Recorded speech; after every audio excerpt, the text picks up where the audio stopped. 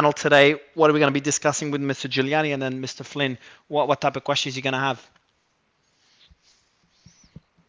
Yeah. So we got for the first segment we got Mayor Giuliani, and then for the second segment we have got General Flynn. Sorry, I'm just reading the message as well at the same Yeah, time. good, So, oh good. Yeah, so with Mr. Giuliani, all right. we're just messaging him now to jump on. In the meantime, yeah. So what type of questions you be asking Mr. Giuliani? I mean, we had quite a few, a bit of a variety of questions. Obviously, some of it was what is he doing now. The second thing was his position on the Trump DeSantis GOP race. What his position is on the arrest of Trump and where that leaves us, and whether and then his connections to various things as well. So yeah, we had a wide range of issues we were going to cover, but let's see what happens. In the meantime, while waiting for him, Brian, I saw you tweet about the offer that Tucker got from Valuetainment. Can you tell us more about that? Yeah, so I mean, it was an offer, but I'm guessing it was kind of more of like a way for Valuetainment to promote themselves. They did it on the Megyn Kelly podcast, and they offered him $100 million over 5 years and an equity position in the company. They offered to make him president and allow him to have editorial, I guess, privileges for podcast shows, documentaries, and movies. Like I said, I don't think he's going to take it. I don't think it's something that's actually he will seriously consider. But it was interesting.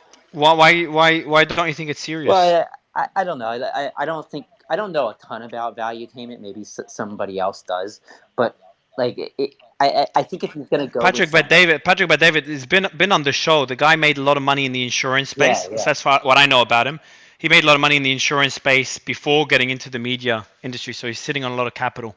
yeah. I mean, it's definitely interesting. I don't know if it's a fit for him. But I guess we'll see. He obviously hasn't replied yet. Megyn Kelly was all about it though, so I guess that says something. And what other news? Go ahead, Simon. Yeah, we're in a day and age where we have people like Joe Rogan, Call Her Daddy podcast making 60 million, 100 million a clip. So it's at this point, Tucker's so big that he could probably get that money just by starting his own type of thing and then signing with Spotify. Yeah, so he's also got two offers. I think I think Owen gave him an offer. Is that correct? Does anyone know more about that? I think it was Newsmax. I don't think Owen did. I think that Owen Okay, and was what? rumor. Okay, and what do you know? What do you know about Newsmax's offer? It was editorial control. They give him. He'd be in charge of a primetime lineup, and as far as dollars goes, I don't know, but I'm sure it's significant. It's certainly something that I would love to have.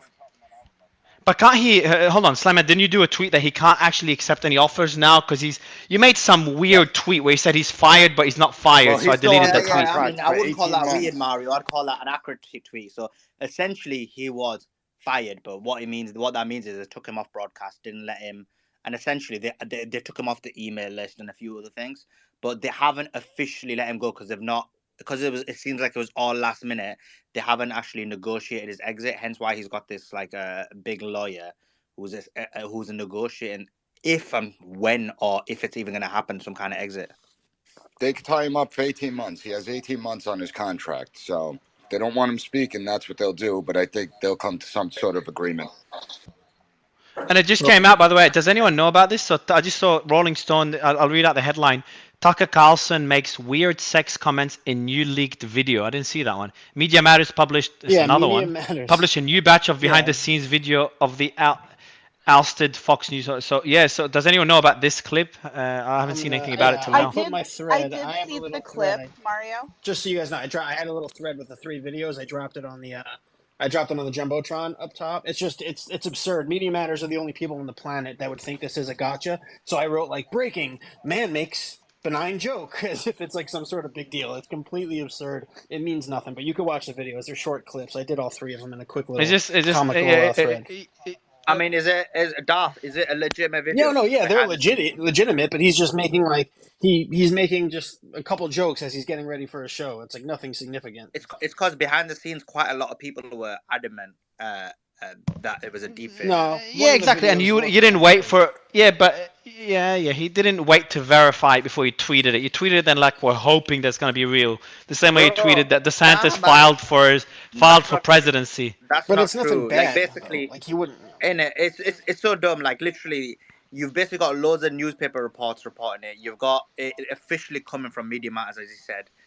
And it's so it is. I mean, if someone has faked it, they've conned everybody. That's a totally different scenario. And then you can say that for any video. That means don't tweet out any video because how do you ever know anything? Well, if you were faking it to make him look bad, you'd do something worse than this. He's talking to Pierce Morgan. Exactly. Pierce Morgan. Look, but listen. No, look. Slayman does nothing but shit on mainstream media every day, and in most cases, rightly so.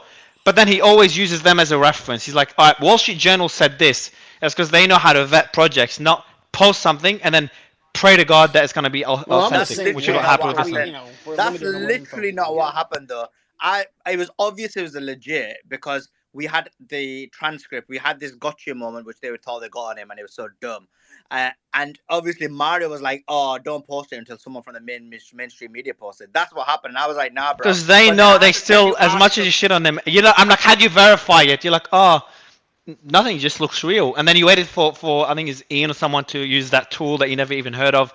Bro, you had no process to verify anything. Look at the videos. I pinned them up top. You can look at all three of them in under a minute. It's dumb. Like your whole argument is dumb because the whole point is then does that mean you verify every single video? Like it doesn't make sense. It's not even. You know from the context. It's technically, you're meant to. No, you're meant to verify every single video, everything you post. Yes, you do. This is what you're supposed to do. No, you don't though, do you? Because you assume that there's in certain aspects when it's contextually, you'll know, but when it's legitimate, no. Like your point doesn't make sense at all. Benjamin, what do you think of Slayman's attacks on mainstream media? Yet not even close to their vetting system. It's like you gotta beat them before you start making fun of them. Bro, they're vetting. But the point is, I'm not. If I'm actually publishing a new story where I'm the source of that information, then I will vet it. I will do it properly, and I wouldn't be doing mainstream media's like low class behavior. That's a totally different context. Yeah, I was just gonna. It's a completely separate topic, but I have to give Trump credit where credit is due. Right? He made a friend of mine's day come true. We have a good friend, father's from Israel, family friend. Son is 35 years old, lives in the United States, has cerebral palsy, and his lifelong dream was to shake hands with Donald Trump. So I think it was in New Hampshire a few days ago. It was his 35th birthday, and he went to the rally, I guess. And this is first-hand from this is his father told me, so it's not lying. And Donald Trump's security didn't want him shaking the gentleman's hand for security issues and stuff like that. Donald Trump, and I have a picture of it, kind of pushed the security aside, shook his hand, gave him a signed autograph hat. So, you know what? I'll give credit where credit's due. That's very classy, and it made that kid's day. That's all I wanted to say. I respect that a lot. So just before you go to Doc, I do want to say, so Mr. Giuliani would be joining us in about 20 minutes. I'll keep you all posted. Nick is working on it in the background. Doc, go ahead. Mario, hi. Nick, Suleiman, and my new friend Benjamin. I just want everyone to know. Yes. Apologize for my presence and arguments with Ben in the last space. We've since made up. Yeah, we've made up. Yeah, I'm glad, guys. Yeah, exactly. This is just, Doc, Ben, I love you both, but this is what everyone's waiting for. Everyone came here to know whether Doc... No, ignore Mr. Giuliani and Mr. Flynn. Everyone wants to know if David or Benjamin or Doc made up. So I'm glad that this is the breaking news. We decided to go into private practice. I did have one other point. I mean, really, the real question Mario's asking is, was it over a coffee? That's what he's getting at. Oh, no. But we're going into practice together. So we're going to take on the world. Yeah. We're going to start a new Wall Street law firm. So I want to let's go back to just other news. I want to kind of recap the news because it's been pretty crazy 4 days. Mario, blurred for me. Real quick, can I just mention one thing about Tucker and oh God, what's her name now? The one that used to be at Valuetainment. No. The Megyn Kelly. Megyn Kelly. It's blanking. She is still suggesting, as of this morning, that Tucker could be going back to Fox, and that, in her opinion, might be the best solution. A couple people would have to be fired for that to happen, and I think that is the best solution for both parties. How's that possible? So what do we know so far? Isn't it so? The I know we just all speculating, but I think most people agree that he had a clash with the Murdoch family, and this is why he's no longer in the company or with other executives. Is that what happened, and he was let go, or there could be more to it? Megan's pointing at one executive, a female, and someone may recall her name here in the room. I'm sure someone does. Who's really the hatchet woman behind the scenes. Megan keeps inviting her on the program. She did so today to hash over old times. She says from her own experience there with the Murdochs and with the executives that she understands that what's being done to Tucker. She's laughing about the Fox News leaks that's coming from this woman into Media Matters, which really, I believe, with Slayman makes Tucker look a lot better, and is certainly not going to pull away any of Tucker's former supporters, in lieu of a return back to Fox and whoever they're using to replace Tucker. So I think it's an interesting dynamic. They could both just say, hey, look, we're going to declare peace. We have a contract. Fox is going to honor the contract. I don't think Tucker would need to make any sort of apologies, and they could just continue on. But whether or not, you're right, Mario, whether or not that's tolerable to the Murdochs and their, what I believe are their strong efforts to support DeSantis as an alternative Republican candidate, that still probably is going to be the straw that breaks the camel's back. I want to move away from Tucker if you don't mind, because I'm kind of sick of the story, guys. I want to go to maybe Slayman. You can give us first overview, and anyone else could jump in. I know that Brian, you tweeted about it because you're all over my fucking feed. I don't know how. And Slayman, I know you tweeted about it because you did it on my account. The Epstein story, there's more developments there. I think there's more leaks of other people that have visited him, which I want to make clear, as Sarah said under my tweet. Meeting Epstein, meeting a bad person doesn't mean you were involved in bad things. Could indicate. Oh, good God! Why did you say that? I had to mute the notifications on that. It was so crazy. You know what? Just really, really quick. Just Brian could probably attest for David. No, hold on, Darth. Just so Brian could tell David, the reason why he's all over your feed is because he has that blue check, which gives him the algo boost. So there you go. Yeah, I think it's more than a blue check, man. I know you keep blaming the. FYI. You got yeah. Yeah. No, you're not. I can't see a blue tick, man. I'm still waiting for it. I can show you my receipt. Imagine before you were playing tough guy and you don't want to get it. Now you're waiting for it and then I want to give it to you. It's gonna be funny. They're like, too bad you've been rejected. Just being honest there, David. But Sarah, before we talk about your blue tick, Sarah, can you tell me? You were speaking, and then I do want to go to Slayman and Brian. Just get a bit of more insight into what we know so far about the Epstein story. And I know Slayman, you've been going deep as well. So Sarah, do you want to jump in before Slayman hogs the mic? I was just saying that simply my tweet under yours, my reply to you, I think across the board it got some love and hate. I simply said that meeting Epstein does not mean that you knew what he was up to behind the scenes. And he was a guy, he met a lot of people. A lot of people met him. He was rich and people wanted to be in his circle, but it does not mean that everybody that met him knew. I will concede that a CIA director should know who they're meeting. But weren't most of the meetings not really? He was charged in 2008 or 9? Yes. This is after his conviction, and I've got to say, I'm not surprised whatsoever that Ehud Barak was on that list. I'm Israeli-born, so don't accuse me of being anti-whatever. It's disgusting. You can make the argument, well, there's nothing incriminating by meeting somebody like that. I'm going to take the opposite approach, right? They knew what he was up to, and yet they chose to meet with him anyways. It's in bad taste, and it's disgusting. I'm sorry. Can we, guys, before we dig into how disgusting it is, Slayman, can you maybe kick it off, and then Brian and whoever else kind of looked into it? What the hell did Epstein do? I'm listening to a documentary about it. It's some of it is just hard to believe. But can you give us a quick overview for anyone that doesn't know? Brian, thanks, do you want to go ahead? Brian, do you want to go ahead and then I'll jump in? Yeah. So I couldn't hear everybody. I don't think I could hear Sarah. So I don't know exactly what she said. Oh, good. Not much context. I think Sarah, the only point Sarah made is just about her reply to my tweet in terms of not every person that met Epstein. It means that they were either involved or knew about his background.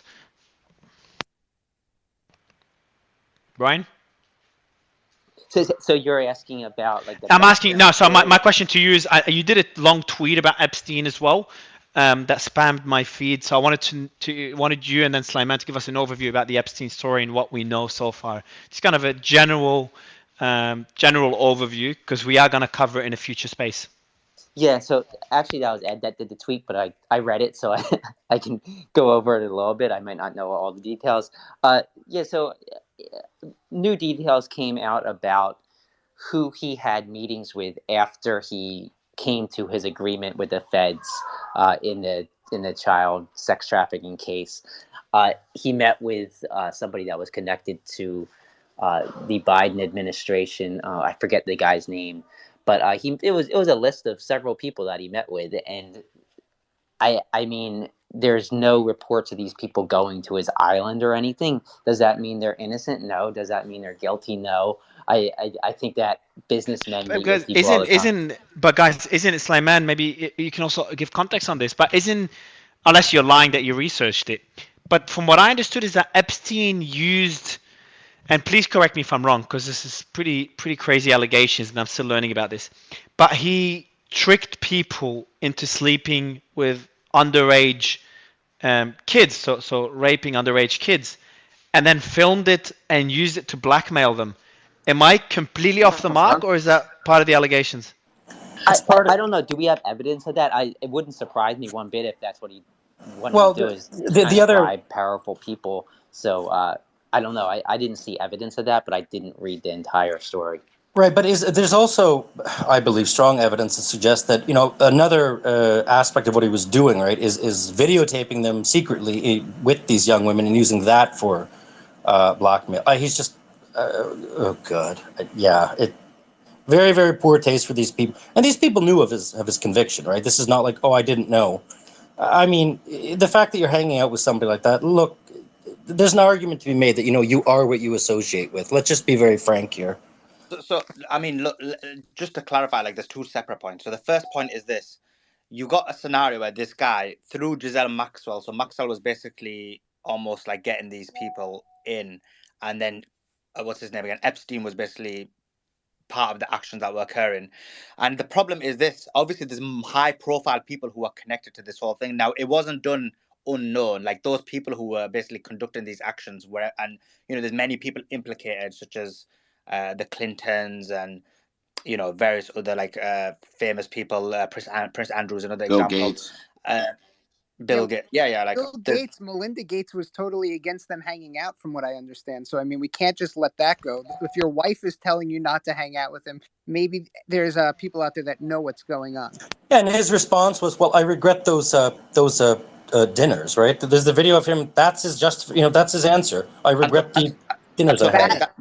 Ben, that's going to be the just today they post today or yesterday. Cindy McCain, they posted a video of Cindy McCain saying everybody knew what he was doing, Epstein, but nobody was willing to do anything legally to stop it.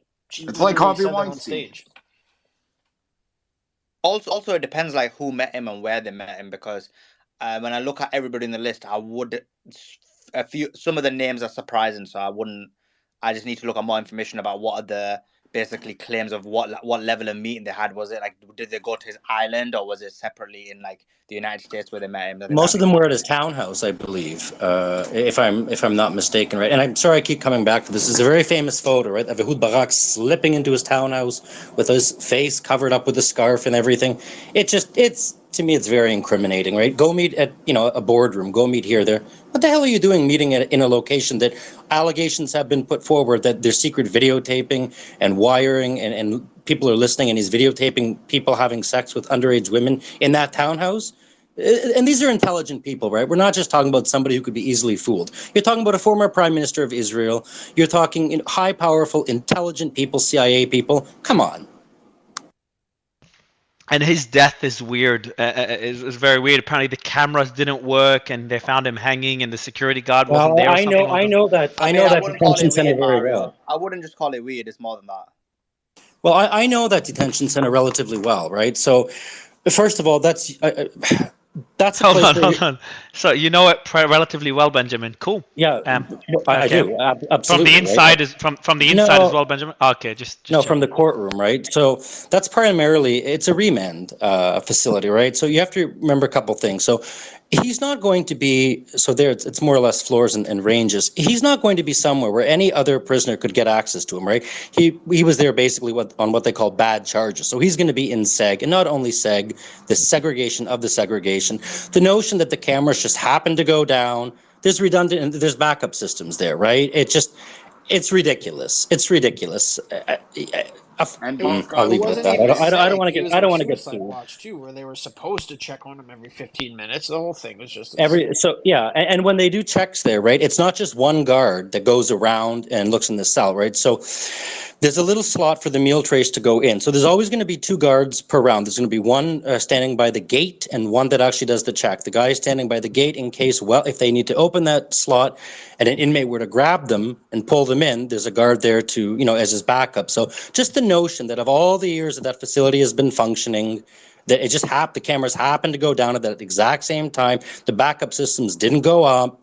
And then the one guard fell asleep or something like that. It's I don't. ridiculous. It's Is it? absolutely I mean, I think at ridiculous. this point, nobody's really claiming that that's all coincidental. I think it's more or less universally accepted that he was murdered, and this is one of those. There's several examples where the government is just killing people and saying like, "We're calling you out. We're going to do it right in front Hold on. of Why you." do you mean? So Darth, had you? Well, you just said the government. So what made you say it's the government that Well, killed him? Because there's a lot of wealthy people implicated well, in the this. government Why did has it to be become the involved government? in some I mean, capacity it when it's a depends if he government counts the Clintons as facility. part of the government, doesn't it? Though. What I'm saying, it could be somebody in the government or somebody with pull with people in the government to make it happen because somebody had to be involved to do Or it. just someone. Oh no, someone with money. Money can buy anything, man. You don't have to be in the No, no, but government. Mario, my point is simply this. This is one of many examples where they do this sort of stuff and rub your faces in it, where everybody universally knows that this was obviously suspect and something was intentionally done, and there's nothing we can do about it, and there's no way we'll ever be able to prove it because there's enough And, proof and there, let's and they just don't care. and let's see and let's see. Sorry, Simon, you said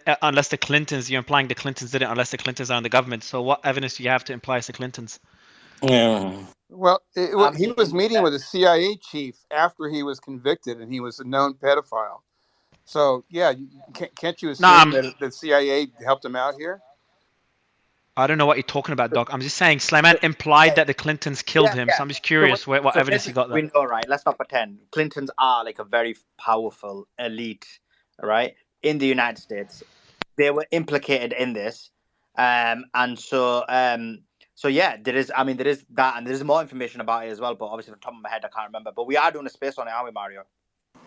Yeah, avoiding. Yeah, no. Yeah, you just to be clear, you just avoided the fact that you just made a statement with no evidence at all. No. For someone that's I'm just moderating, trying. No. The whole point is I'm trying to be careful on what. And I say.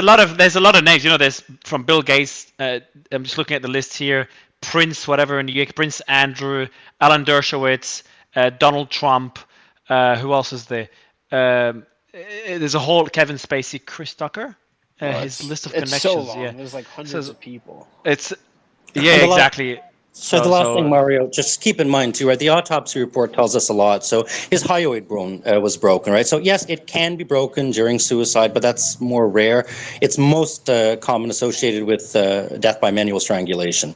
So And yeah. and Mr. Giuliani did cover the story. Yes, talk to Nick about the story. So when he joins, I'd love to ask him. Nick, can we ask him about this the Epstein story when he comes on?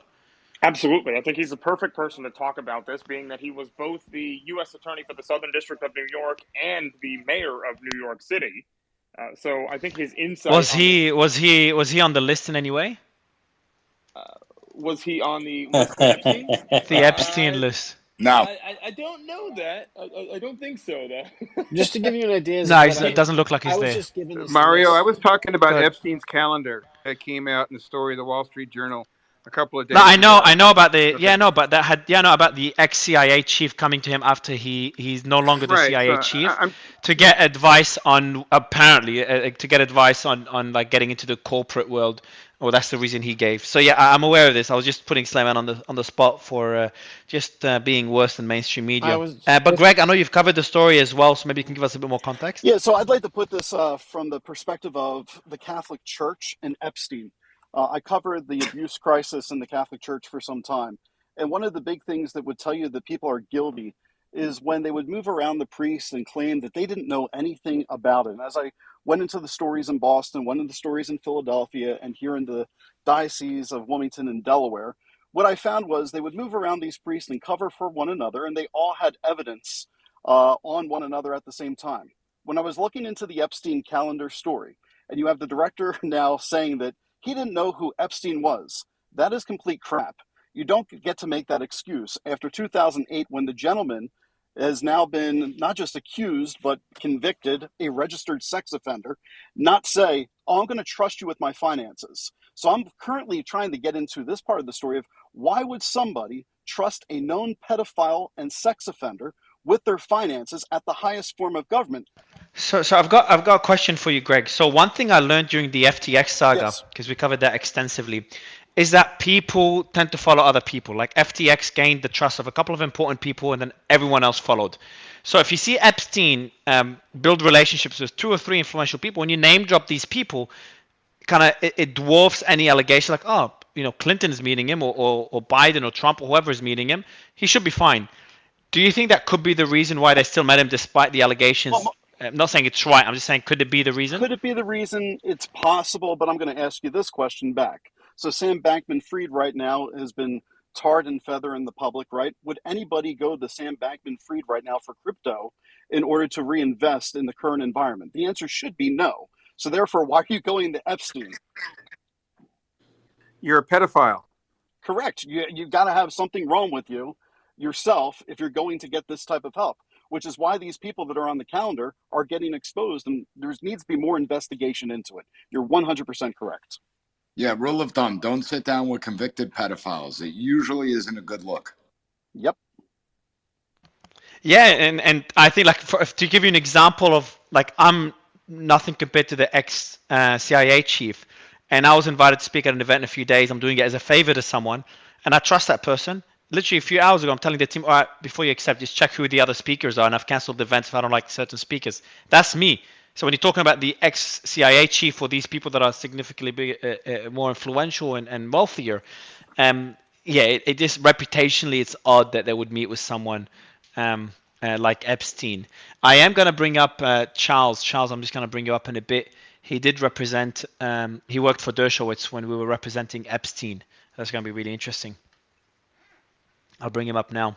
But any other, what else do you have in your story, Greg, on Epstein? What else can you tell us? So just going in there, obviously there's ties to the Obama administration with the calendar story. So I talked about that this week. There's no hard evidence. And so I'm looking at this from a perspective of, was Epstein actually part of the CIA? Was he part of the intelligence agency? Because this man seemed like, from when you take the web and put it together, it seemed like he had all the cover in order to not have to spend his time in a jail cell whining and dining. On top of that, like, picture somebody like R. Kelly, right, who's now in jail. We have individuals like R. Kelly. Had he gone to Epstein Island, he would not be in a jail cell right now. But because he wasn't with the right people, he's in a jail cell. That doesn't make sense to me.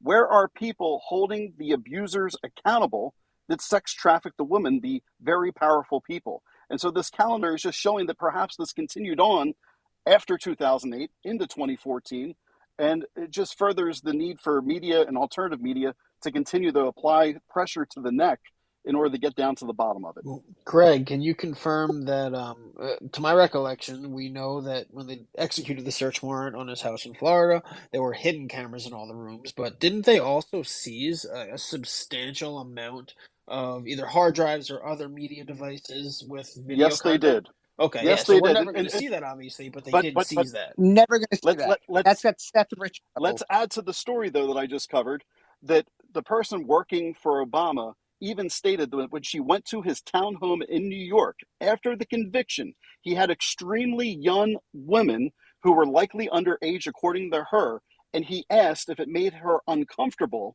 to be coming to the townhome where his aides were under the age of 18. Now, this is after he was a convicted sex offender. This behavior continued, and that's her testimony from the Obama administration. I mean, just to add to that, Ryan Dawson knows a decent amount about this, and he's been cancelled from everything. So that'll be interesting when we do the space. A big thing here, guys. Remember when Project Veritas leaked that ABC footage? This has been controlled in legacy media, so we do need alternative media for this. And like we said, we're never going to see what's on those hard drives. When something is government related, they do everything to cover it up. Just like the FOIA for Seth Rich's hard drive, we're seeing the same thing here. We're not going to get all the details. They never want us to have the details. Another thing that we'll be covering this week, we can touch on briefly now, is the collapse of First Republic. Danish, we were meant to cover it yesterday. Danish will be leading it tomorrow. To me, that's probably the most important, or one of the most important stories right now. The risks to the banking sector and the concerns with commercial real estate. I know you did a tweet about it as well, Slayman, or we did one together. Brian, as well, you've talked about it. Can you give us a bit of context there while waiting for Mr. Giuliani? Yeah, of course.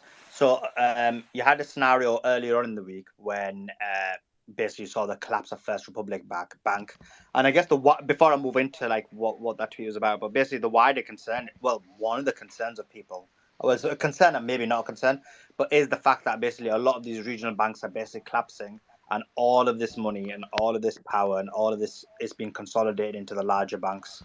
So that's the We're first seeing a lot of thing. outflows, yeah, and even JP Morgan executive, I can't remember who, said that there is consolidation. There is consolidation in the banking sector and it's moving away from regional banks, which I think will be the long-term damage we see from this, that people are not talking about enough. I know you were pretty vocal about it, Slayman. So that's another topic that we'll be covering. And on top of that as well, you've got basically the share prices tumbling significantly. PacWest dropped by 30%, Western Alliance 21%, KeyCorp 10%. So there is a major issue with the confidence of regional banking or banking in its entirety all across the country. Yeah, like I was talking on another space about this, and I think like a lot of it has to do with like how fast the feedback loop is now in finances, and how fast panic can spread on social media. So yeah, there's definitely systemic issues at play, but I think that the fact that that this news spreads so quickly on social media, whether all of it's true or not, there's panic that takes place. Brian, regulators, you know how Credit Suisse mentioned Twitter and how fast news moves. They mentioned social media as a reason for their collapse, and they use it as an excuse. A few days ago, and no one's talking about it, regulators, Dana sent me a screenshot. I can't remember which regulator. They referred to Spaces and short sellers on Twitter Spaces. Yeah, not sure if you saw that. I believe that, and also like the other thing is how quickly people can pull their money out of the bank. Like 10, 15 years ago, you'd have to actually go down to the bank branch or at least call and wait on the phone. But now you can just log into your app on your smartphone and move money around in literally seconds. So like the feedback loop's really quick. So bank runs happen at the speed of light, pretty much. I think that has something to do with how fast these banks can go from being fine to basically going under. Brian, that speeding up of the financial transactions is system wide. I mean, trades now happen in microseconds, and big block trades. So it's really, Spaces, in my opinion, is sort of leveling the playing field, at least in terms of the information flow. I used to be a broker with Lehman before the fall, and we had real big advantages as brokers. And we could trade on those advantages, and it was legal in effect, and things changed with the internet, certainly. Yeah, no, and I don't think it's a negative for consumers, but I think that it could become a negative when it kind of leads to these panics. But there's definitely systemic issues at play too, and some of these banks are definitely being way too risky. It's going to be interesting to see what happens. I'm kind of the mindset that we're not going to have this massive bank collapse, but I guess we'll see. And the regulators failed because all the signs were there. Sarah, you got your hand up? Go ahead. Yeah, hold on. But before you jump in, regulators, they did say there was a piece that came out, and also someone could give us more context, that they had concerns about a collapse of, I can't remember which bank, whether it was Silicon Valley or First Republic before it collapsed. And I don't know if there's an investigation, but something about them not acting on it. I can't remember if I tweeted about it, but we'll be covering it tomorrow. Yeah. Sorry, go ahead, Sarah. Yeah, you saw that, Slayman? You know which story I'm talking about? Yeah. Basically, you tweeted about it. It basically, they knew about it in December, the issues that are going to happen, and in terms of the bank run that we had, in terms of the deposits not being secured, they knew about it in December, and they did not do anything about it. That was Silicon Valley, right? Well, in terms of the article, it doesn't specifically talk about Silicon Valley, but Silicon Valley was the first bank that fell. Yeah, But they were generally worried speaking, about their unhedged position against the increasing rate environment. Yeah. So Sarah, sorry, Sarah, you could just jump in, Sarah. You don't need 3 times to give you the mic, otherwise you'll never speak. I know, I don't do that. I try to, because I make fun of Doc, so I can't do it. And she's not rude like you, Mario. Sorry, go ahead, Sarah. I know, Mario. It's against the rules to make fun of me. Oh my gosh. Could somebody explain to me how this affects regular people that have their money in banks, people that may be going to buy a home and are looking for a home loan? Is this just on a larger scale, or will it eventually trickle down to the people, to regular people? I'd love to try to take a crack at that, Mario, because I was covering this and talking to some people that are going to be appearing on my show this week. This is horrible for the regular people, in my estimation, from what I'm seeing, for the fact that we got to talk about how we got here. Inflation is not just a United States problem. Inflation at this point is a worldwide problem from the pandemic. It's a problem of the Federal Reserve printing money out of thin air under the Trump administration and again under the Biden administration, $5 trillion. It's a problem with, in America, $31.4 trillion in debt, so much so that the taxpayer money barely covers the interest payments on the debt that we owe. The banks now are suffering the interest rates being risen. The treasury yields are becoming weaker. And as a result, our purchasing power as an average middle class person in the United States is weakening. I'm guessing that's happening throughout the world as well. Happy to hear from people internationally on this point. But what's going to end up happening is we have the warning signs we saw in 1929 of a Great Depression, except it's even worse because a global depression at this point in time will not just tank America, but it will tank other countries as well. And that's the reason why the Federal Reserve has personal offices in each of the 6 major banks here in the United States, JP Morgan Chase, Bank of America. They have their people directly in those offices so they know the day to day, because at this point in time, digital currency is likely the future because that's the only thing it's going to have to push out the dollar bill, because right now you got BRICS looking for the yuan. Everybody's looking for what's hot, what's next, because the dollar ain't it. It's coming to an end. So that's how it's going to affect you as a personal person. Yeah, Greg, I think you've gone a bit too far with this about the dollar coming to an end, etc. It's just too many. It's just a lot more complicated than this. The numbers, there's nothing even close to the dollar. There's been the narrative for years and years, like 2 decades. Nothing even compares to the dollar. There's no alternative. The only other alternative is euro. It still represents a fraction of global reserves. The concept of de-dollarization, while I think it will happen, it's just going to be, I don't know if it's even going to be in our lifetime. And the dollar is still performing really well. So this is based on the present. Is there concerns? Yes. How does that impact us, Sarah? The most direct impact in terms of a bank failing, your money, as long as you have less than 250K, is insured. Businesses or people that have more than $250,000 in one bank account, for now, unless they increase the insurance levels.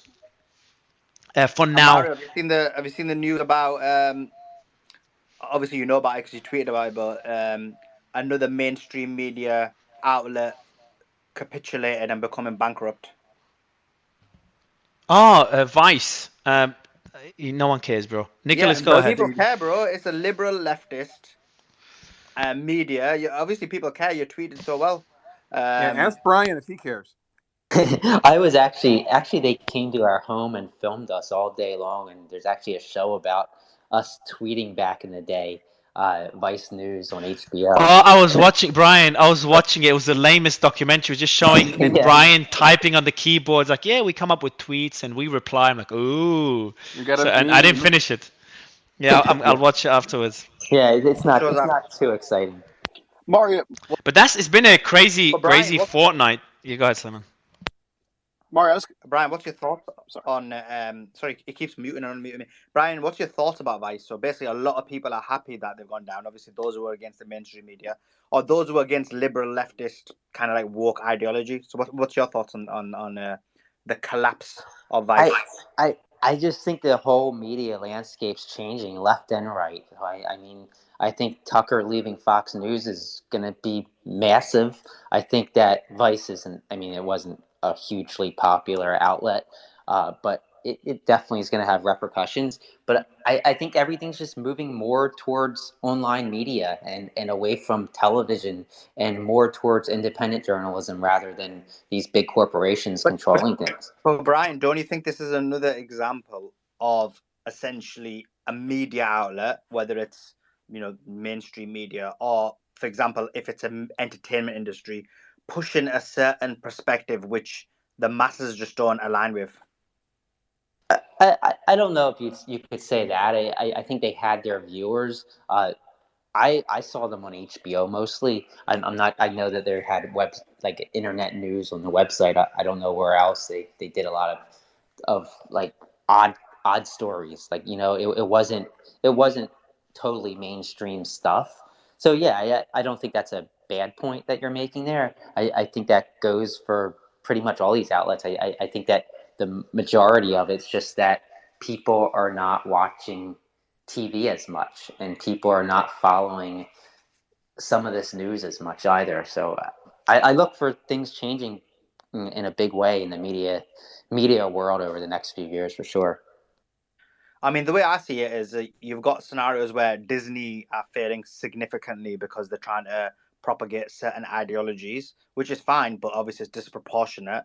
And so you essentially got a scenario where people are boycotting these industries, and then you're seeing the capitulation of them. Vice is a good example where they've basically when they got on the scene, they were doing some excellent reporting, and then they lost their way, and it's been very much liberal, leftist, woke Yeah, ideology. it's definitely changed. I mean, Tim Pool was started his career pretty much, I think, at Vice. So, and Tim Pool's definitely more to the right. So it's Well, definitely he's endorsed Trump for 24. yeah.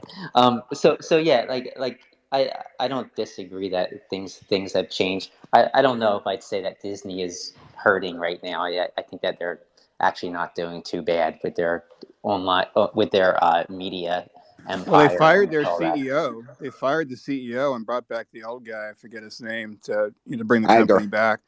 Bob Iger. Didn't they Right. lose like So 8 yeah, million they definitely subscribers? recognize they have an issue with the market. Yeah, no, like I know their streaming service is doing pretty well. Parks, I think, probably aren't doing too bad either. But yeah, I think things are changing for sure. I think all around from all sides.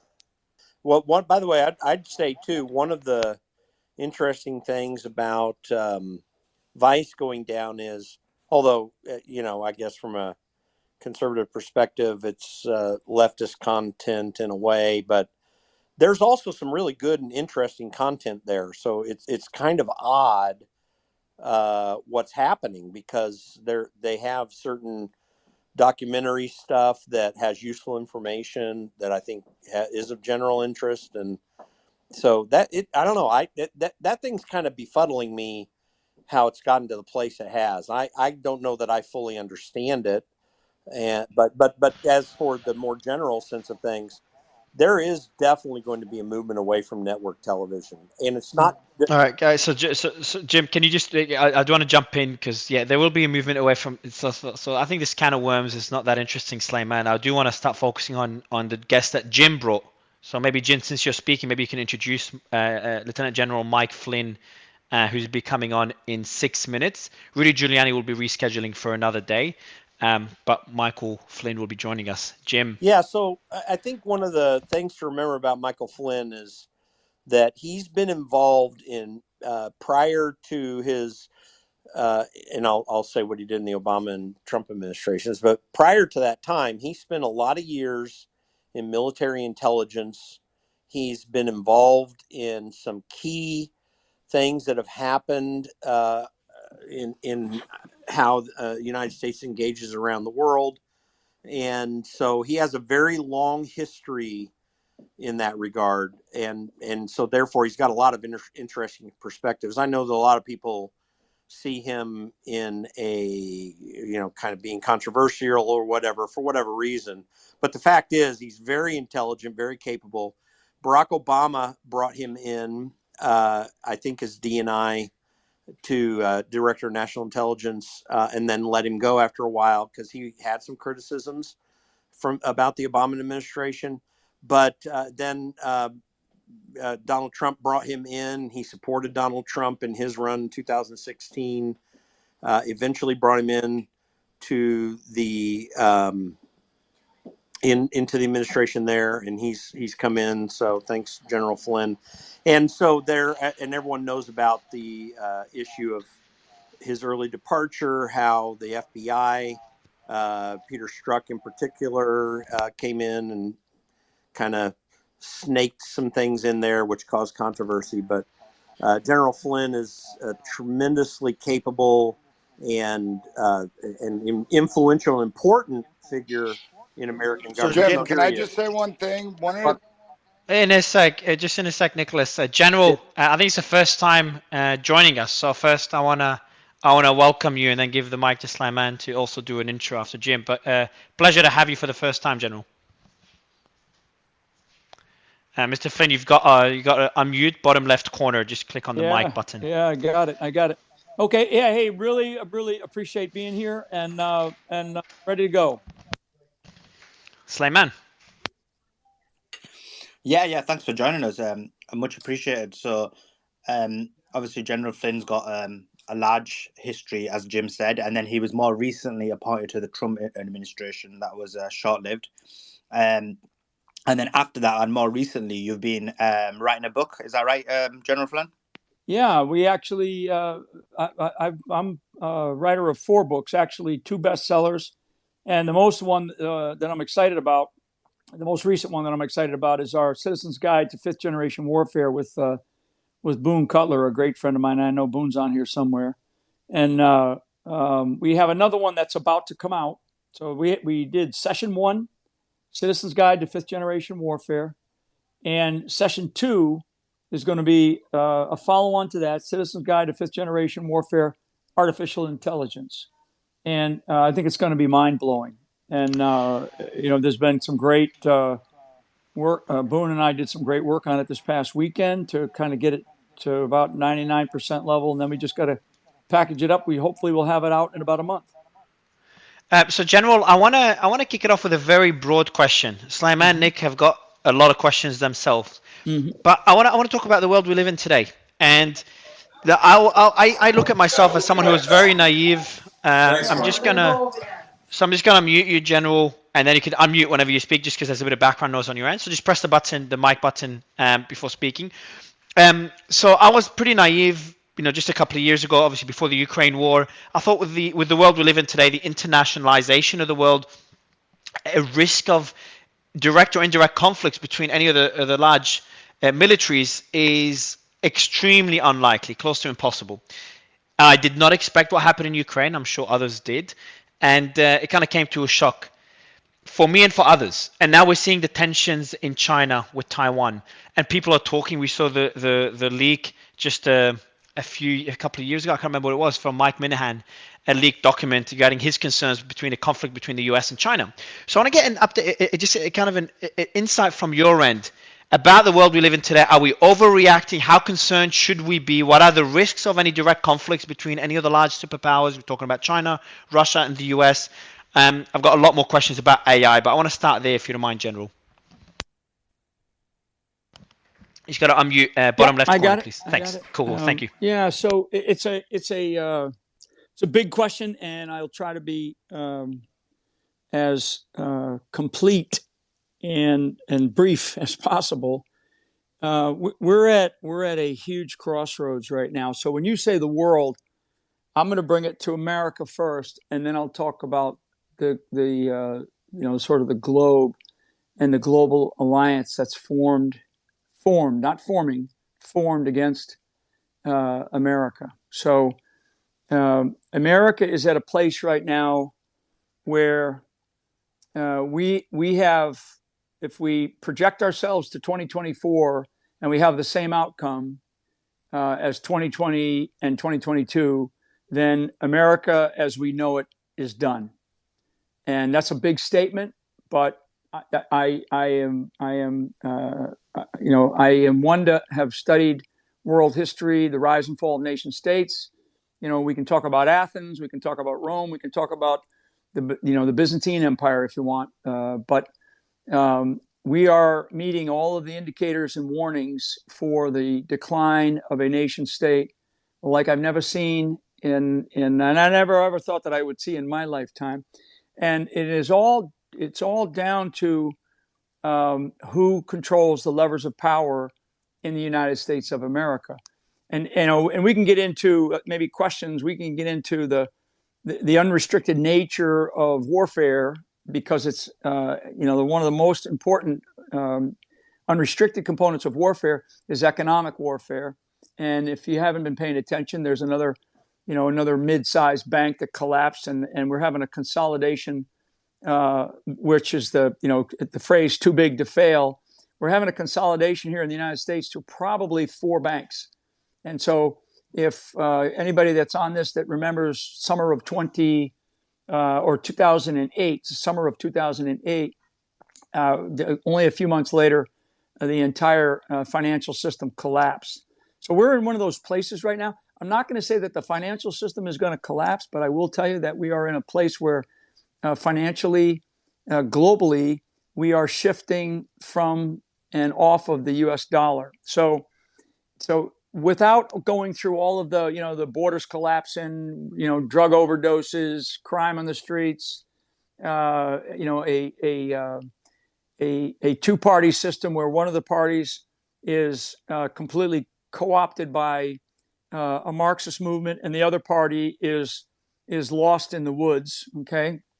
I can address as many of those questions that I can get to, but the other side is the globe. So the wars that you're talking about, and we are now talking about, and the war in Ukraine didn't start a couple of years ago, or started in 2014. Actually, if you go back to 1939, but it started for sure in 2014, the February of 2014, to be specific, and in fact, February 28th, to be very specific.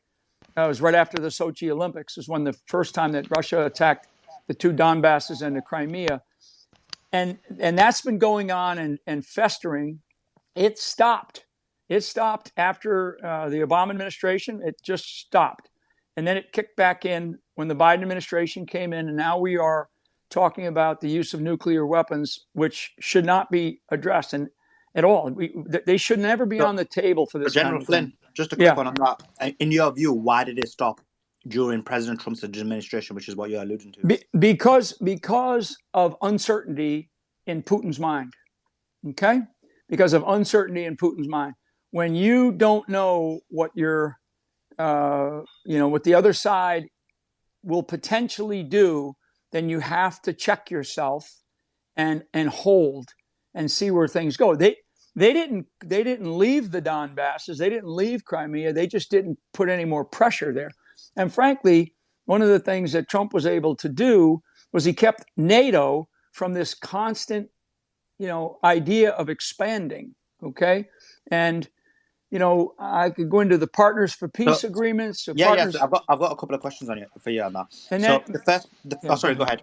I was going to say about China, because that's just one piece of the world. Okay. China is the other side, and China is encroaching on things called air defense engagement zones, sea engagement zones. So the sea lines of communication, the air lines of communication. China has been pushing and pushing and pushing and talk about going up to the line and crossing the line in and around the Sea of Japan, the South China Sea, in that area around Taiwan, because Taiwan is not about technology and chips, which everybody always read about. Well, Taiwan makes 75% of the world's chips. That's all bullshit. Taiwan is about that whole issue out there is about one China, and it goes back to the days of Chiang Kai-shek and Mao Zedong, where they actually fought together and then they had a breaking apart, and Mao made it his life to say, I am not going to let Chiang Kai-shek get away with that, and he did for his lifetime. And there's been 6 leaders since Mao in China. We now have Xi for life, but there's really only been 4. There's really only been 4 leaders. Each one of those leaders has gotten stronger and stronger. And in Xi's case, what he's done is he's made the Chinese economy, right now it's probably it's still second, but it's really close to being the strongest economy in the world. And that, without firing a shot, China basically dominates the United States of America right now in many, many respects. Yeah, So General, yeah, go ahead, all Nick. three. We clearly have I'm gonna geek out. I've got so many questions. Do you wanna go first, Nick, and then I'll go after you, or do you want me to go first? Well, actually, you know what? You go first. You probably have the same Hey, question. that I do, real so quick, go. Mario, can you look for Damn what it. I just sent you in the message behind the scene there? Thanks. Sure, of course, I'll check it out. General, I'm just gonna ask you a question. I'll check Jim's message. So you've touched on many points and many points of concern. You've touched on AI, which we'll talk about in a bit. You've touched on the risk of the de-dollarization risk that has been dominating the narrative in the finance world for the last few months. The economic warfare and the concept of too big to fail. We talked about the Ukraine war and obviously the tensions in China. The last point you talked about was Taiwan. Now, and you hinted at China catching up to the US and the risk of China becoming more powerful militarily than the US. How did that happen so quickly? And is it genuinely close to the US that outspends China and has been outspending China for so long? Well, let me just say it like this. If we outspend the next 10 countries on education combined, and yet we're like number 30 in developed nations around the world in education, in elementary and secondary education.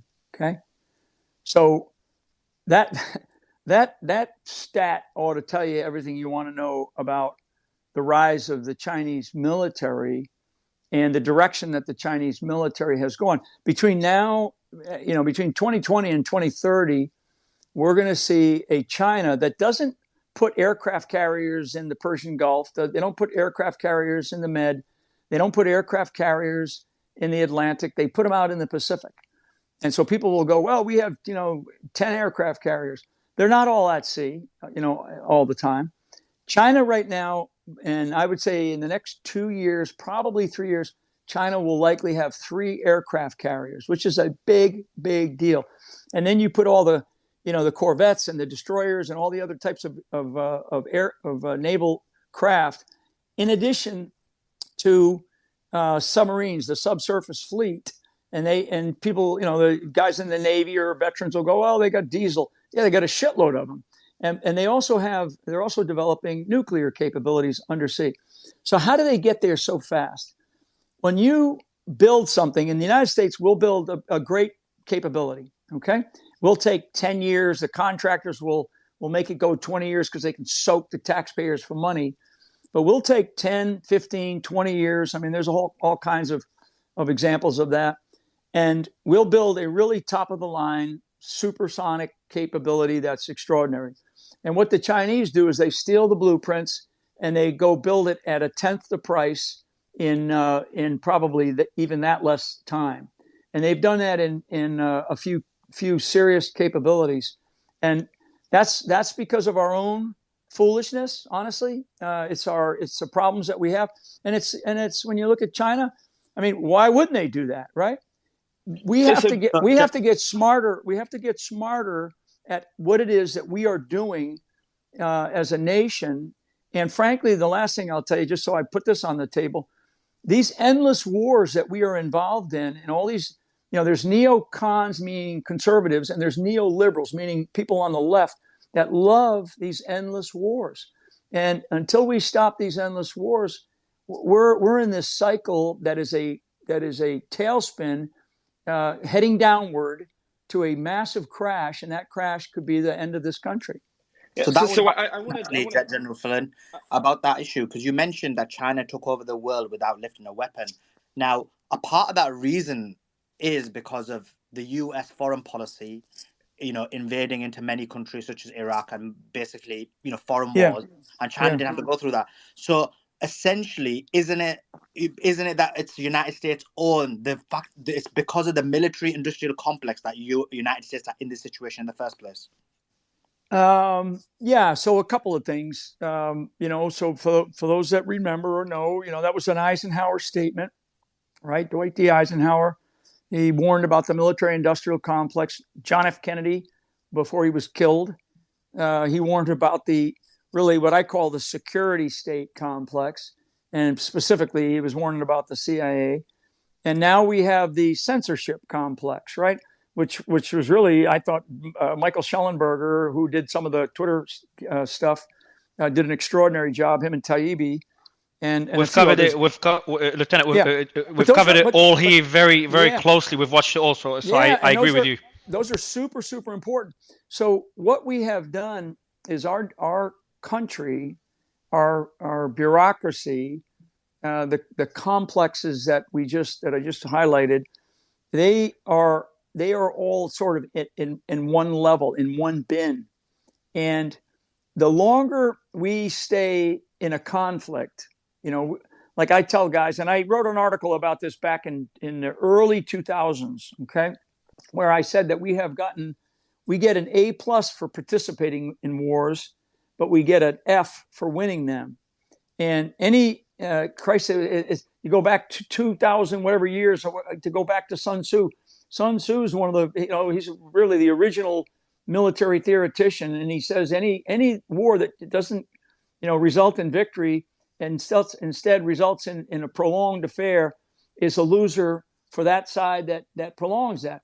In Afghanistan, just to give you one specific example, in Afghanistan, we spent more money in Afghanistan than we spent on the reconstruction of Europe after World War II in today's dollars. So the so-called Marshall Plan, right? The Marshall Plan that rebuilt Europe after the total destruction of Europe. We spent more money in Afghanistan, and look at where we stand there, right? Nowhere. So we're in a different place. We're in an unprecedented place, and everything that I'm talking about is all part of what we're on here tonight, really, to talk about it, which is this idea of fifth generation warfare. I mean, the Chinese have been masterful at infiltrating every institution of our country, and I don't know all the people that are on here, whether some of you are from America or not. I'm assuming that most are, but so when I say our country, I'm talking about America, the United States of America. So they have been masterful at that. They have also been able to grow very rapidly in the last 2.5 decades. I mean, the Chinese right now, I think, for those that understand the Belt Road Initiative, the Belt Road Initiative is now in 141 countries on damn near every continent. Okay, 141 countries. The extension of the Belt Road Initiative, Chinese are touching 141 countries. Roughly 80 to 85% of all major ports globally either are controlled by or the Chinese have some measure of control over 85% of the ports, the major ports around the world. So they've been doing all this stuff for the last 25 years while we've been participating in a never-ending war in the Middle East and Central Asia, which I have a lot of experience in, and and you can argue about what did you do when you could have done something. Believe me, we said a lot of things. General Flynn, just on that, I mean, isn't that the whole issue, that basically the US spent so much money on basically fighting against farmers or people who couldn't really in the entirety ever be a real threat for the United States, and while that was happening, Russia and China have basically become dominant. Yeah, anybody that wants to read about the overextension of the Macedonian Empire or Peter the Great, or the Athenian Empire and the Roman Empire, if you want to go there, the Persian Empire, all of them. One of the major indicators of all of their failures or their collapses was the overextension of their empires. They overextended themselves, and that overextension resulted in debt, heavy debt. Athens is a great example of where America is at the end of Athens. The end of the Athenian Empire is a great example. It's not perfect, but it's a great example of where the American Empire is right now.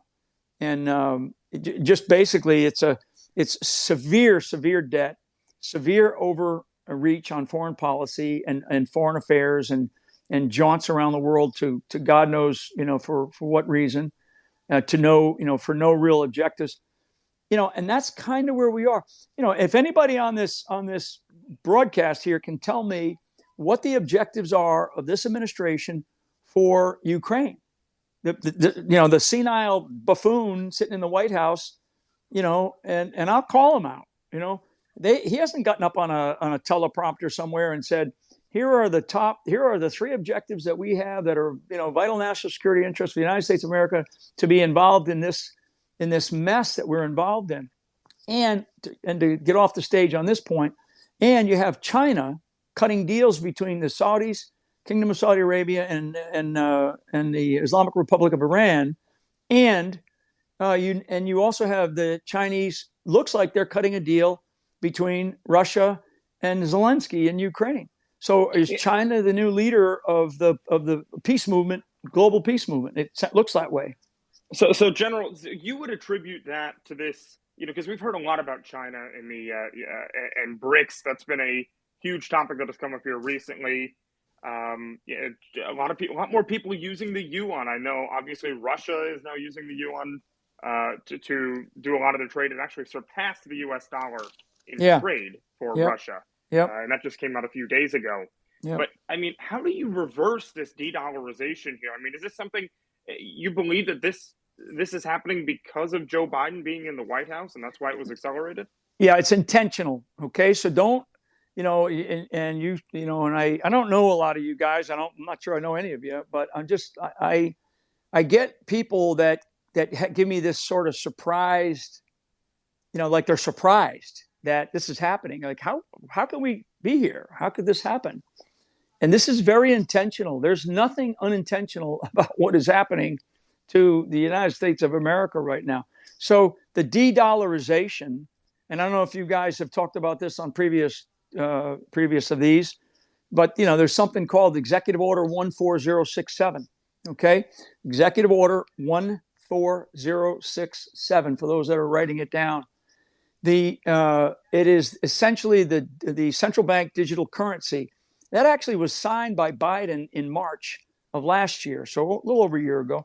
It went into effect in this past December, and they beta tested it with government organizations and some corporations. Okay, so the idea of moving to a digital currency is not new. It's been since the advent of cryptocurrency, but that's there's a lot of nonsense there.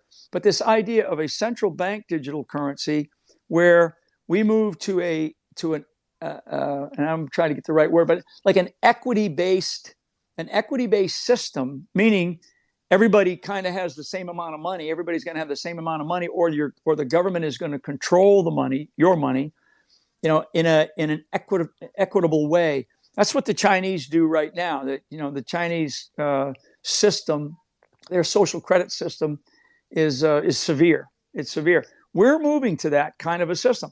So again, read Executive Order 14067. You'll understand what I'm talking about with central bank digital currency. This isn't some Chinese thing. This is the United States of America under this administration that signed off on it and is moving us toward that. So we are moving away from the U.S. dollar as the currency of choice for global trade and global goods and services around the world to something different, and it's going to look like what the Chinese currently have. Very dangerous. General, I want to shift just a little bit here, because you did have an extensive military career. You're 33 years in the U.S. Army, served as a director of the Defense Intelligence Agency, and so Ukraine. I want to go to that a little bit. We saw Pentagon papers that were released, that were leaked several weeks ago now, that talked about the possible U.S. strategy and different intel that was being collected on on the Russian advancements and what their plans were. In general, what were your thoughts on those? Do you think that they were real? These Russia seems to not even think that these were And on legitimate that, leaks. Nick, on that point, just breaking news a few minutes ago, while the general was speaking, Zelensky said that the White House told him nothing about the leaks, so he had no communication from the White House on the leaks. Just interesting, came out by the Washington Post a few minutes Yeah, ago. yeah, interesting. And that doesn't surprise me. Whoever said the Sule, I guess you said that maybe, but that doesn't surprise me that Zelensky's in the dark. I mean, he's been in the dark from the beginning. Um, so I have not seen. Well, I'm aware of those papers. I have not read them, and the reason why I haven't read them is because there's a whole bunch of reasons why. Part of it is because, because it's still classified information, so and it's not a matter of me not talking about something that's that I can analyze and understand and talk about. It's just I want to be able to look at things as they are happening and not look at the bullshit that comes out on leaks or from fake media, international fake media or various, and I say fake, it's really just bias. It's incredibly biased media, most of which actually is censored. So, what do I think is happening in Ukraine? And I've been saying this from the beginning, and I said it before this engagement started, because you could tell that the engagement was going to start. And people can go to my website, generalflynn.com, and read all the articles that I've written about the war in Ukraine. This should have never happened. It should have never happened. Number one, because it did happen, and here we are. This is a losing fight for Ukraine.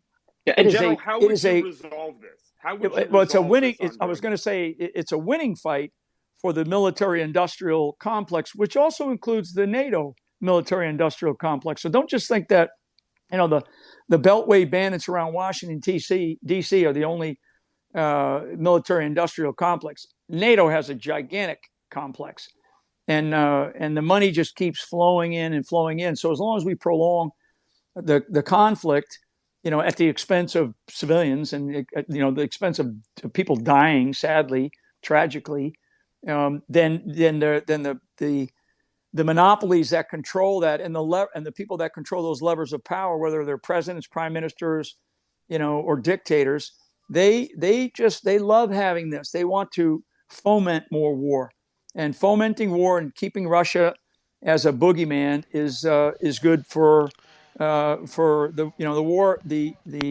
bank accounts, so to speak. War is a racket. So how do you end it? The first thing that you have to do, and China's already done it. Okay, China's already moved into a place where they've cut one of the largest economic and military deals between them and Russia, and they called up Zelensky and said, basically, I'm paraphrasing, but they basically said, what do you want to do? You want to die a young man, or do you want to get out of this and maybe maybe you can go into exile in some condo on the beach of the eastern shore of Maryland, okay, or go live in Florida or something. I mean, the Chinese are so smart about this, and they've already done this. So they've already done this. They're going to solve this problem, and I can tell you that the White House, so the leaders of Ukraine and Russia have entered into conversations in Washington, D.C., inside the White House and inside the State Department. They're actually welcoming that dialogue, okay? Because China is trying to de-escalate the nature of the war, which could really potentially move toward nuclear war. So, General, on that point there, and I know there's a few other panelists that want to ask you questions, but Yeah. First, just some numbers. In terms of manufacturing of military equipment, US is obviously number one at 732 billion, China at number two, and that's not military spending, that's manufacturing and export. Yeah, but China's at number two. I hate to tell you, let me stop you because you can go through all those numbers, and I apologize because I'm going to run out of time here, guys. And so I want to stop you on that. Don't compare, don't compare the how much spending to each country. Compare what actually they do. So, like, if you compared the United States of America to a bunch of guys in shower shoes and bathrobes on the mountains and deserts of Afghanistan, there's no comparison. Yet we retreated under fire. Okay, so always be careful of those people that go, well, these spend $1 billion and these guys only spend $1, so we should be able to beat them. It has nothing to do with that. It has nothing to do with that. It has to do with the old adage of give me 300 and I can defeat 3 million. It's what the objectives are. It's what the purpose is. It's the nation's willingness, which has nothing to do with dollars. It has nothing to do with the number of tanks. Most people don't know that the Germans at the end of World War II, in the last month of the war for the Germans, they produced more tanks than they produced at any other time during World War II, because we weren't bombing the tank factories. We were bombing cities. We were burning cities to the ground in Europe at the end of World War II, because we got to the point where this war is never going to end. We want it to end. And so we burned the cities of Germany instead of destroying their military arsenals. And we dropped 2 atom bombs on Japan. The first one, the Japanese didn't surrender and weren't going to surrender after the first one. So it took a second one. So, this business about money, it's all really, to me, it's about willpower. And God, the best example is the Taliban defeating the greatest, not just America, but I think there was 49 nations that were organized at the end of that conflict that were all under the NATO umbrella. Where I'm at with war is we don't need war. And if you're going to go to war, I'm not against war. I'm just against stupid wars. And right now we have stupid wars, and we haven't even really, I didn't touch on what's happening in the Middle East right now, because what's happening in the Middle East is very, very dangerous. So I've got to ask. I'm going to take the last question, General. We do have Mr. Cutler on stage. So once you jump off, General, Mr. Cutler, who helped you write the book, will be answering more questions if he's okay with it. Mr. Cutler, thanks for joining, man. Thanks for having me on. General, last question for you, because I know you have to jump off, is you did talk about China, you talked about Russia, we talked about the risks of a world war or nuclear conflict. And then you talked about AI as well, which is very concerning. And there's been some news today about regulators looking at how to regulate AI. What would you say is what worries you the most over the next 10 years? And worries in terms of, I'm going to go extreme and say for humanity, because there's concerns with AI and with the conflicts, the Ukraine conflict and the tensions in China that could escalate to a global war.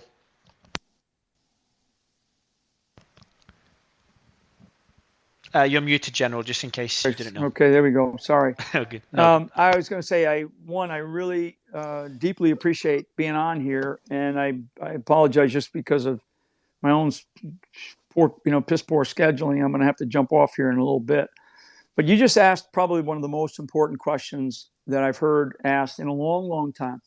And the idea is, it's the things that we're not thinking about. So in 10 years, 20 years, 30 years, the things that we're not thinking about, or what we get wrong today. So when we project something, we plan something, and we say, well, we're going to plan on this happening. We're going to plan on inflation going down, or gas prices going down, or wars stopping. If what we plan doesn't happen, and we don't have a scenario to deal with that, then we're in serious trouble. And so 10 years ago, we didn't plan to be where we are today. 10 years ago. And 10 years ago was 2013. And in 2013, Russia wasn't invading Ukraine. We were in Iraq and Afghanistan, obviously, and we were really, not doing well. But 10 years ago, we weren't thinking about kind of these unthinkable things. And so now you're asking a question about the same thing. So what are the unthinkable things? And so I'm one of these people. So I'm against globalism. Okay. I'm against it. If you were to ask me a set of 10 questions, I'd probably fall somewhere left of center in terms of my political ideology and how I think about things, and how I think about people and what their behavior is, which I don't really care about as long as you don't shove it down my throat. But I do believe in small government. I do believe in, and I do believe in keeping prices down. I mean, so all those kinds of things. But the unthinkable now, where we're at, and this is why I'm adamant about, don't be surprised. Like, why is this happening? Why would these people want to destroy this beautiful country? Because that's what communism does. So the unthinkable today, for most people, for many Americans, is that, well, America will never be a communist country. It will never be a communist country. Well, that's so why is that unthinkable? And to me, that's not unthinkable. My life, my adult life, certainly my intelligence life, and my life getting to the places where I ended up, even though even though my time in the White House was short-lived because of some, just evil, but you don't get to those places because you're stupid. You don't get to those places because you don't understand certain aspects of what is happening. You don't run an intelligence agency because, you're kissing somebody's rear end. I mean, sometimes it might happen, but it rarely does. So what is the unthinkable? Well, the unthinkable is that America loses its shine. It becomes second fiddle to a global alliance. And I can tell you that because one of you mentioned the BRICS, right? Well, the BRICS right now is Brazil, Russia, India, China, South Africa. But there are 10 other nations that are, I'm sorry, there are 20 other nations that have expressed interest in joining the BRICS alliance. 10 of those nations are, as far as I'm concerned, are already card-carrying members of the BRICS alliance. The BRICS alliance alone is 47% of the global population. Just the next 10 countries that I know are have joined, and certainly they're not in the camp of what Joe Biden says about, well, the world is against Russia. Well, the next 10 countries bring that number of global population up to just approximately over 70% of the global population. So we have an alignment, a global alliance that has formed, and the leader of that global alliance is China. And the unthinkable, when Barack Obama, as president, allowed the Chinese into the World Bank, okay, because the United States of America had to approve that. When they allowed them into the World Bank, thinking that, well, maybe we can, like Kissinger and Nixon, all the way back and all through, all presidents always say, well, if we just show them some more democracy, they'll be Democrats, right? Or they'll join the world of democracy. That's not how it works, folks. That's not how life works. It's not how the world operates. So the unthinkable is that the United States of America becomes second fiddle or third fiddle, and then an American form of socialism begins to seep in.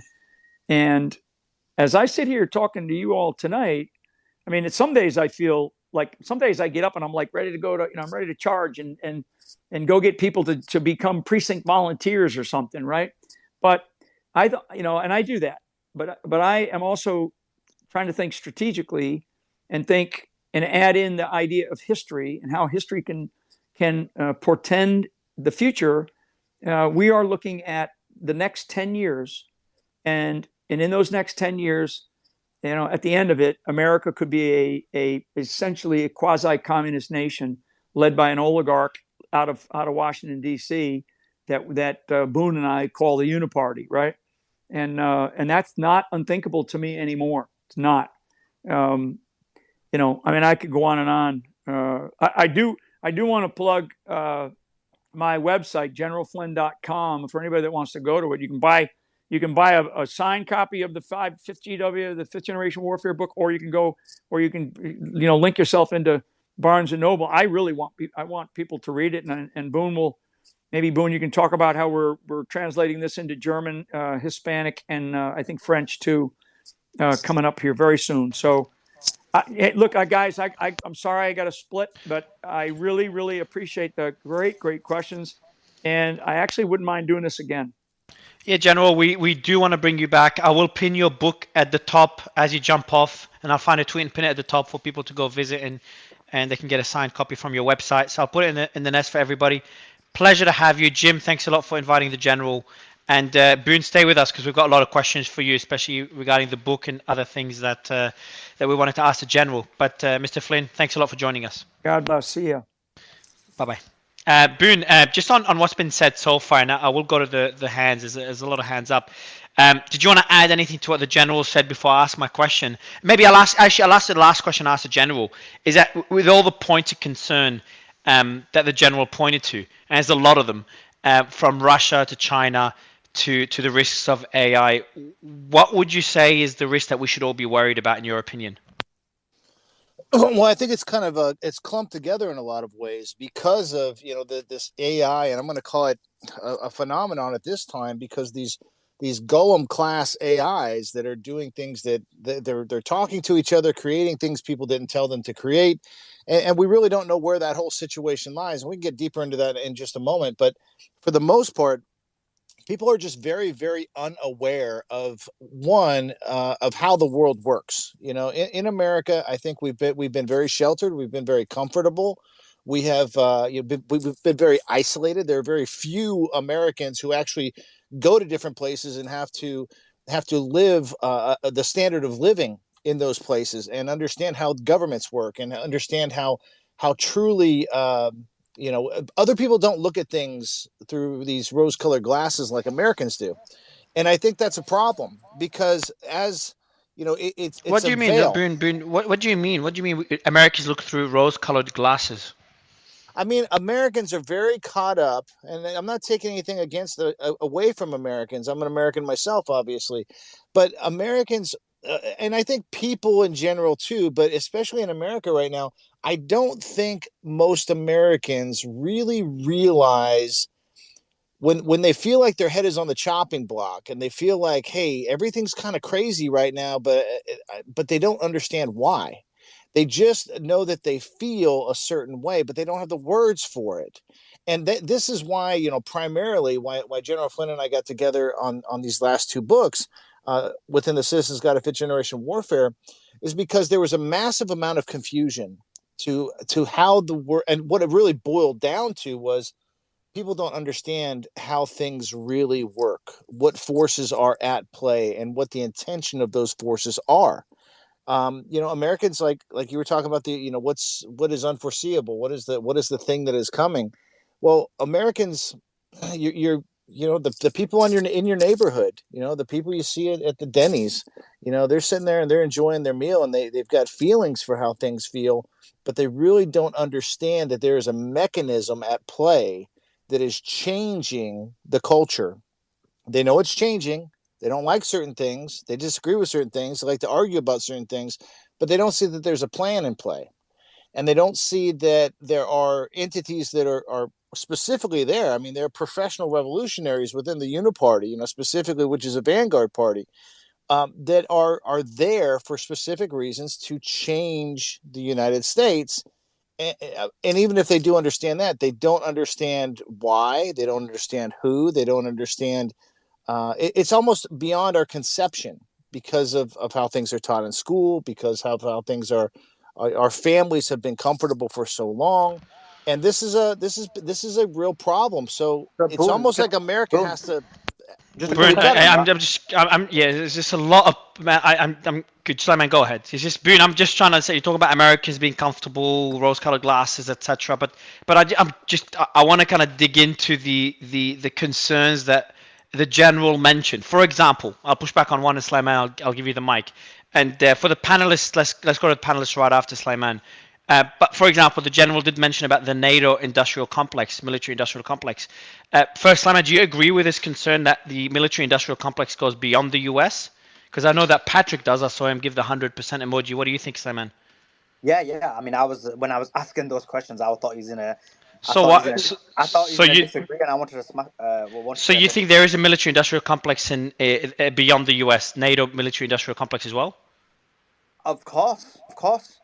Okay, and why do you think that is? So just look at the, even just from a very very basic level rather than going complex. Just look at the level of the again of the level of weaponry, the level of finances that are just coming from NATO countries, just All right, specifically so the but Ukraine-Russia let war. me give you numbers. I don't know if it is true or not. I have no idea. I've never looked into it. But let me give you some numbers before we go back to Boone. Germany's so the US spent $732 billion. I'm not talking about on their own military. That's the manufacturing. How much they manufacture based on ChatGPT. US 732 billion. Number one. China's number two at 261 billion. Russia's number three at 65 billion. Okay. Number four in terms of military equipment manufacturing is Germany. Germany is at 11 billion. That's the biggest one in NATO. The top three in NATO, Germany, France, and the UK, if you add them all up, is below 30 billion. The US alone is 732 billion. So I think there could be a military industrial complex beyond the US, but it's minuscule. Like it's just Oh so yeah, yeah. small Oh yeah. relative to the US. I don't know where you get your information to make such a statement beyond that. No, Hey, no, it's I just a agree cool with thing to you. say. No, no, no. Listen, bro. Again, the problem with you is you deal with absolutes. So the issue is this: in terms of the military industrial complex being global, it is in terms of the level of impact it has. Obviously, the United States is basically the senior partner, and the others are very, very much junior partners in this. And even in NATO, like the United States is a senior partner, and the other ones are like significantly junior partners. And Boone, so I had a question on that for you, and then I'm going to go to Patrick because I know he wants to talk about the specific issue as well. For sure. And it was more a specific question. So I'm kind of changing the question a little bit, which is so then I'll go back to Patrick. But it's one thing General Flynn said, and I was going to ask him the question, but we just ran out of time. Is he said that the reason why the US, the reason why nothing happened in Ukraine and Russia during Trump's time was that essentially he alluded to the fact that Putin was afraid of Trump or what he would do, but the way it was framed, it sounded like they were afraid because Trump's like a madman. You just don't know if he's going to do something crazy. So is it because he is a madman, you don't know if he's going to do something crazy? Or is it because he's a good negotiator, he had good relations with these foreign nations leaders? Like, what is it? You're saying what is it about Trump that kept Putin in a box? Is that what you're asking me? Is it that he was afraid this guy's a madman, he might just bomb us, or is it that actually Trump was a good negotiator, he had good relations with them, and so therefore there was this kind of common understanding between the two? Well, the appearance is that they did have an understanding with each other, that they did have some sort of dialogue, they did have some sort of diplomacy, personal diplomacy. Yeah, that is the interpretation between what we saw. But we also have to look at Trump as an individual. He came in from Boone, outside. I just I want to add to the question before you answer it. But like, first, let's just ask: is that the case? Because wasn't Crimea annexed while Trump was president? Well, here's what I'm saying. I'm going to get back to answering the question that was asked. And I think that the issue is that the relationship there is Putin got what he wanted when Trump became president. And that was someone who was from outside, someone who did not have alliances politically that would have conversations. And at the same time, because he didn't have these alliances in different places, he knew he could be held accountable in a way that other presidents maybe would not, because simply put, he did not owe anybody anything. So he could do what he wanted to do. He was more independent and he could hold Putin accountable. Now, everything else that you're going to throw at me, I'm going to still say under this one umbrella is I think, the truth and the facts of the situation. He came from a place to where he didn't owe anybody and nobody owed him. Therefore, he was the juggernaut. And that juggernaut is willing to go deep. Look what he did to Soleimani. I mean, nobody has taken a hit like Iran took a hit when Trump hit Soleimani. I mean, this was a state leader. He was a very respected man. It's normally not something that happens. We like to play, we like to play war with soldiers. We don't actually like to go after state leaders. So this is an issue. So regardless of what buttons or what moves Putin was making, having in your mind that this guy doesn't play by the normal rules causes hesitation. And that hesitation was evident because as soon as Trump wasn't around, look what Putin did. There was no more hesitation. And Yeah, let me just just on that, correct Slaman. Let me correct something I said. So yeah, Crimea was an I was excellent. gonna get. Oh Crimea God, was an ex. don't correct me. Don't That's. correct me. Let me fix it, bro. Before I I press the was gonna remove get someone to hammer co-host. you on it. About to press it. About to press. Let me just say, bro. So Crimea. So ChatGPT kind of fucked me here. Crimea was an ex in 2014, obviously under Obama. Yeah, So yeah, go it ahead. was before. It was before. Yeah, yeah. So it just illustrates the point again. And now I've answered my question. Answered the question, which was, how did Trump's presence keep Putin in a box? Because Trump was not playing by all the rules that everybody else was playing. And again, obviously, I'll point to him hitting Soleimani. That was a big deal. When was the last time you saw something like that? So no, and they know who Trump is. They know they're monitoring him. They're all over him. I mean, everybody's all over everybody in this digital age. People know what's going on. And that in and of itself is a telltale sign. That's the impact indicator that Putin wasn't going to play these games because he knew what type of man Trump was. And that's what's called leadership. This is what we're missing. This is what we're missing right now. If tomorrow Trump was president again, if that happens again, you're going to see the bullshit cease immediately. Whether that's a great thing or whether that's a horrible thing, we don't know yet. We do know it's going to be different, and we do know the bullshit's going to cease because this man, Trump, does not play by the normal rules.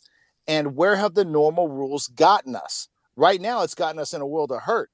I mean, all over, on all fronts. We may lose everything if we don't get a strong leader that is America first in office. So I just wanted to just say one thing. So I get what you're saying, but I think the other side would say that the reason why Putin wasn't as much of a problem under Trump is that Trump pretty much gave Putin everything he wanted.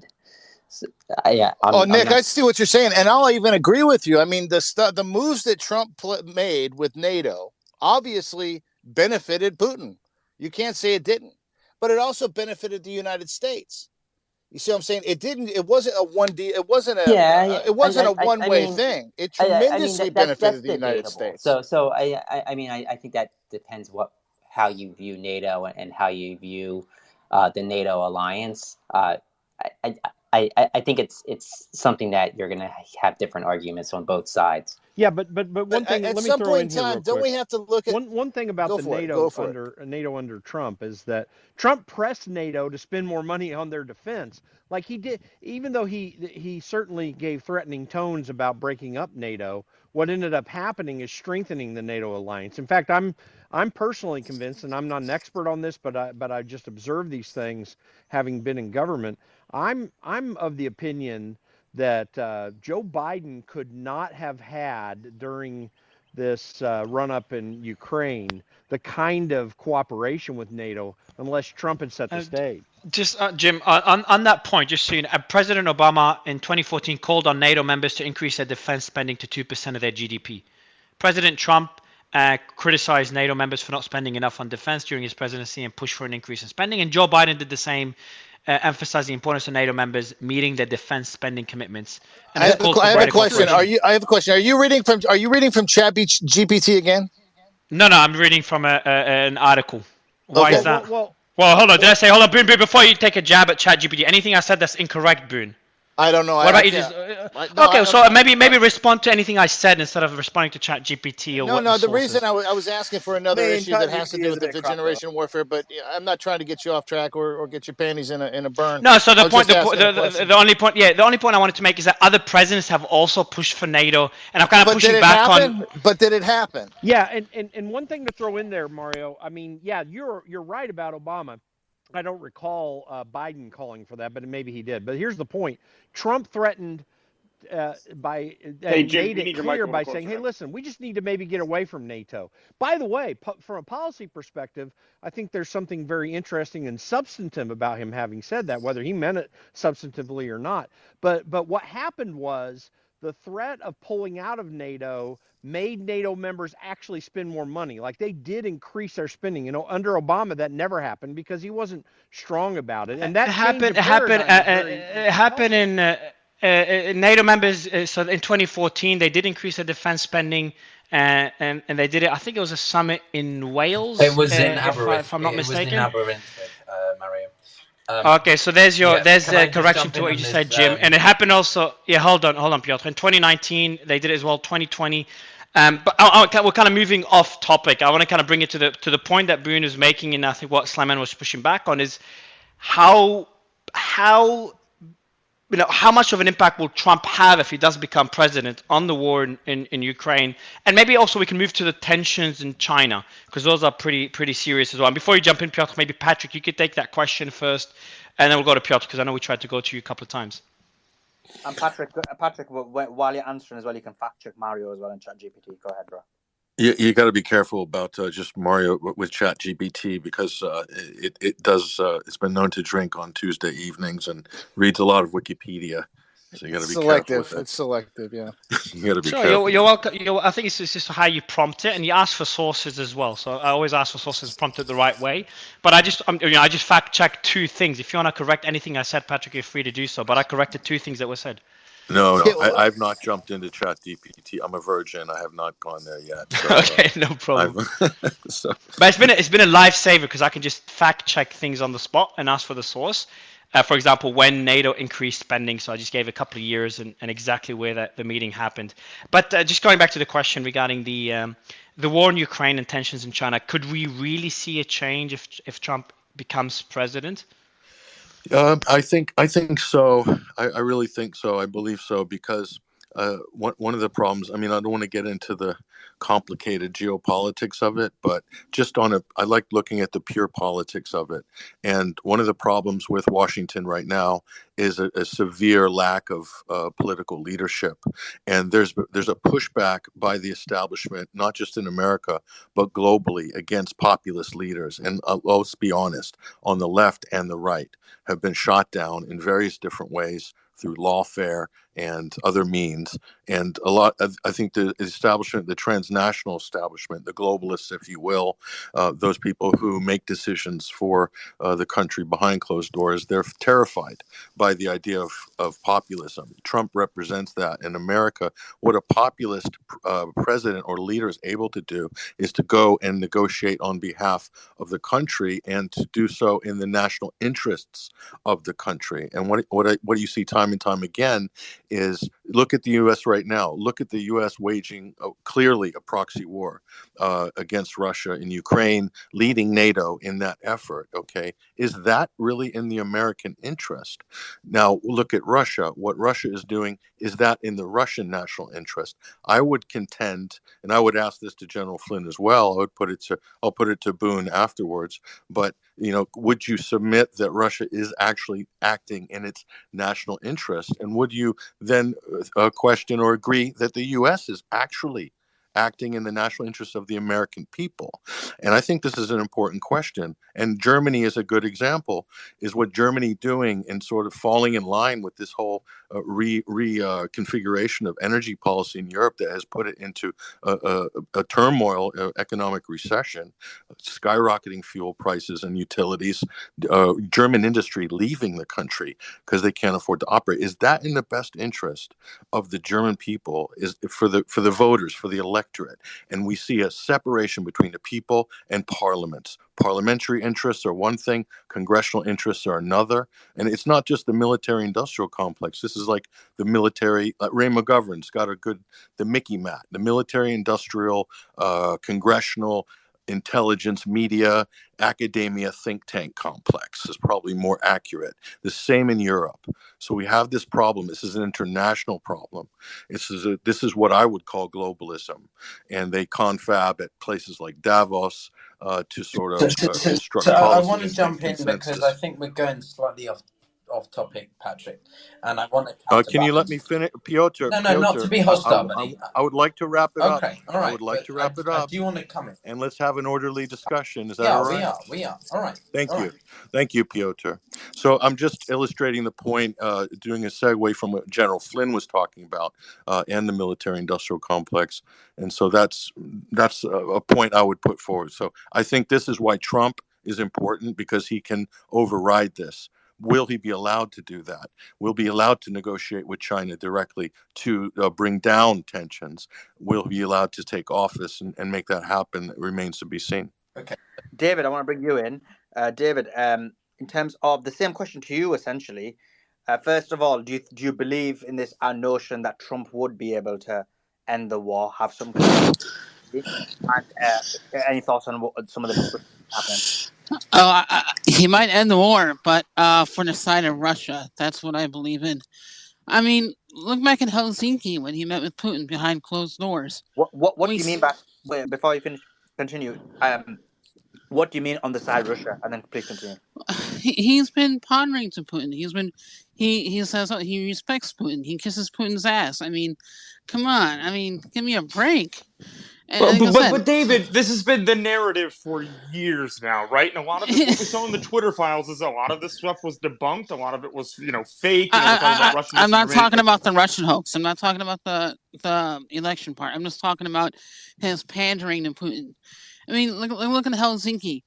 He met with Putin behind closed doors, and even today, we still don't know what was said between the two. I mean, history shows his connection to Putin. So yeah, I don't. But as we also know that what did he ever give or get from I Putin? want to jump in because, like, I actually live in the country and I come from the area. Yeah, we'll come to you in a second, Piotr. We'll go to you in a second. Let David. I mean, to be fair to him, I was next after Dave Patrick, but okay. No, he's no, you were, bro. I was. You literally I came. listened to what David's had his Mario hand said. up for like about an hour. I mean, he's had his hand up for an hour, bro. And if we go in hand order, Piotr, if we go in hand order, you're literally going to be the last person. I'm going to go. So I'll see you tomorrow. I do want to make one more important point that I remember back when I was a Republican. I remember Mitt Romney warned us against Russia, and I can understand why Republicans are concerned about the spending, but I mean, Russia, Putin has no right to invade a sovereign country. That's what this whole thing is about. I mean, what gives them the right to invade Ukraine? So, Nicholas, you wanted to jump in. He's David making the argument that essentially Trump could get a peace treaty, but it's going to be very much pro-Russia. He didn't explain what that was, but I assume he means like almost giving a lot of Ukraine to Russia. Go ahead, Nick. Well, we hear all this talk that, Trump and Putin were in cahoots, yet nobody could point to anything where Russia benefited or Russia gave Trump something. So it's completely ludicrous. And the foreign policy of the last 30 years by all the foreign policy experts has been a disaster for the United States. The reason it's been a disaster is because you have all these globalists going around thinking that imposing your will is the way to go on other countries, when China is quietly investing in other countries, tying them up in loans. When they can't pay back those loans, they take over critical infrastructure. Here in the United States, we're run by short-term thinkers that want to sit here and preach about democracy and freedom, and yet we silence our own people. So this idea that Trump is in collusion with Russia, no, Trump handled foreign policy differently, and he had a lot more success on the world stage than most previous administrations, and that's evident by the results. Russia invaded, took over Crimea under Obama. He didn't do anything throughout the Trump administration. Biden gets into office. Biden withdraws from Afghanistan. It's a complete debacle, and I'm not saying we should have stayed, but it's a debacle of a withdrawal. And sure enough, Putin says, now I can take the Ukraine, because look at the feckless United States. We have short-term thinkers, as China has the most sophisticated espionage operation in the entire world, has infiltrated just about every major college campus and research institution. And we sit here, play games in the United States, talking about Putin and Russia Putin and Trump are in collusion with no evidence to back that up. Ben, I want to bring you in. I want your thoughts because I have no idea what your position is going to be, which is a good thing because it means you're not like the rest where you kind of know the position on everything. Go ahead, Ben. Well, I mean, look, I'm not a geopolitical expert. I tend to think that for whatever reason, yes, if Donald Trump was still president, or these events wouldn't be unfolding, right? My question was to Boone. So I've witnessed something which I never thought I would see. I'm originally from Israel, and I never thought I would see the day in modern history where Iran and Saudi Arabia had a mending of the ties, right? Because many years ago, I remember it was just Saudi Arabia and Iran were sworn enemies, right? I mean, it was always the king of Saudi Arabia was repetitively saying, cut the head off the snake. And now China stepped in to fill that void and, sort of reforging of the ties. I wondered if you could comment on that. And secondly, so you're a vet. My question would be this. Could you not potentially see the logic? Is that, yes, okay, let's assume that It's clearly a proxy war between Ukraine and Russia. But people with much higher security clearances than you or I have made the determination, based on, I would argue, empirical evidence, that Russia is not an ally but an adversary of the U.S. And by funding Ukraine, you are indeed inflicting catastrophic losses in terms of manpower, prestige, military might, and ammunition and weaponry to the Russian army, and you're not using up a single U.S. life. It's only costing money. I'm not saying I agree with that, but could you see the logic in that actually would be a wise investment on part of the U.S.? Thank you. Well, I appreciate your question. Hopefully, I'll be able to answer. I mean, guys, I got to give you a heads up. I do have to leave in about 15 minutes, and I apologize for that, but I want to get this question down. First of all, about the effectiveness of arming Ukraine to fight Russia because Russia is our enemy. I understand that logic, and I understand why we believe Russia is our enemy, but I don't consistently want to. I can't consistently convince myself that Russia has to continue to be our enemy. Now, this makes a lot of people who are our allies nervous, and we have to balance that. And I think that can be rebalanced, and I think that was being rebalanced under Trump, with him saying, you know what, hey, if you guys want to do all this, well, then you go pay for it. We'll pitch in a bit, but we're going to also have some other conversations with people like Putin to see if we can relax this a little bit. We don't have to keep up in the ante all the time. And I think that's a good thing. I don't think anybody could think that's a bad thing. Now, when we're talking about, we get into the effects on people. Putin going into Ukraine. Okay, now let's back up just a little bit. If anybody here is the leader of Russia, and you have intelligence, you have a belief, you have a reason to act because you think NATO is going to go into Ukraine and then be on your border, more on your border through Ukraine. If the United States, thought people were going to mass on our border and they're our enemy, we would attack. Now we want to talk about what's happening now, like Russia's doing this, Ukraine's doing this, the U.S. has to support X, Y, and Z, but people really are not talking about why the whole thing occurred and does it have credence. Now, it may or it may not, but let's have that conversation.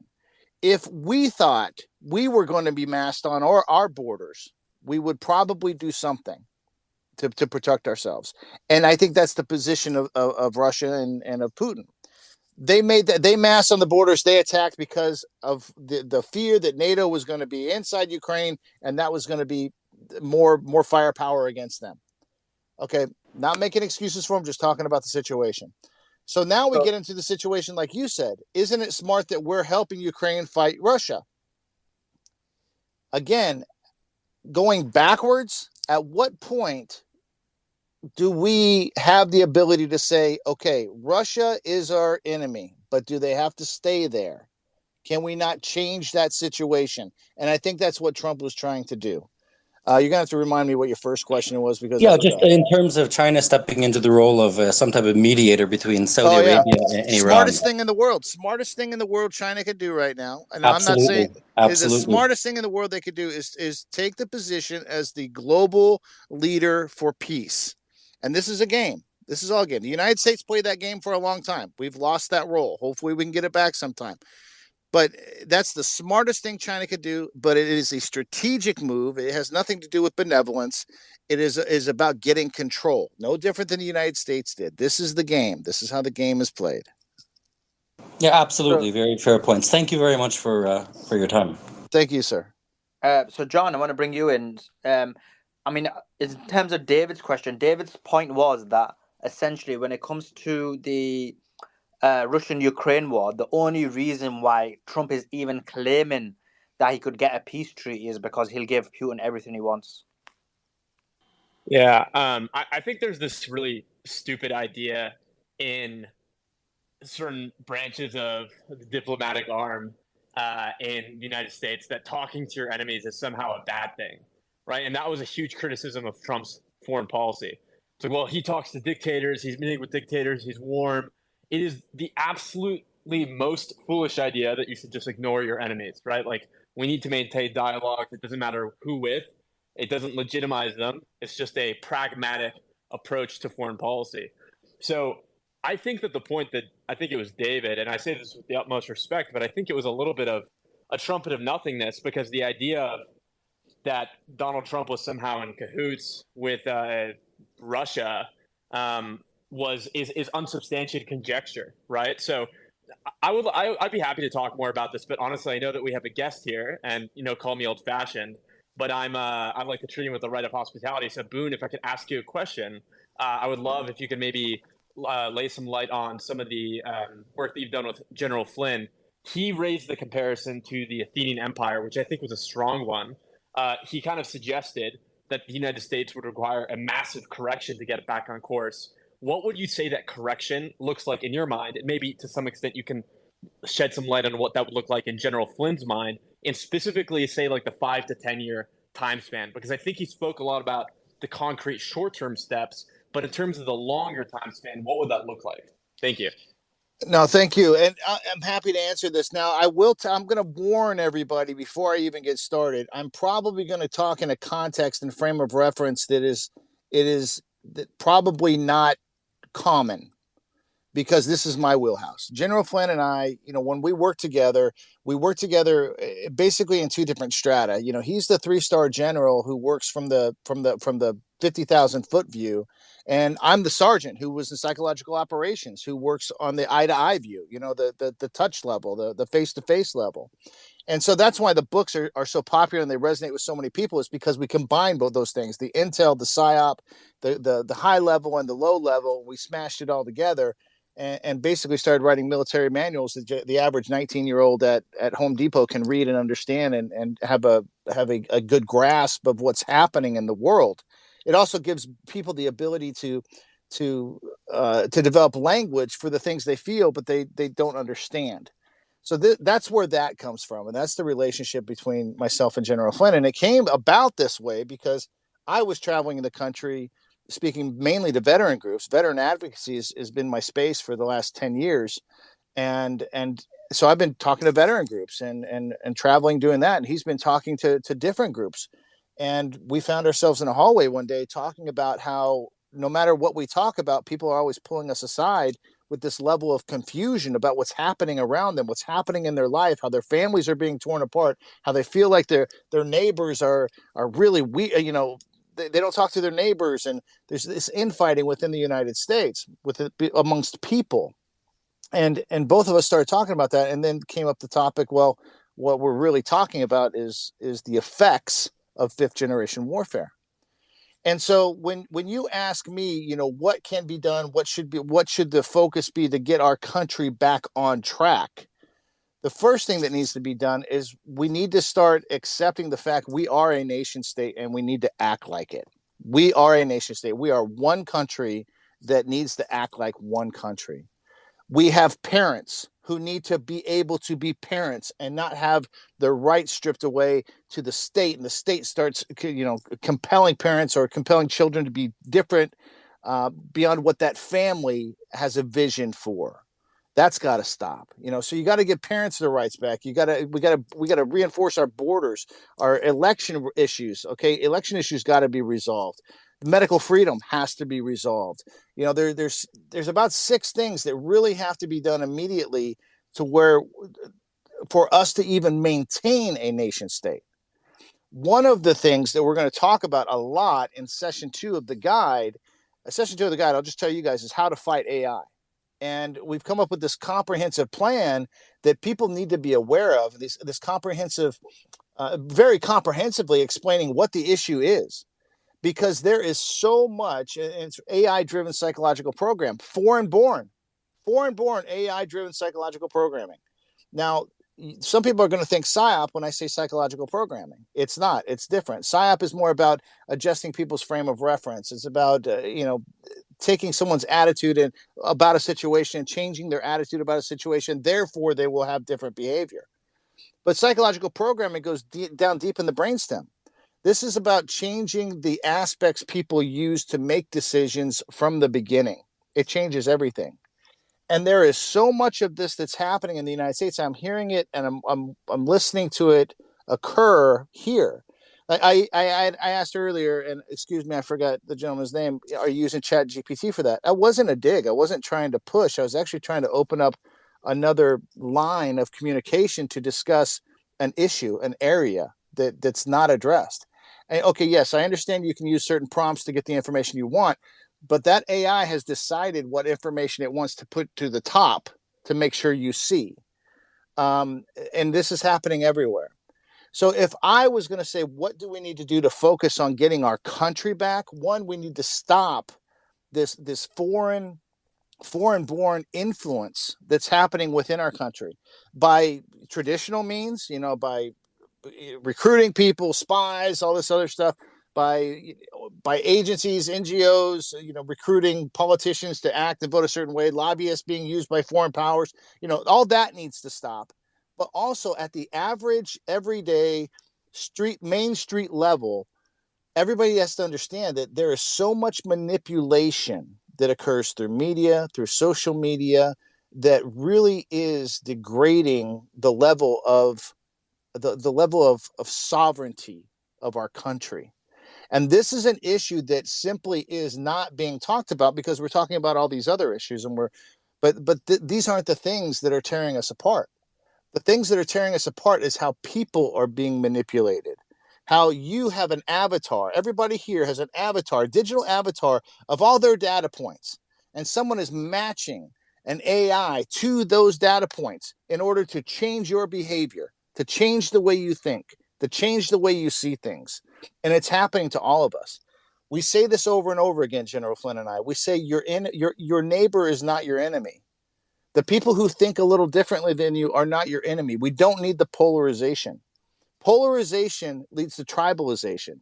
Tribalization just goes all bad because at some point in time, it leads to killing. And we talk about these things in the book. And this is, if you ask me, from my perspective, my frame of reference, my wheelhouse, where I have worked, not just in this country, but in others, and I know how to change a culture, the things you got to do to tweak it. This is where my focus would be.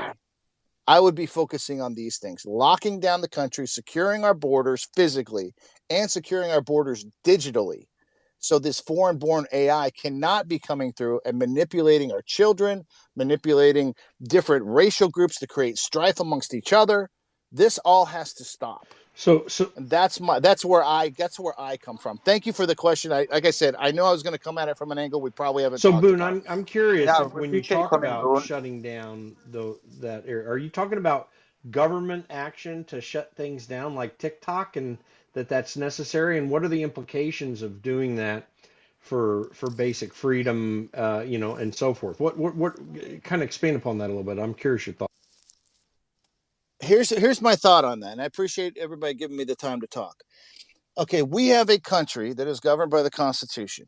The Constitution is for the American people and people who are here, residents. Okay, there are some residents here who are not citizens also have some protections of the U.S. Constitution who are physically within our borders.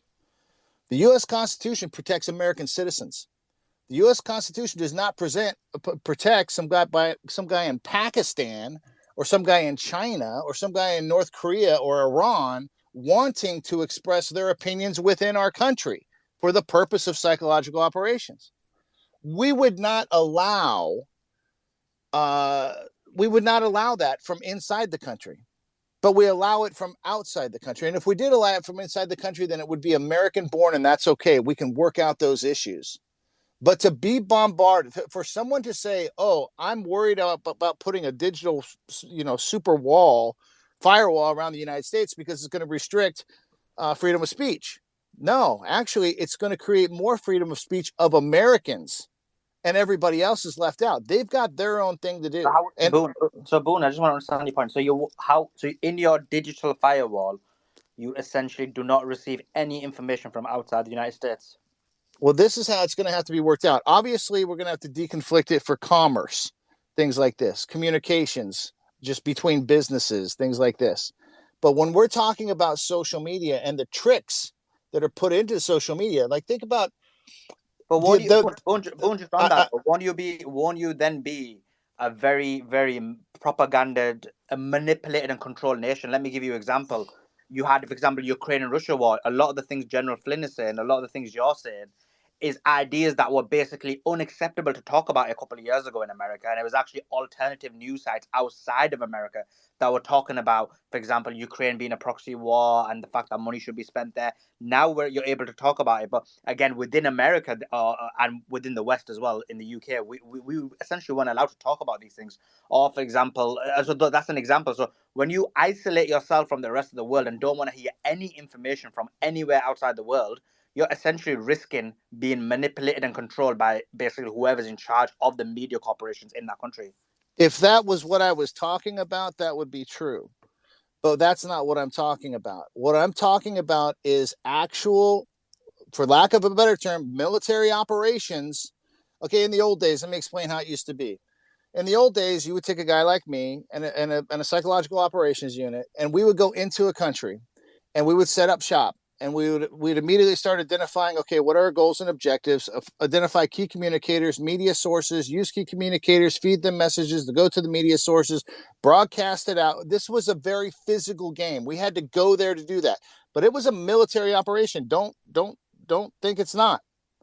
Now we have the ability for foreign powers to conduct military operations within the United States, and they're completely unchecked. Completely unchecked. I'm not talking about being able to get information from other countries. I'm talking about stopping other countries from manipulating the people, the populace, the citizenry. Because when guys like me go into foreign countries to work, we foment dissent to cause dissension, to create civil wars. But we got to go there to do it. You don't have to go there anymore. Now it's 24 hours a day while people are in front of that little tiny screen. Ops are being conducted. Military operations are being conducted on behalf of a foreign power.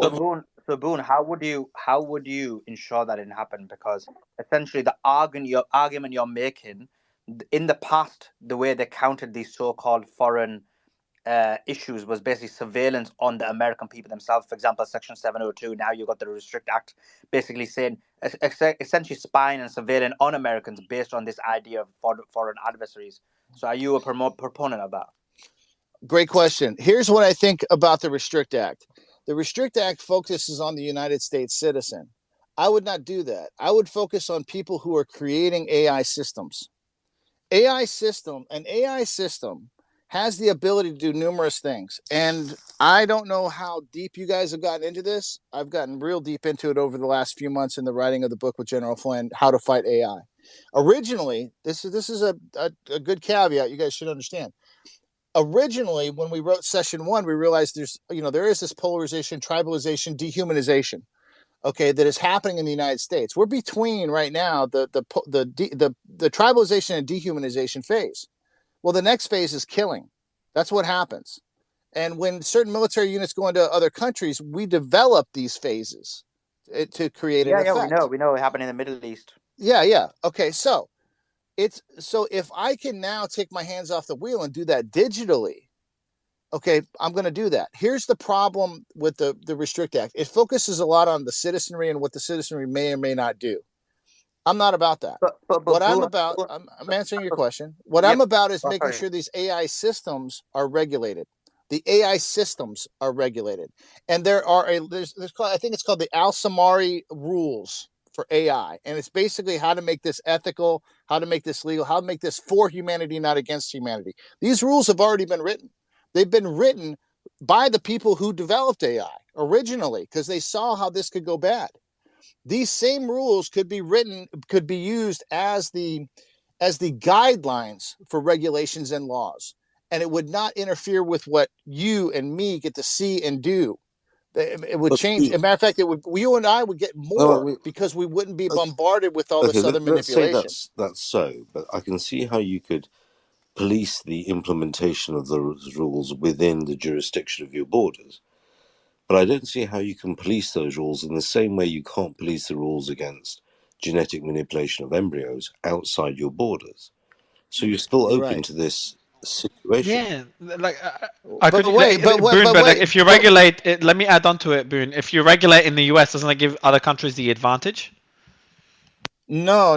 You're not getting what I'm saying. I'm not saying regulate the type of AI that can be developed. I'm talking about regulating the type of AI that can be deployed.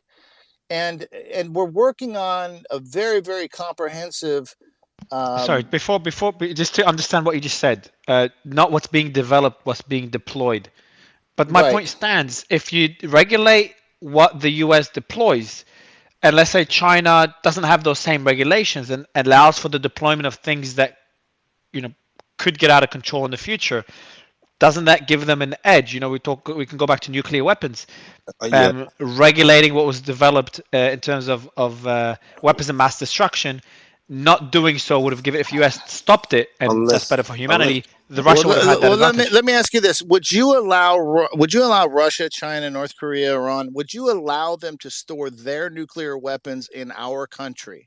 If your answer is no, then they cannot store or deploy their foreign-born AI-driven psychological programming throughout our country. It's the same thing.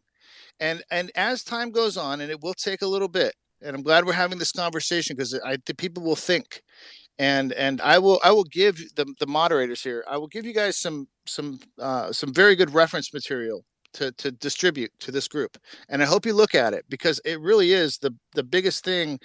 It's the biggest thing we can get control of right now that will change the future, and we can do it as people, as the citizenry. Other things we may or may not have control of, but these really are not the close targets like this is. And I know there are people listening to me right now going, oh, well, it's really not because I believe and I saw and I heard and all these things. But are you up to date on the latest information? How many of you have heard of Golem class AIs? These are big deals. So what I'm talking about right now is from a frame of reference that is different. But I'm posing this question to the group as an invitation to say, we've got to figure this out. I don't have the A answer all the time, most of the time, but not all the time. I don't have the A answer. But I do know that to get to the A answer, we have to stop our adversaries from deploying weapons on the American people inside of What do you mean, America. but Boone? What do you mean to stop? It's just AI tools. What do you mean stop AI tools? That could be we're not talking about something that can be imported through a ship. I don't know how you can Sure, it stop an is. AI tool from being used in the US. What do you mean sure it is? Like I just don't understand how that can be done. I don't know, but Slyman is not speaking, so maybe Slyman understands. Slyman, can you understand what that means? Because you've been pretty quiet, and I'm not understanding what that means. Yeah, I In order to stop AI tools, AI systems in the United States, they each have to be assessed.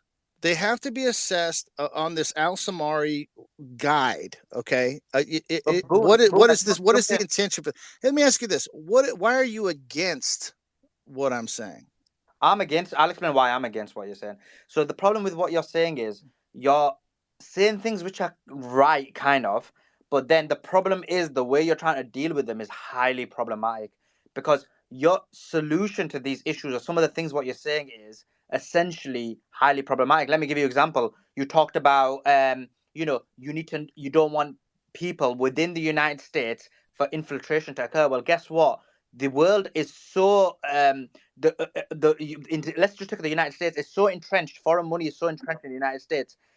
The only way you can stop that from happening, this propaganda you're talking about, is mass surveillance. So we know how this game works. We know how it's worked in the past.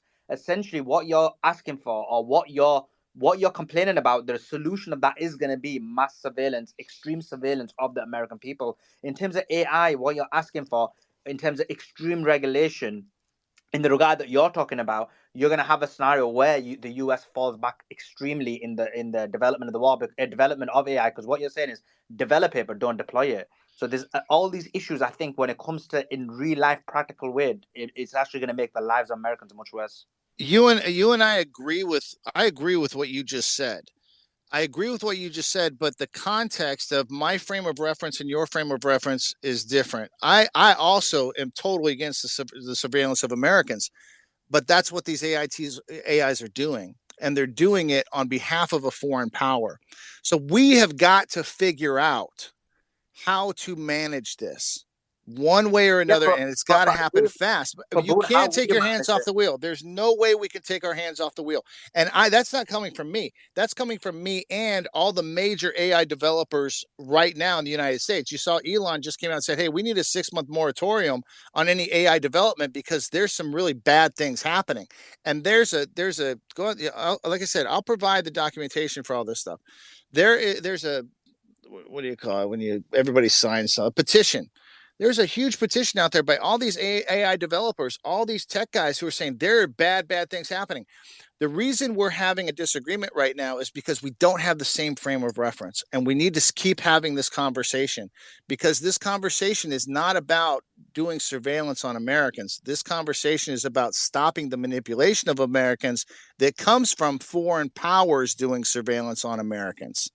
But the Now, the problem the is our problem own you have is, government's going to do the same shit to us. I got that.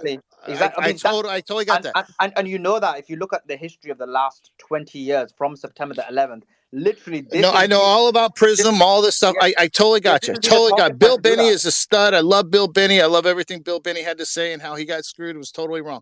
I'm fully all over everything you're saying. But just because we are afraid our own government will do it to us doesn't mean we should stop. This is what I'm saying. A 60% solution is better than no solution. And let's get the 60% and then continue to improve it.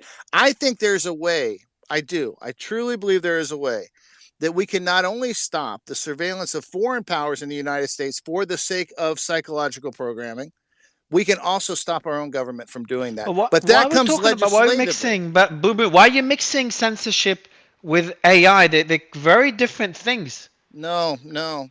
What do you mean no? Censorship is when censoring people is No. not allowing them to access certain websites, not allowing them to access certain information. That's your AI frame. is a. Yeah, I know, man. That's I know. my frame of your what? frame. That's your frame of reference right Well, now. Boone, I want to can I have this ask? same conversation with you in Can a I year. frame it a different way, maybe?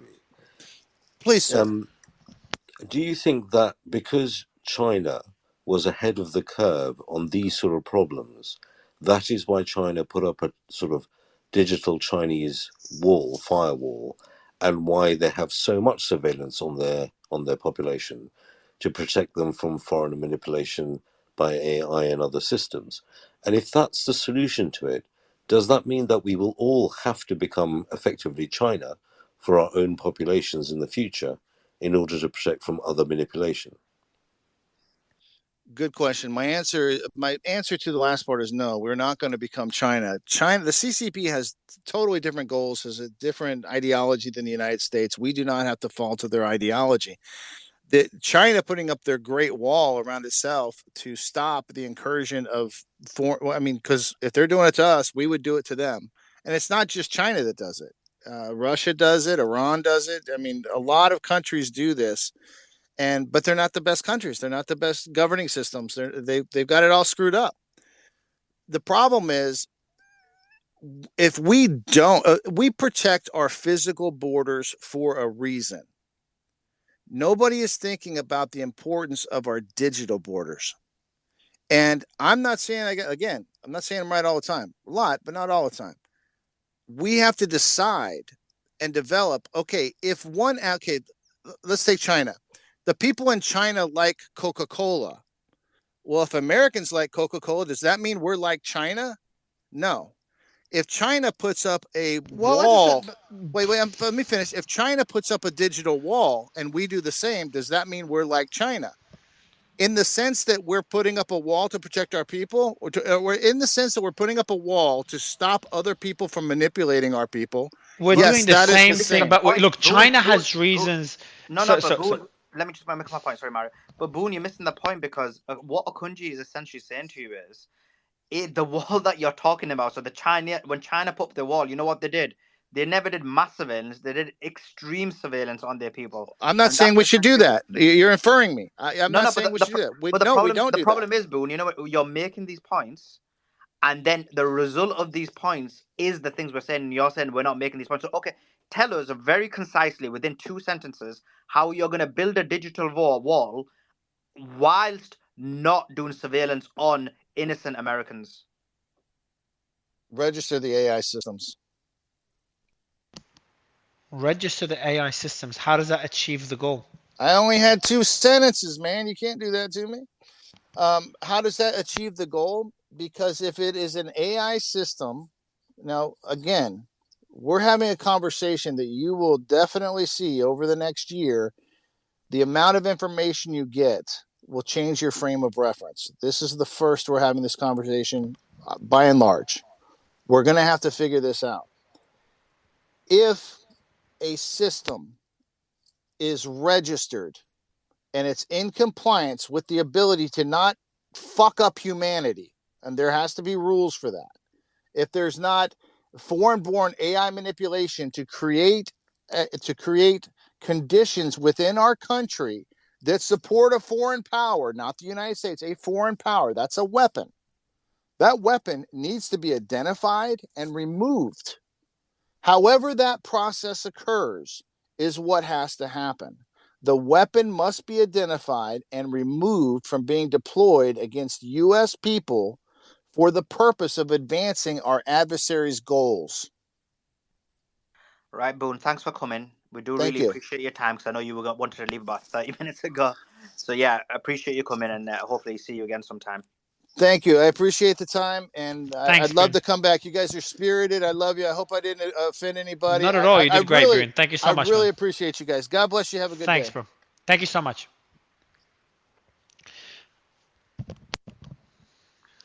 So yeah, thank you for that. I thought Boone. you were gonna jump in, Spider-Man.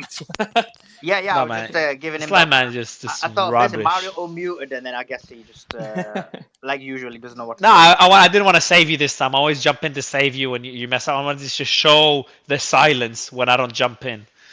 So nice one My there. takeaway. I do, Troy. I want to go back to Patrick and Troy on one point that the general said earlier, and that's regarding the Chinese military.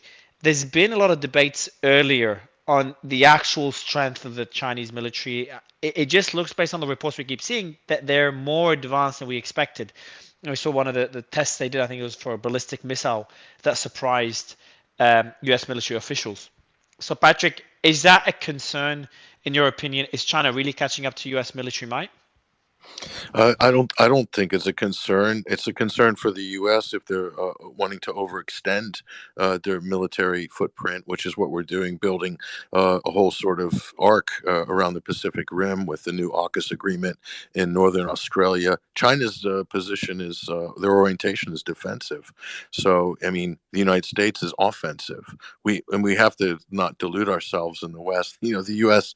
we have it's an empire. It's a global empire. Look at how we've distributed our military forces around the world and hundreds and hundreds of installations and the amount of money we spend on it. So look, if you speak to someone in Europe and you say, you know, how do you feel about Taiwan being absorbed into China? Is that a threat to you in Europe? And of course, nine out of 10 people, and people I know would say it doesn't really affect our life here in Europe. So, but if you ask that question in America, you'll get a much more vociferous response. And I believe that's just because America is much more propagandized for that issue. So But Americans have a reflexive reaction to that as being a threat to democracy, or because they've been told to champion the freedom of the Taiwanese people. So Stock Talk, just Patrick, I want to jump. I want to go back to you, but Stock Talk on that point, and I know you have a different take. The general earlier talked about de-dollarization, and we had another speaker, I think it was Greg or someone else on stage, that did talk about de-dollarization as well. And I pushed back because I know we talked about it in the finance spaces, that it's just too early to bring it up. The numbers don't add up towards that. So are you able to touch on that? Because I know that point triggers you. And are we overestimating China? Stock Talk? He is still showing as connecting for me, Mario. Oh shit! Can anyone hear him or no? It's still connecting. Damn. He loses that was a good question too. He loses his shit when someone brings up de-dollarization. That was a great question. I was looking forward to that one, Mario. Yeah, you'll see him swinging. I'll bring him back up now. So while waiting for Stock Talk to come up, Troy, I'd want your take on this point as well as Stock Talk connects. Yeah, I'll let him do the deep dive, but I think I feel the Oh, same way. I let's haven't see if heard he's it. connected. Hold on, hold on. Let's see if he's connected. Stop Yeah. talking there. You hear me now?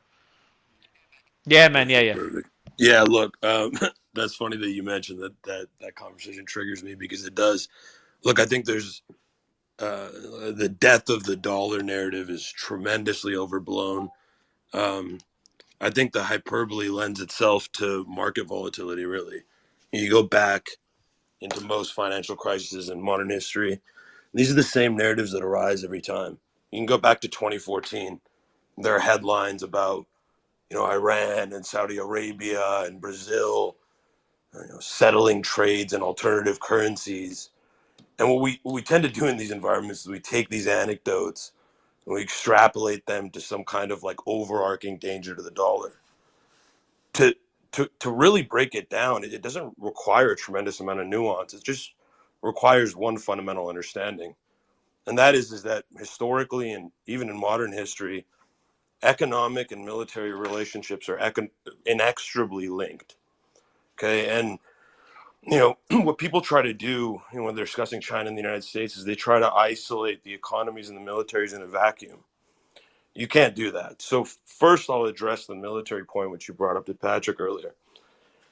When people are comparing military might, what they tend to do is they do a rudimentary analysis where they think we're playing a chess game where we line up China's entire military, we line up the United States' entire military, and the winner is a question of whose is bigger or has more aircraft carriers. That's not how military influence works. The reason the United States is indisputably the most powerful military power in the world, and we can take nukes out of the conversation for the purposes of this, because obviously when you bring nukes into play, then all the rest of this just equates to zero, and we all know the consequence of a nuclear catastrophe. But if you take nukes out of the equation, the reason the United States has military influence is because it is the only expeditionary military in the world, the only truly expeditionary military. The United States has over 750 military bases in over 80 countries. Okay. And what a lot of people say is they say they misperceive pacts of defense agreement as the United States exercising its will on smaller countries. That's just simply not the case. It's anyone with even an ounce of logic would assume that regardless if it's the United States or whoever else, in a community of countries, an international community of countries, there will always Stop be talk. stronger Can I countries. ask you? Oh, Can let I me just ask you quickly something? finish. I Let mean, me you just don't. quickly finish. Yeah, of There will course. Go ahead. always be stronger countries in an international community. And as a product of that, just as simple logic, as a product of that, the smaller nations will be security compromised in perpetuity.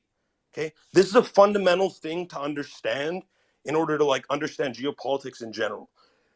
There will always be weaker countries whose sovereignty is threatened at will by more powerful nations. Okay, you're seeing this with Russia and Ukraine. You've seen this historically with numerous examples. Even the United States has exercised that influence. Okay, and as a result of that relationship between stronger and less powerful countries militarily, there will always have to be purveyors of international security. This is an inevitability. There will always be a big dog who's providing defense to the rest of the world. Now, to the extent that you think the United States has done a poor job as the world police, that's a fair criticism to levy, anecdotally speaking. But it's important to understand that your criticisms in that context are criticisms of American administrations. They are not criticisms of the United States as an entity. Okay, and that distinction is super important because that's where all these false equivalencies with the Chinese government lie. We're making false equivalencies about the systems that are in the United States and the systems that are in China. Okay, the prevention of unilateral control in the United States government is what makes it an appealing protector to these other countries. The alternative is to be protected by an autocracy and for the fate of the security fate of your nation to be at the whims of a single person. No one is going to take that gamble. That is what has allowed the United States to build the security blanket globally since World War II. And that military influence produces de facto economic cooperation. No country that is relying on a base with 4,000 Marines for their entire national defense is going to wean off the dollar? In what environment would that ever happen? There is an unspoken de facto economic cooperation that is a product of military protection, and that is So where the United stock. States influence comes. The last sentence. The reason that cannot be replicated is because in the modern geopolitical environment, there is no scenario, none, in which nations, unless they were threatened directly, would allow a Chinese or a Russian military base to be built. And the United States already has that web. And there are 80 countries that are dependent on the United States for defense. So it's irreplaceable. It's irreplicable, period. So stock talk. The issue is in terms of what you're saying. I mean, do you concede that it's not binary? It's not just the US the way you framed it, where the US is there for defense for certain countries. I mean, they're invading countries, aren't they? They're basically destroying nations. It's not as simple as, oh, I'm guess not what? saying the US U.S. is is a going. perfect track record. That's not at all what I'm saying. I'm not just. Well, I wouldn't call it. I wouldn't just call it a track record of stock. Like you look at the devastation in the Middle I'm East. not I mean, I minimizing wouldn't the just human put. consequence either. I think you're missing the point. I'm not defending the atrocities of the United No, I'm States. not missing the point. It's just that what you're doing, and you're right in some aspects of what you're saying. But you know, when you put basically a blanket statement and frame it as basically US putting troops there for defense purposes for certain countries, like it's some like Well, in the protecting context of the that weak guy. argument, It's not. Suleiman, I'm obviously not referring to the nations we invaded. I'm referring to the nations with which the United States has security pacts, which is 80 countries around the world, right? Those nations, obviously, yeah, the countries we invaded did not benefit from U.S. troops. I would never make that argument.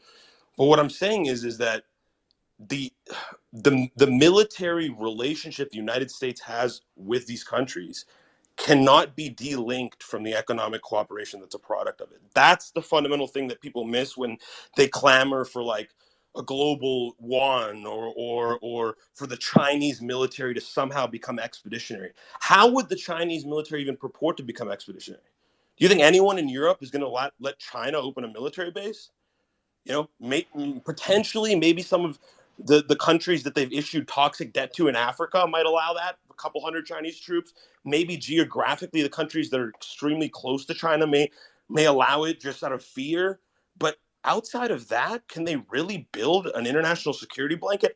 It seems impossible to me. Stock talk on Can the I ask you a question dollarization. I about have that? another Oh, question sorry. for you. What I was listening to the All In podcast a few weeks ago, and David Sachs made the point. I think Chamath had said the same thing.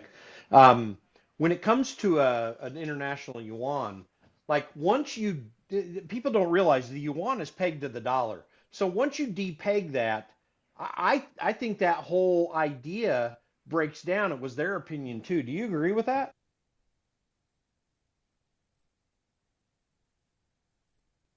Can you repeat that? I didn't Yeah, really so understand what you're saying. people don't think about with a yuan as a replacement of the dollar for settlements that the yuan is right now pegged to the dollar. Once you depeg it, then you've thrown the whole balance out, Everything and is pegged to that the makes it dollar. almost impossible as well, potentially, in their opinion. Yeah, Also, yeah. I mean, you can make the argument that every currency is in theory pegged to the dollar indirectly, but I mean, again, now we're just talking about economic theory. But the yuan The specifically real, is. I mean, that's the nature of the yuan right now. yeah, but that's more so a product of the economic relationship between China and the United States, right? Which again, we're so used sometimes when we're framing these arguments to the status quo that we assume it will be so in perpetuity, right? This is the same argument like when people talk about China's labor advantage, which inevitably as China's per capita GDP grows, their labor advantage will be eroded, right? So it's like there are things over time that will naturally alter the economic relationships between those countries, and that may change China's currency priorities, right? Like if you had asked people 5 years ago, was China interested in the yuan becoming an international reserve currency, they would have said absolutely not, because China has actively and pretty publicly manipulated its currency for quite some time. So they didn't want that, and the question may become: do they want that in the next 20 years? As their per capita GDP grows, they become a more mature consumer economy. Will they eventually, want that role? Right? I mean, this is the when people talk about the Tina argument, which is that there is no alternative argument, which in my view is the best fundamental argument for why the dollar will remain in power. But they like to discount the Tina argument because they say, well, look, there doesn't have to be a world reserve currency. And my counter to that counter is the genie's out of the bottle, right? Countries have publicly seen the enormous economic and military benefit of world reserve currency status for the United States in the last 20 years. It's not a secret. And so, the idea that the dollar's influence can wane without a sort of, I guess you'd call it a Game of Thrones for the currency crown, I don't think that you can get it without that. I think. So let me just bring in Greg. So Greg, Stock's argument is, which I think is a fair argument. His argument is that, look, the reason the dollar won't be de-dollarized is because United States has certain control over. He gave an example of 80 countries where they've got bases on, and so they wouldn't even fathom the possibility of moving away from the dollar. Greg? Yeah, I think that he has a very Americanized view of this from the standpoint of, we like to believe there's a famous theory out there about the milkshake theory, that the dollar is something that's just going to continue to funnel back. The reason why I said what I said earlier, and I was glad to hear General Flynn kind of take the same stance that I took, I don't believe that we're seeing the same military strategy with currency around the world. When I'm interviewing people, like I have Mike Termont, who is an economic advisor to the White House, what I'm hearing now that these countries are banding together in order to find a way forward for themselves where they do not need to rely on the dollar. When we talk about BRICS and everybody goes, oh, is this a conspiracy? All these countries. But when you have a place like Mexico, who's now interested in joining BRICS, when we have Saudi Arabia, who controls so much of the energy sector, that's now working with China, with Russia, when you have Turkey, India, some of the largest places in BRICS, and they're all saying, how can we destabilize the dollar? Well, there's two things that we should pay attention to. First, we have military troops that are moving over to South Korea because there's going to likely be a conflict with Taiwan and China. Now, if we're looking at the alliance of BRICS, we're looking at the meetings that Xi is having with Putin and everybody else, this is all tied to currency. I think I would agree with Stock there that you cannot separate military with currency. But here's where I believe it's naive. What we're forgetting is the United States has been policing the world as the world's policeman for so many decades. And because of American exceptionalism, which I am an American proudly, but I will admit that because of American exceptionalism, we sometimes forget that it has blowback, it has consequences. And right now we have a bunch of countries that are kind of militarizing up against the dollar. And so when I make a comment earlier and I say, what do you China, mean by that? What do you mean by that, Greg? Oh, what do you mean by militarizing against the dollar? Can you explain specifically what they're doing? Yes. So, I mean, there's plenty of reports that you could go to in Forbes. Foreign Policy had a great article about it as well. There's plenty of people much more smarter from an economic standpoint. I'm a journalist. No. But Greg, hold on. I want you to respond to this. But this is part of my argument. What specifically? Okay, because a lot of people cite headlines and articles when this narrative is. What specifically has this great BRICS alliance done? What bills have they signed? What treaties have they signed? What legislation have they passed to any legitimate effect at all to indicate that there is some sort of global conspiracy to de-dollarize? Name one thing they've done. One thing. One singular action they've actually written in and signed. One thing. Name one. I would simply look at the alliance as the thing. What alliance? What alliance? Are you not aware of what BRICS is? BRICS is not an alliance. There's no piece of document. Greg, I'm going to cut you off. BRICS is not an alliance. Hold on, Sounds. Do not cut me off. You can chime in a second. There's no document that has been signed by Brazil, India, China that suggests anything that has been brought up in the last 3 months. This is why I get so annoyed by this conversation, because people are reading headlines. Can I respond to that, please? And making opinions off of that. Nothing has happened.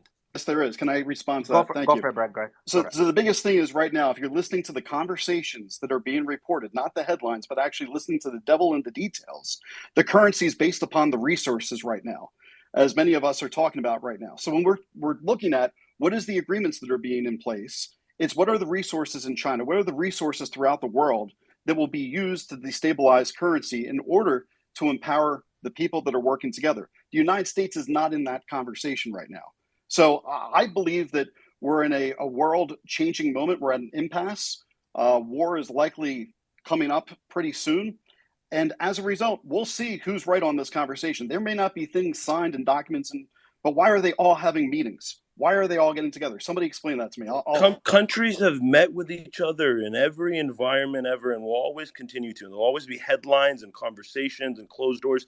But, are we really basing de-dollarization, something that is so ingrained in the national economy, off of a couple of headlines and closed-door conversations that produced nothing, not a single signed document, not one, right? Greg, it just blows my mind. There's nothing. There's no substance on the other side of this argument. If there was an agreement that had been signed by Brazil, India, China, Russia, and it said, we're making a new currency, we're switching to it by 2027, here's the steps, I would be like, whoa, maybe there is a legitimate case that the entire eastern side of the world will rally to do this. But there isn't.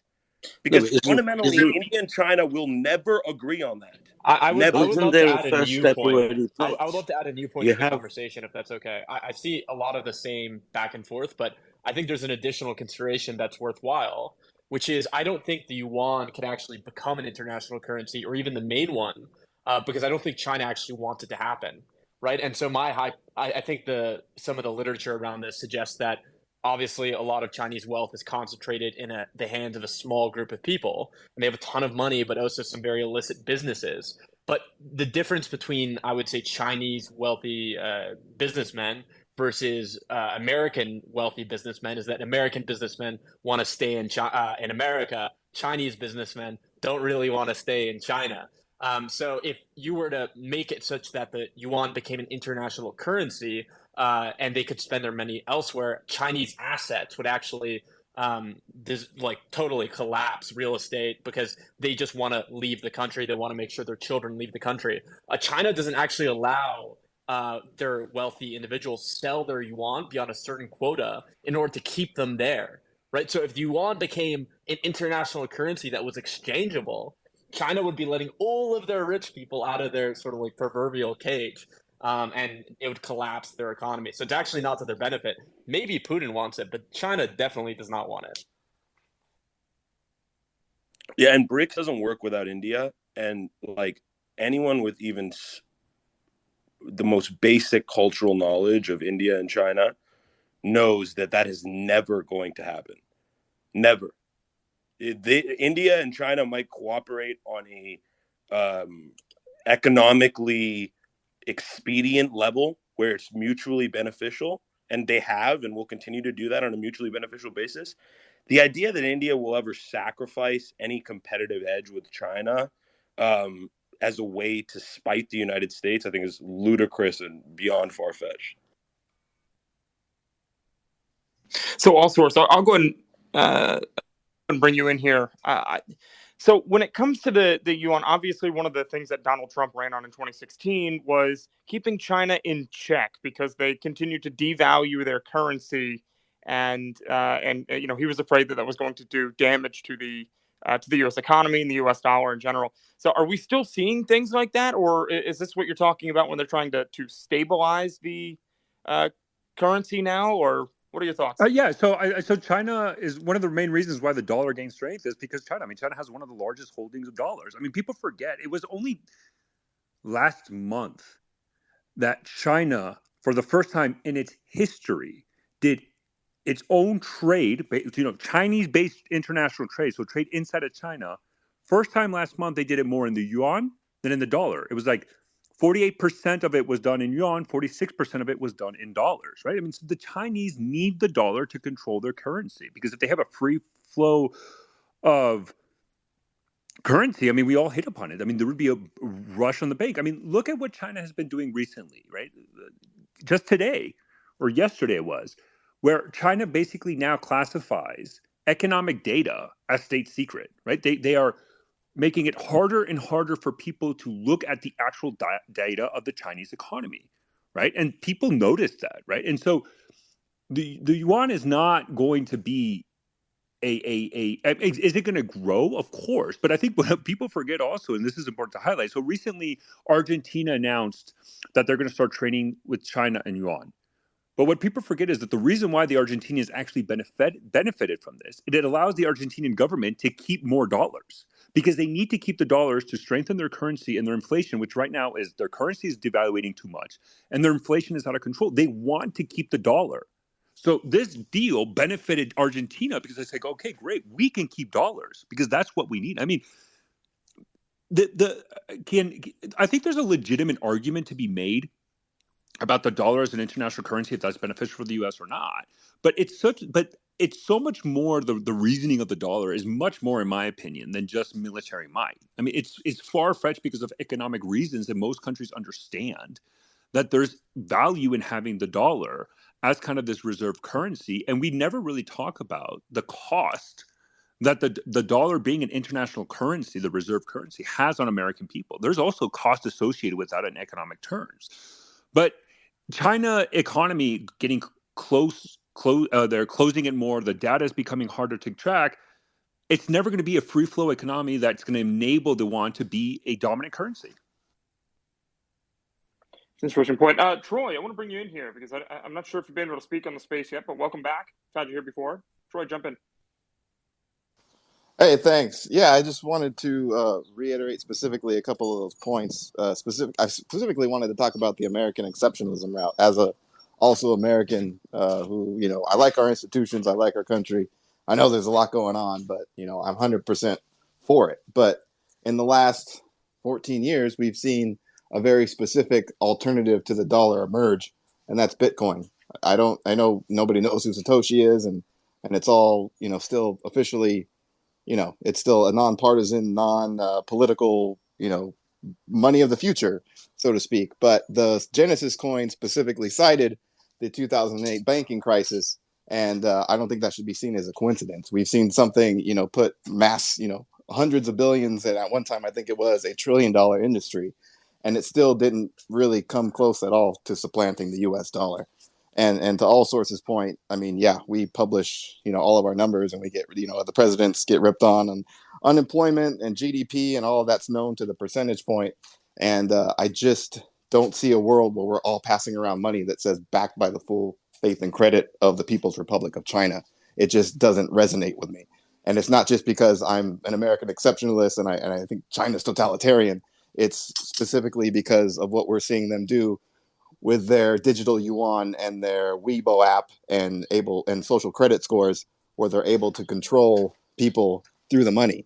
And I know, we have our own bugaboos about taxation and stuff like that, but there is no doubt about the U.S. and the status of property rights. By and large, we see a lot of unpopular people making a lot of money, but they're allowed to do that because we are a capitalist system, and we would be undermining ourselves if we started making tech entrepreneurs disappear when they don't toe the line of the government. So I don't see how we have, we all get more connected and we're all on the yuan or on some other nation's dollar, where if we start saying things, as Americans, we give up our sovereignty in that situation. And if we're building an everything app where we're paying and posting all in the same application, then that is just rife for, talk about, losing your freedom of speech, surveillance.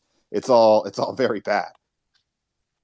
Nick, Yeah. if I may, and I think one point I do want to just to answer to Greg, is we were having this conversation about BRICS. And I think Stock hit the point, right? BRICS is not like in any way, shape, or form an official alliance. It's just a grouping of nations that get together and talk, right? But if you're going to bring up the BRICS, the other organization that you have to bring up that is important also is the Quad, right? India, the United States, Japan, and Australia. And it's almost ironic is that the Quad actually, from like economic, humanitarian, medical research, et cetera, actually has signed a lot of treaties within the countries, right? And there's kind of there's this concern that the Quad is going to be viewed as a anti-China NATO, right, in the Pacific. And the Chinese have heavily criticized the Quad because of that, because these countries have done military exercise together. And so because of the concern that people have about the Quad being this anti-China NATO, where we actually see a lot of effort going through is in a lot of the economic and non-military treaties. So I just think if people are going to continually bring up the BRICS, we have to bring up the Quad and other institutions that are, that do not benefit this idea of de-dollarization or challenging the West. Yeah, I mean, I just want to. Oh, sorry, who's that? Go ahead, Greg. It's Greg. Just real quick, I just want to kind of pose this out to everybody. So I don't mean to misinterpret my words. I want to be clear. I'm not saying that the yuan is the answer.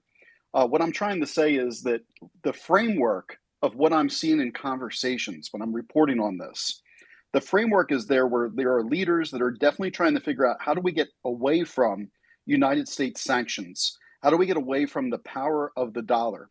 And with digital currency and credit systems, that's where I see that an alliance, if it's made and signed in the future, I get what everybody's saying.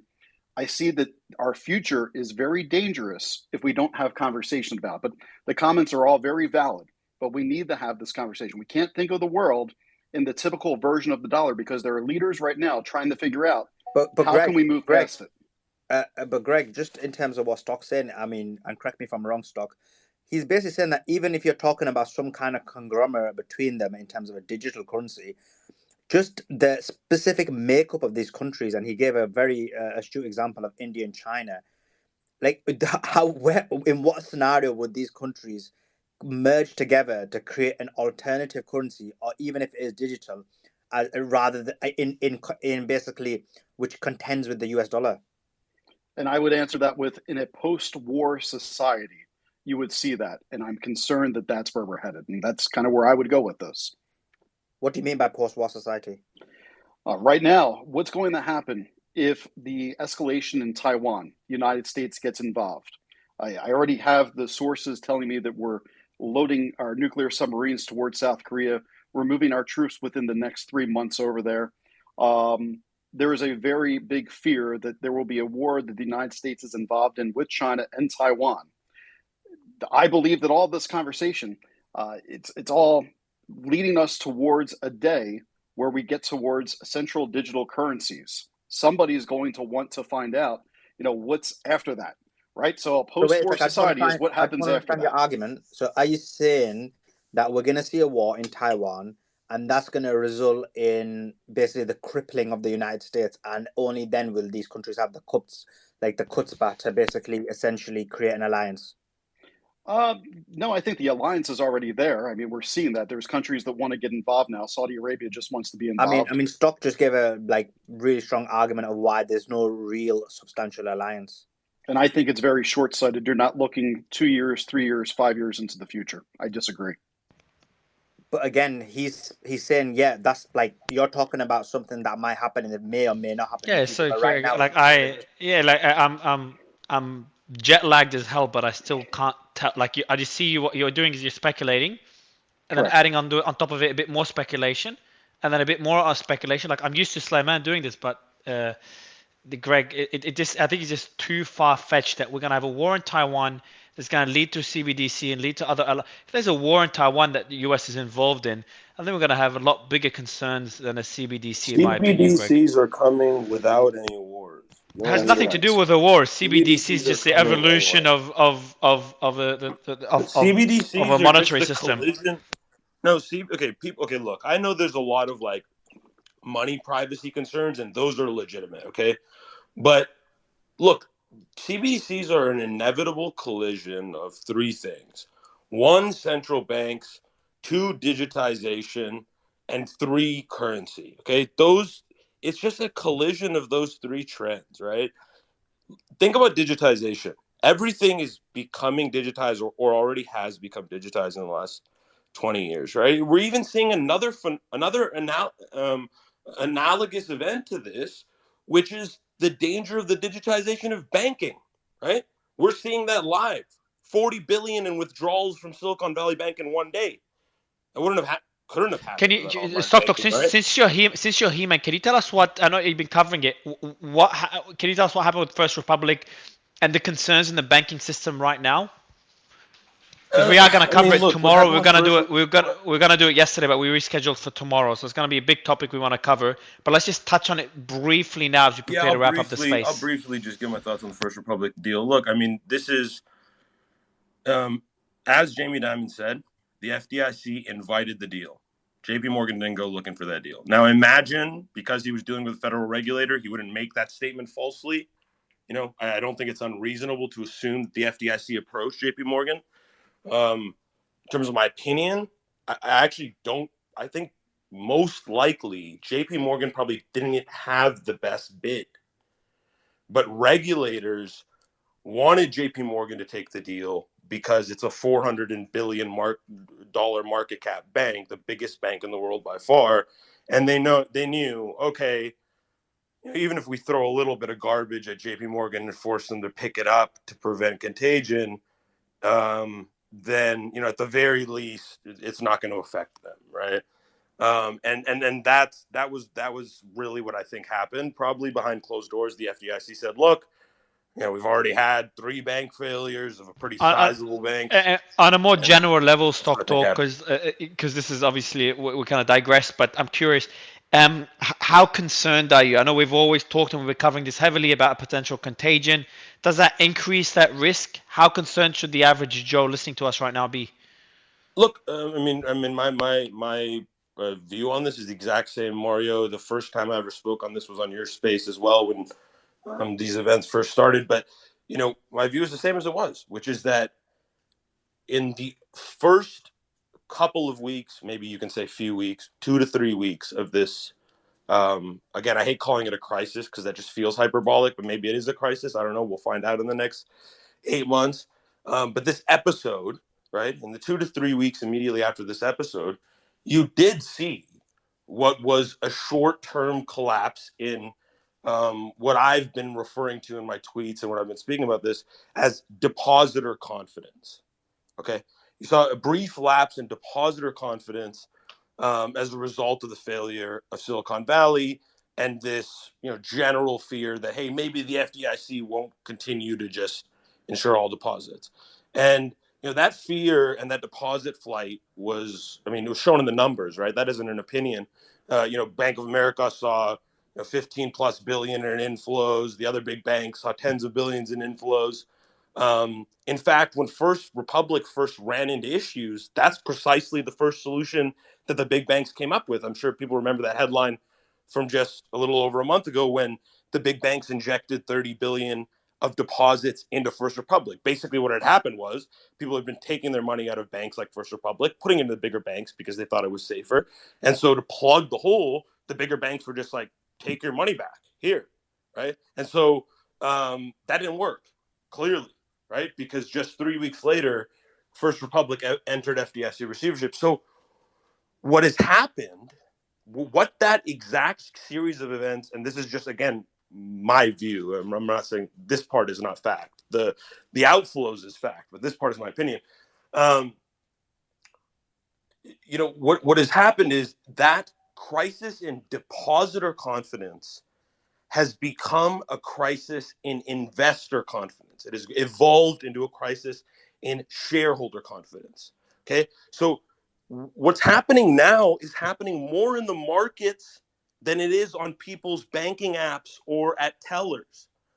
What's happening now is a short-term binary risk factor, okay? A short-term binary risk factor has been introduced to regional banking shareholders. Okay, you think about some of the entities that own these regional banking stocks. Talking about like the Swedish pension fund owned 3 of these failed banks. Like, some what should be, I should say, conservatively managed entities held shares in these regional banks because they were viewed as relatively safe. Right, they're a huge component of commercial lending, a huge component of residential lending, a huge component of lending in general. And so people, prior to this crisis, no one was sitting around thinking my money's not safe at a bank, right? That doesn't just come out of nowhere. And so what happens is when you have a crisis in depositor confidence, regulators can do things to reassure that, right? They can do things like all these solutions that people were discussing for the last few months, like raising the FDIC limit. By the way, I'm not advocating for any of these things. I'm just listing actions that can be taken to reassure confidence. Limiting withdrawals, et cetera, et cetera. All of these options that were entertained.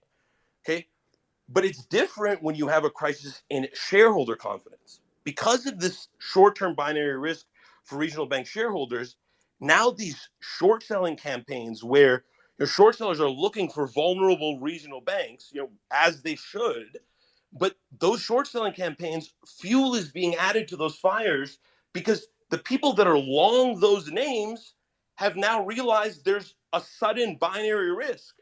Right? The people that own these regional bank names are not speculative investors.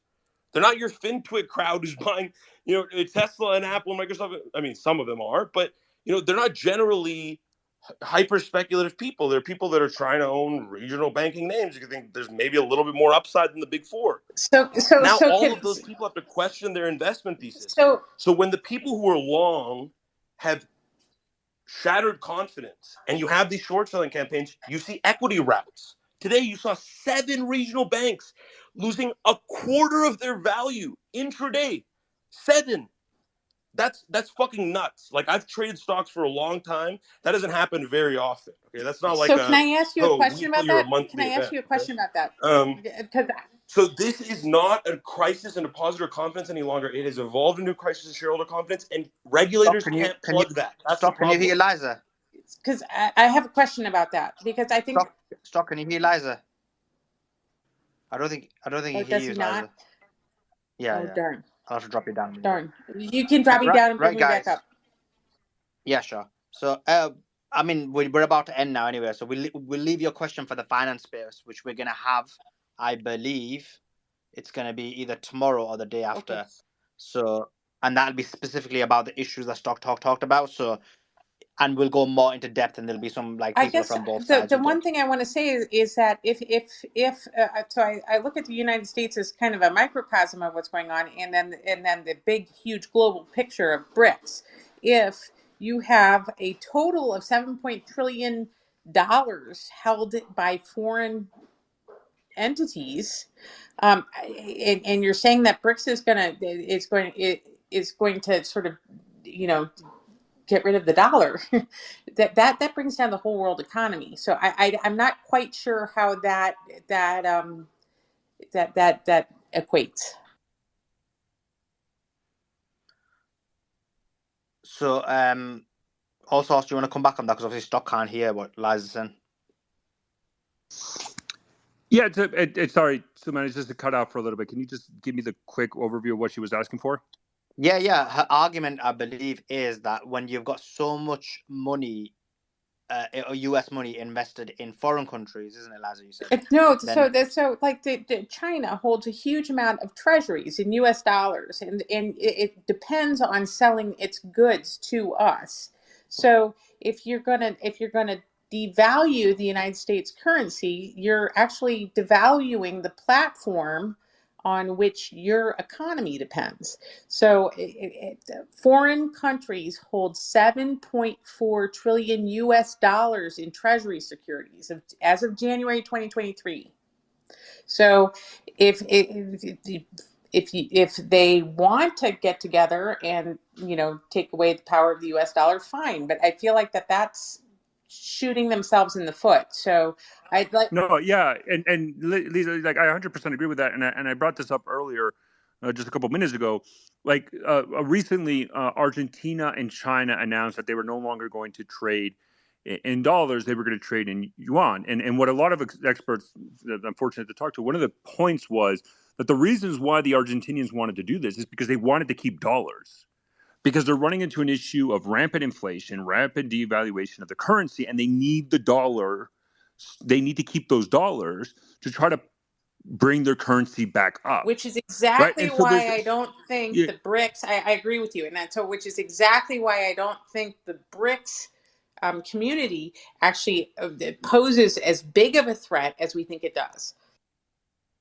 and I think, again, I'm just going to say, if anybody's going to talk about BRICS, you need to talk about the Quad, which is India, Australia, Japan, and the United States, which China in many ways has labeled the anti-China NATO, because they actually, the Quad has done, those 4 countries have done multinational military exercises, right? And and there's a concern that these countries have, specifically probably India, of being perceived as this, Quad being an anti-China NATO. that we see a lot of progress in their treaties, et cetera, is actually in the economic and humanitarian area, like or cultural exchange, right? Much more agreements have been signed by the Quad than probably what you can really look at the BRICS. And I think Stock talked about this earlier. Was you cannot talk about the BRICS as this one unitary, quote unquote alliance, and completely ignore the incredible border tensions and tensions, the strategic tensions that India and China have. India and China probably view each other at least as the second or third order greatest threat to their own geopolitical interests in the region. They might shake a lot of hands, they might talk, and they have things that are mutually beneficial, but there's underlying tension between both countries that just cannot simply be ignored.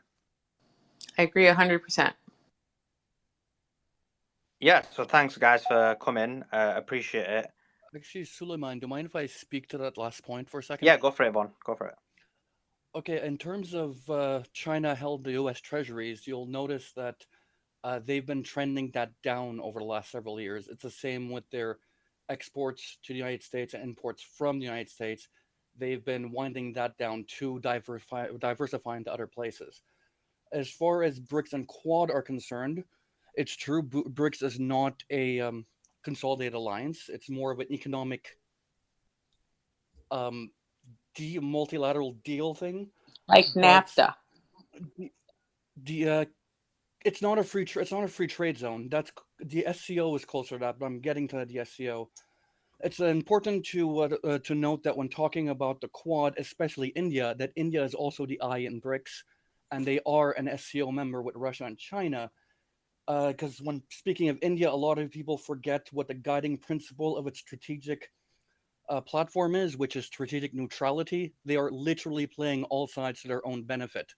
You cannot point at India in the Quad and ignore that India is also in the SCO and in BRICS.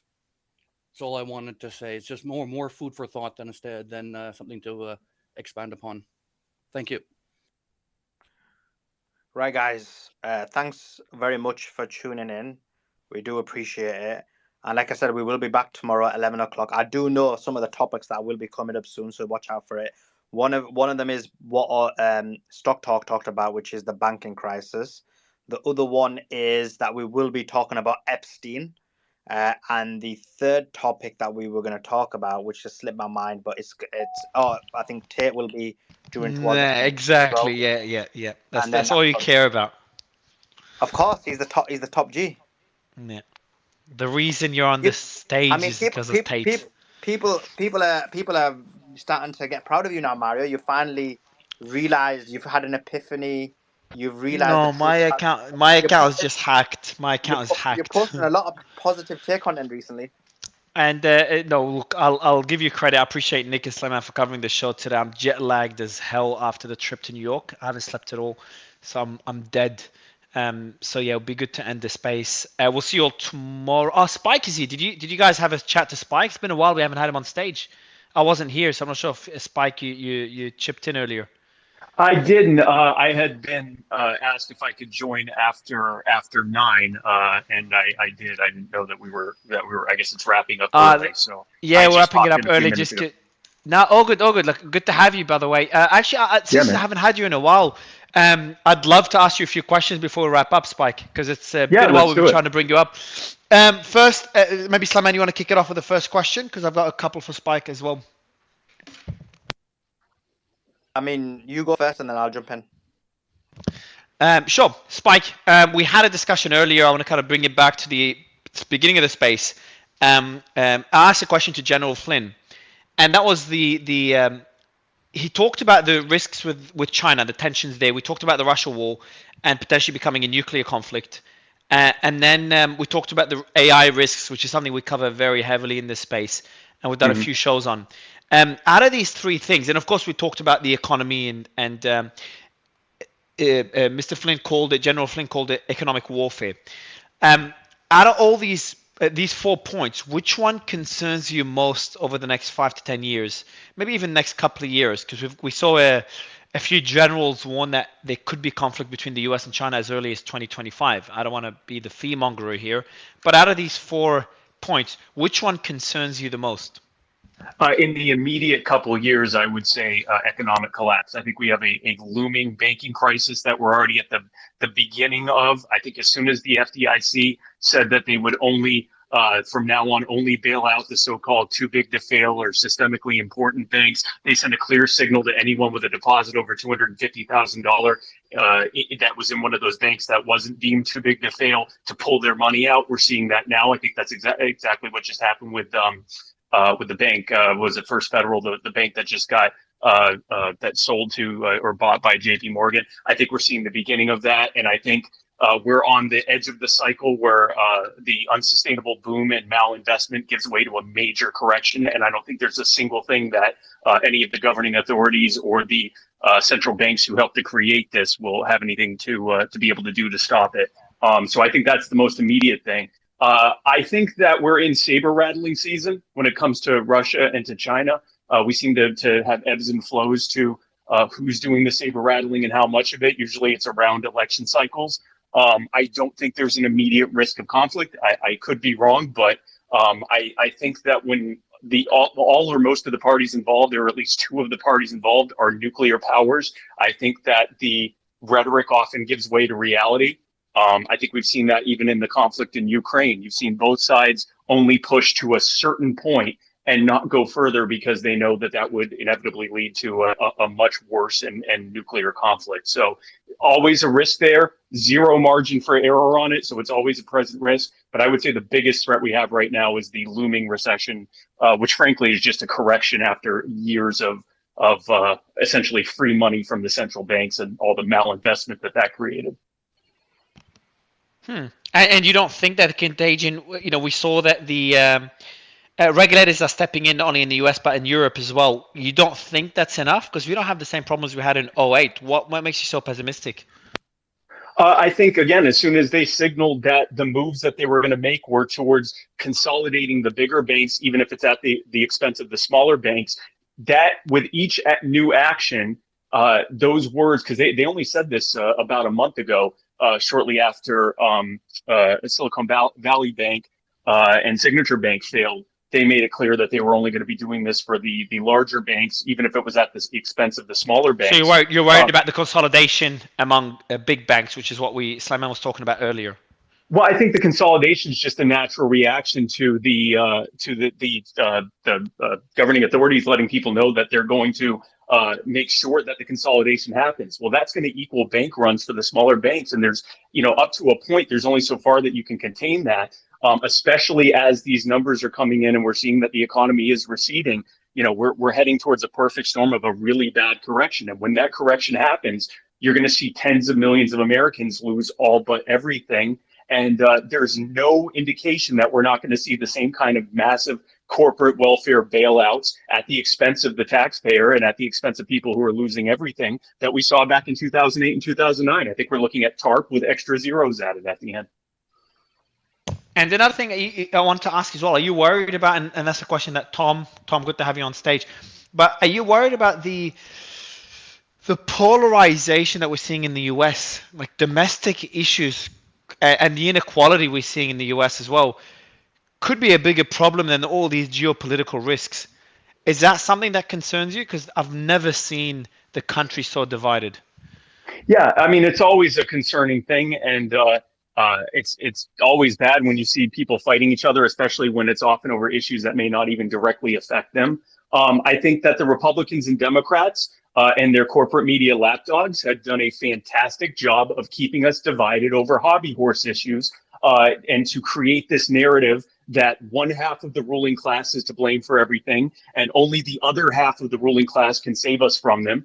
And while both halves of the ruling class continue to work together to run up massive amounts of debt, to pay off the corporate sponsors that put them in office, stick us with the bill with interest, and let it ruin our lives while telling us that they've got everything under control. And that's where the divisiveness comes from. There's this kabuki theater that happens in DC and state capitals across the country where these people pretend to be fighting each other. They encourage us to fight each other as well. But the bottom line is when it comes time to raise that debt ceiling, when it comes time to increase the amount of money they're running up in the names of people that haven't even been born yet, when it comes time to give massive corporate welfare to the people who actually put them in office. They work together in record time, and we get screwed over for it. So the divisiveness is a direct reaction to the I guess good cop, bad cop, divide and conquer routine that they're playing on us, and they play it very well. Slayman, did you want the mic before I ask more questions? Or I don't want to hog. No, no. I mean, specifically in terms of what you said, Spike, just slightly earlier. In terms of, I know you're right that the bank run looks like there's going to be bank runs on smaller banks. Is it a concern, is what I mentioned earlier, that essentially all of this all the power in terms of the financial sector is being consolidated into a few banks, and they're going to have way too much power? Oh, Yeah, we're seeing absolutely. that And already, man. We're seeing that already, Slayman. It's not like something's gonna happen. It's already happening right now. The numbers are showing massive Yeah, they outflows, have huge outflows from power, but regional then banks.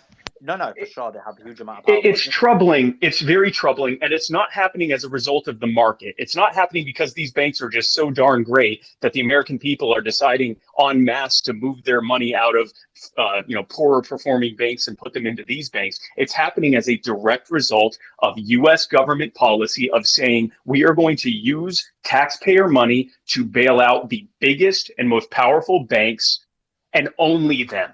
Even though it's the smaller banks that are most at the risk of having these runs happen, we're only going to bail out these larger banks moving forward. Which again, if you've got $251,000 or you've got millions of dollars in one of these the so-called systemically unimportant banks, then you'd be a fool not to pull your money out before it runs. But that's what's causing the runs. And yeah, we're going to talk a lot more about this in detail in the finance space. But just another question, if that's all right. Sure. Aren't they essentially bailing out the smaller banks anyway when they basically are covering deposits in an unlimited fashion, so above the 250,000? They kind of bailing them out. I mean, they're essentially bailing them. I mean, not kind of. They have and are saying that they'll continue to bail them out. Well, yeah, I mean, ultimately... Spike, before you say yes, Spike, Simon, I keep correcting you. Bailing out depositors is not the same as bailing out shareholders. Very important to make that distinction for the audience. The FDIC insurance is for depositors, people that put their money in the bank and they expect that money to be safe. It's not for shareholders. So labeling the FDIC insurance as bailing out... That's your corporate slant on it, but essentially... No, hold on. But no. Okay, are you saying a person that puts their money in the bank just to save it is the same as a shareholder that invests in a bank and takes the risk for a return? Yeah, I am, and I'll explain why. That's ridiculous. I'll explain why. Let me explain why. No, it's not ridiculous. So let me explain why. Because remember, you're not talking about the average person who's putting their money in. You're talking about your nerdy friends or your rich friends who are basically got £250,000 plus in bank accounts. A lot of these guys have significant risk management, and they're making that decision. A lot of that's always linked to other things like loans and these other kind of alliances they have with the bank in terms of networking and all these factors. So I don't remember someone that has... Let me finish my point, please. Let me finish my point, Mario. I know you try to back your people up.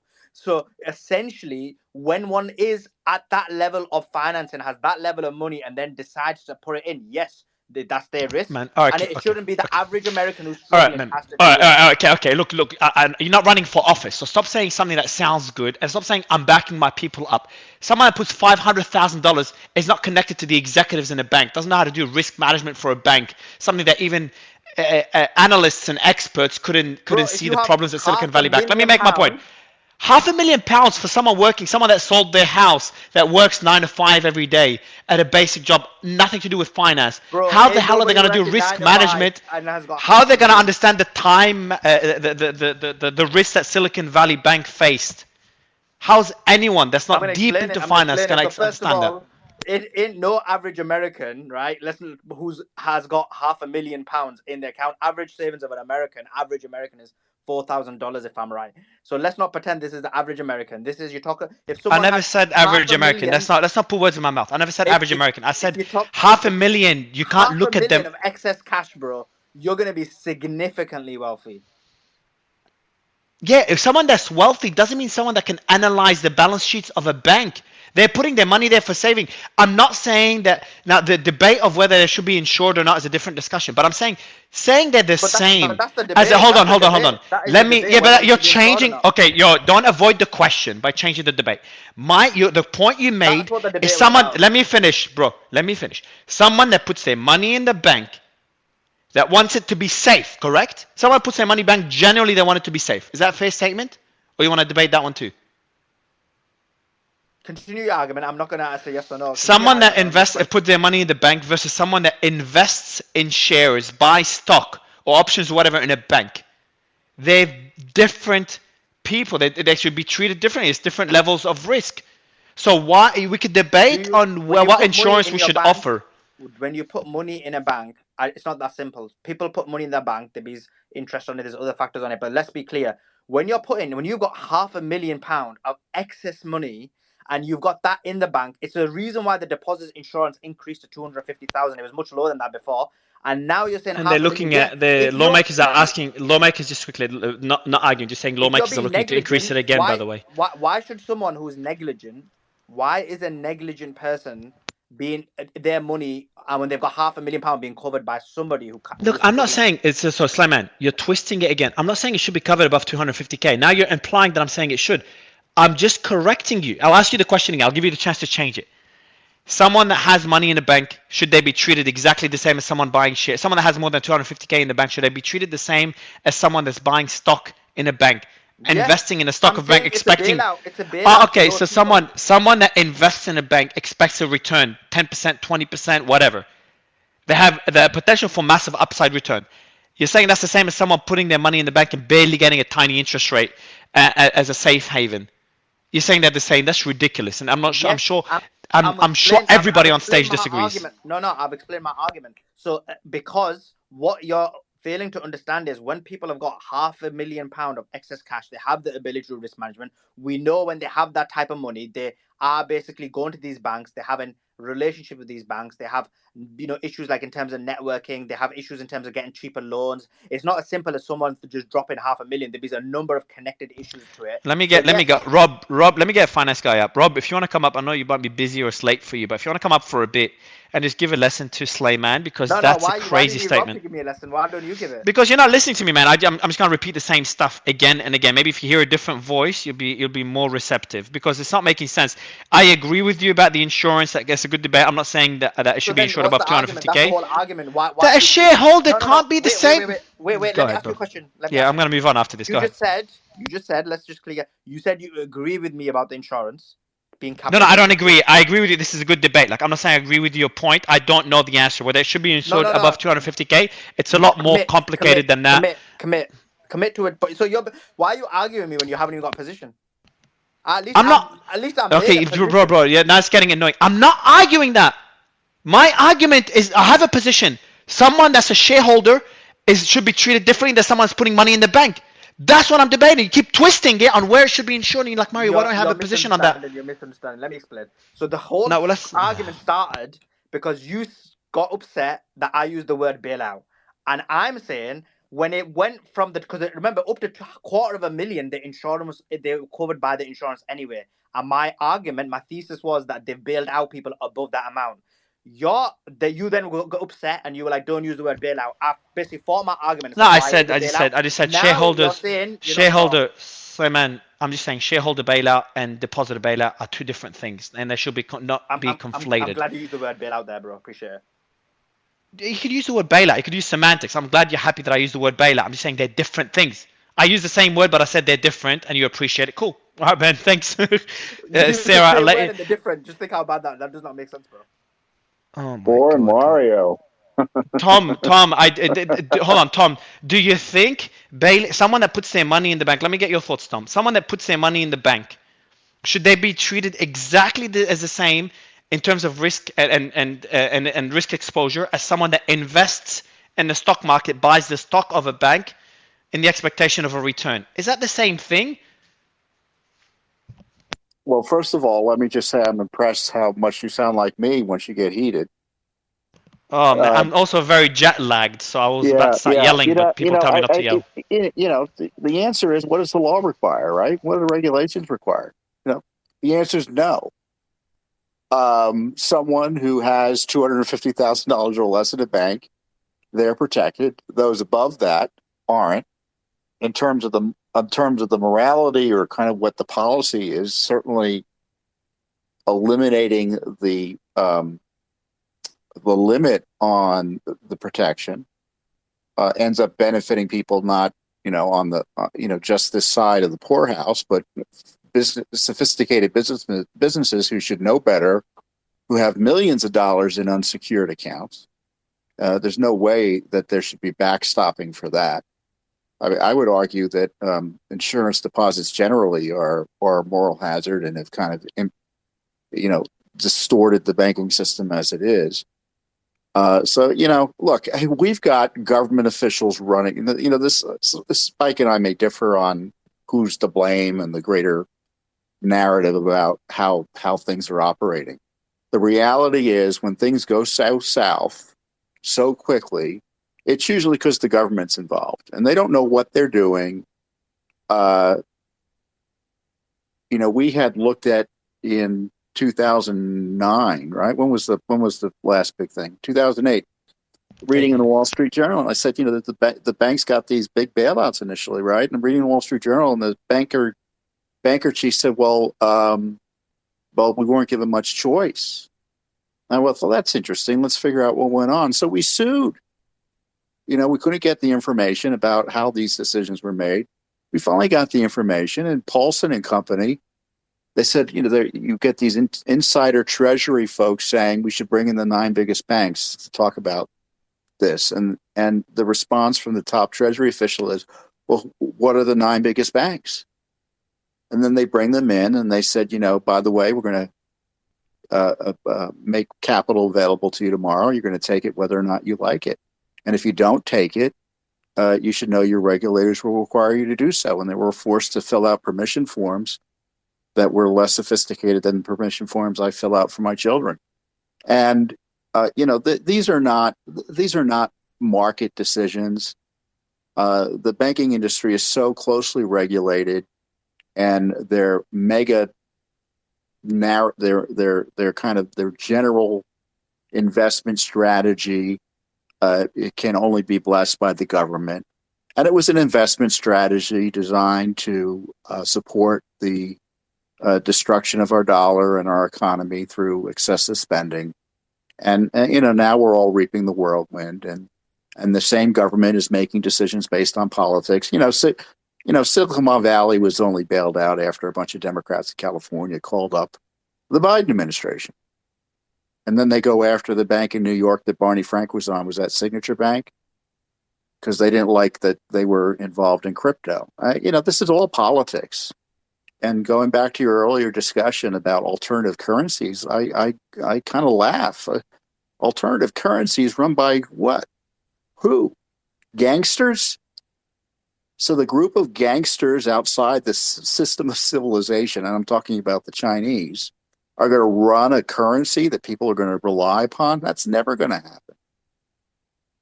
Now, the only way it might happen, or currencies that would be separate would emerge, is that if the revolutionary left, which is now trying to destroy this country here by attacking all of our institutions, is successful. And that's the danger to America. It's not outsiders, but the insider threats that have decided that the rule of law and the Republican form of government is they're impatient with it and want to get over it to get to whatever revolutionary goal they want. So it's God help us is all I can say. But we got to recognize that no one really knows what they're doing in D.C. And if when things don't make sense, it's usually just ugly politics, and that's what's going on here. These guys and the FDIC, the SEC, they don't know anything about regulation. I mean, finance. If they did, they wouldn't be in the government. It's like having the post office regulate hospitals. Sorry, Tom, I thought you finished that. Thanks for that. Yeah, that's my thoughts. No, we appreciate it. I mean, Spike, obviously Mario failed miserably, so if you want to try and back him up, go ahead, bro. So, first of all, I agree with Tom. Anytime there's any major failure or crisis, government either created it or created the conditions to make it worse, or sometimes both. Sometimes they create it and then make sure it gets worse as well. So would you say, Spike? Would you say it's the government, or just I want to put it not government, humans, government, bankers, everybody. It's just human greed. Well, it starts at the top from government. I mean, yes, it is humans, and government are humans But then given the way too government, but much then the power government and gets, way too but then the little government, accountability.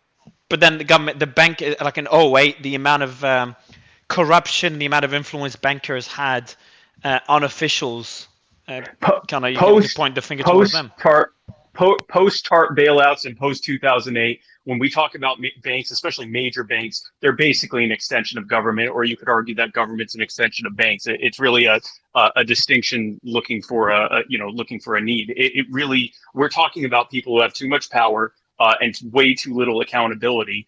And the only way that you can get rid of them or replace them is to find someone who can demagogue better than them. Government is just a uniquely bad way for people to organize. That's why the governments that are the most successful and allow for the most prosperity are the ones that govern the least possible and have as many safeguards and limitations put in place to keep the impulses of people from using government to impose themselves even more on us. And that's why we see so just many quickly, attacks on the sensitive. just quickly, there's one other thing I wanted to share. We had sued, I think, Bernanke, someone like that, and folks can look it up. But tell us what was the basis for some of your bailouts. Tell us what the rules were you were following. And the response back was, well, we don't really have any. It was all ad hoc. You know, so when things really hit the fan, we're you know, Janet Yellen's going to be figuring out what the poll numbers say, and they'll be talking to politicians to see what they're willing to bear in terms of spending our money, either directly through taxpayer bailouts, and they're never really bailouts, they're takeovers, or taxing us indirectly through the deposit insurance fund.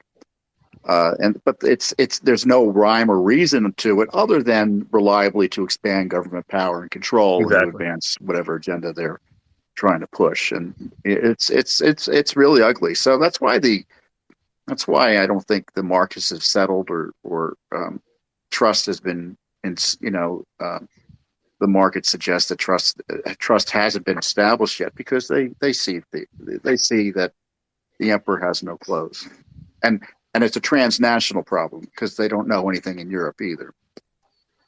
Yeah, well, that's how the cycle happens. It's when people realize that there's nothing here. We're sitting on top of a giant bubble, and that's when the massive correction happens. And there's nothing that can really be done about it. Government's always in a alternating between telling us everything is perfectly fine because they've got it under control, or telling us that everything's falling apart because they don't have enough control. But no matter whether things seem to be going well or seem to be going bad, the answer is always they need more control. Yeah, but of course they can do something about it. They can, for instance, agree to a moderate decrease in the debt. $5 trillion. It's way short of anything I would want.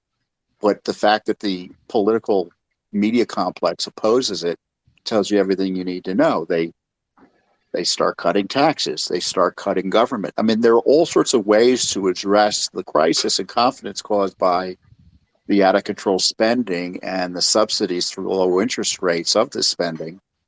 But that's not a solution.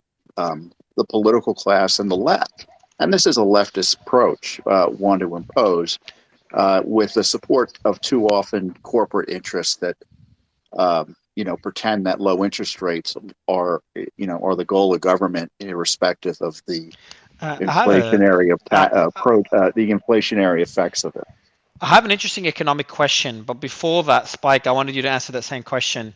By the way, Slayman, just I don't know if you forget because you live in a delusional world. Tom said I'm correct in terms of not comparing.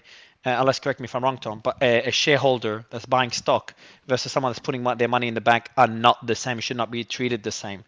It doesn't mean you should insure above 250K. Don't conflate it. But Spike, I want to get your thoughts on this particular point, and then I want to ask you a question that's going to be really interesting regarding unemployment and the record low participation rate, and that could lead. So I'm a bit jet lagged, but I'll ask you the question right after you comment on the point that me and Slyman were butting heads on. Sure. So here's how I'll put this: my money that I have in the bank, I know is insured up to a certain point, but I also know that I'm going to get next to no return on it, if any. It's just money that's liquid. I'm going to gain little to nothing on it, but I know it's insured. Same thing with any money I'd have like in a CD or something like that. My money that I have in annuities, I know that it is privately insured, that at the very least I won't lose my principal. I may not gain anything, although there are some guaranteed like floors for gain over time. But for the most part, I may not gain anything, but at least my principal is taken care of. But I also know that the trade-off is that if the market's doing really well, I'm not going to get the full amount of the gains that I would have gotten in, say, direct investing in stocks or in a mutual fund or commodities or something like that. My money that I have invested directly in mutual funds, in commodity stocks, anything like that, crypto, any of these things that I have invested, I know, and in fact was told if it was done through an actual like investment company or an advisor, they make sure that you know that you could lose up to and including all of your principal. You could walk away with $0.00 from your investment. It's not likely, but it can certainly happen. But the trade-off there is that I get all the gain that happens.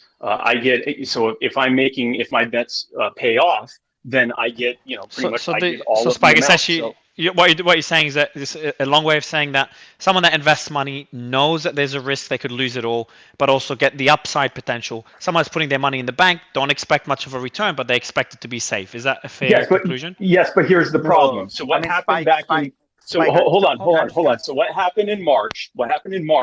Because the limit right now is 250,000. Anything over 250K, they don't cover. What happened in the end of March after Signature Bank and Silicon Valley Bank bailed out, the authorities said that from moving forward, they would only bail out depositors over 250,000 if they were a part of the too big to fail banks, the so-called systemically important banks. Whereas if they're in one of these so-called lesser banks, which most people have their money right now, if Which it's is in a one of those lesser problem. banks, It it's a won't be huge insured. problem, and Yeah. it is encouraging bank runs because it's encouraging the largest depositors in these smaller banks to pull This their is money a out. And put it in the crazy. bigger banks.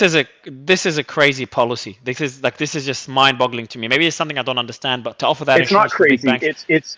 It's not crazy. It is intended to consolidate wealth under the largest banks, even if it triggers a bank crisis and a recession, or leads or hastens the arrival of a correction and a recession. At the end of the day, the big banks will be bigger. So if you look at it from that filter, it's not crazy. They know exactly what they're doing. No, So Spike, I mean, I agree with what you said, but just for Mario, because obviously you need to basically make it a lot more easier. You did explain to him that people who work in government are also humans. So Spike, for Mario, what you're saying is, yes, when a person deposits money in the account, they deposit it because they know it will be insured, and that's up to 250,000. But those who deposit above 250,000, they did it with that risk, and therefore they were bailed out. No, that's not they are, and that's correct. Look, But and let me push back, and also I'll add on to it because this is changing it. Should they be treated the same? Last time, and move on. Should a shareholder be treated the same as someone that a depositor? Well, they're not the same, so no.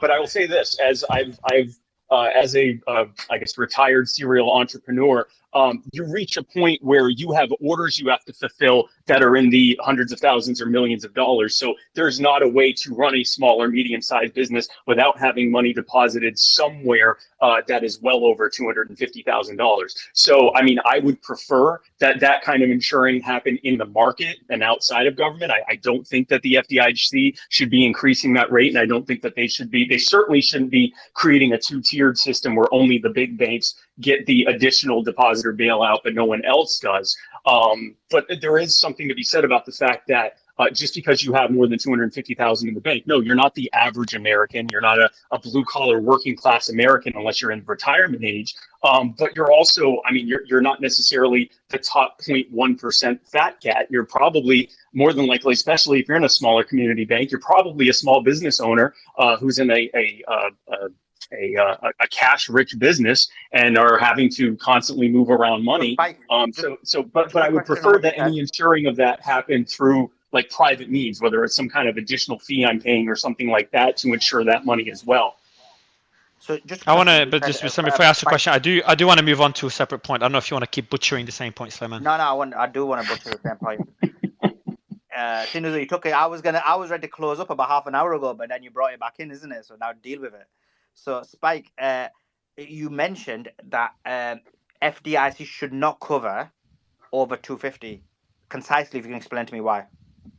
Well, first of all, I don't think that, and Tom mentioned this as well, having the government involved and using taxpayer money as a stopgap to bail out depositors, or frankly to bail out banks, even if it's just the depositors of that bank, leads to malinvestment by the banks. That's part of the cycle that's part of the actions that enable these cycles of boom and bust. Because the bottom line is, when the money's cheap, when the Fed is handing out money at, adjusted for inflation at a negative interest rate, and they're just handing out money free and clear, you end up with banks like Silicon Valley Bank that invest in things like mortgage-backed securities and other nonsense that would make absolutely zero sense whatsoever for them to put that money into if they were actually having to underwrite their own losses. But because they know, A, the money's free, and B, they're going to get bailed out, at least to an extent if they do it, they go ahead and do it. But if there were some more accountability right off the bat, then there would be less of this malinvestment. Ensuring that deposit amounts,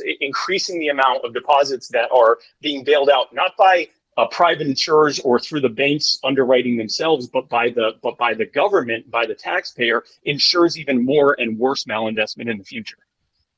But then again, your argument is from the perspective of the banks. But then, if your argument is that the FDIC should not cover above 250, but then you're also saying that a depositor is different and different to an investor, why are you then saying that they should risk their money?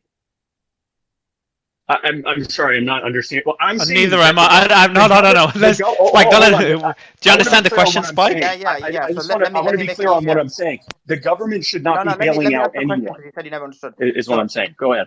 Yeah. So imagine somebody deposits £300,000 into the bank account, right? The insurance for is not covered, right?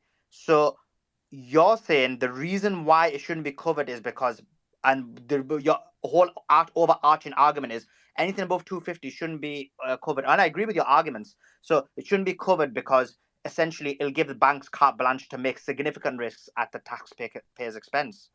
But it should not be. Oh, sorry. No, the banks. Hold on. No, before you finish. No, on that point, the bank wouldn't. So if the depositors get insured, Slayman, it doesn't force. It doesn't mean the bank can take risks, because the bank, if the shareholders don't get bailed out and the bank takes too big of a risk, they get screwed. Because if the depositor get bailed out, the executives have shares in the bank and they're not going to get bailed out. Their shares will get zeroed. Does that make sense? So depositors getting insured does not give a carte blanche to the executives. Shareholders getting insured, shareholders getting bailed out, will give that carte blanche, because then the executives that hold shares and the investors don't give a shit because they're going to get bailed out anyway. Does that make sense? So that's why I'm saying don't you. So I agree with the second point of what you said, that bailing out the shareholders gives them carte blanche. Making it clear that you will bail out the depositors still gives a little level of protection. Exactly, but it's not as much. It gives a little bit of protection, but not as much as shareholders. Not as much, but what it does do is it leads to depositors being lulled into a sense of complacency, because they're not making sure that their money's in a sound bank. Like, no one here is spending, up until recently, was spending much time looking into how sound their bank was. I just want to be precise with your argument, you see. So you're saying that the reason why a depositor, their money should not be secure, is because essentially when they deposit in that level of money, they've been negligent in depositing that high value in the bank that they're doing. So hence they're actually taking risk. Right? What's your argument? I don't get it. What's your argument for why a depositor's money should be at risk?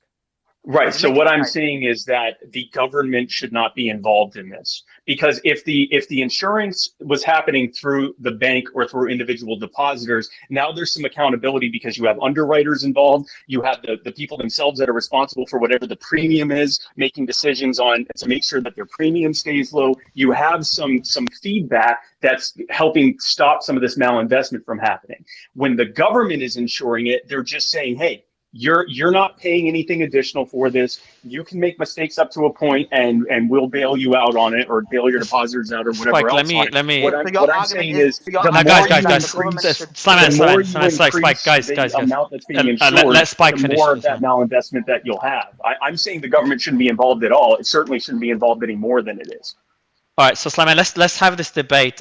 Look, I know you like to win, but I think the quality of the space should be above egos and who wins. So I'll give you it. You're the winner here, man. You got it right. But I do want to crush you in another one. By the way, I'm just joking. You got crushed. Sam is here, and look at Sam's bio. Sam, by the way, Sam, welcome for the first time in the space. Sam says he's a reformed. Pleasure. He's a reformed MSM mainstream media journalist. So Sam, I like that. Let me give you. Just I'm gonna unmute you. Your mic is really close to your mouth. It's like you swallowed it. Just I muted you because I can hear you breathing. Just because he's been through reformation. Don't be muting him. All right. So me and Slayman, like we're both critical of mainstream media. Slayman more than I, but we're both critical, and obviously we're leading the whole citizen journalism movement. And I wanted Slayman? to get. Sorry. I'm just kidding. Go ahead. Yeah, Slayman he goes overboard. Anything the media mentions, he immediately doesn't want to believe it. Sam, first, can you tell me more what you mean by when you say you're a reformed mainstream media journalist?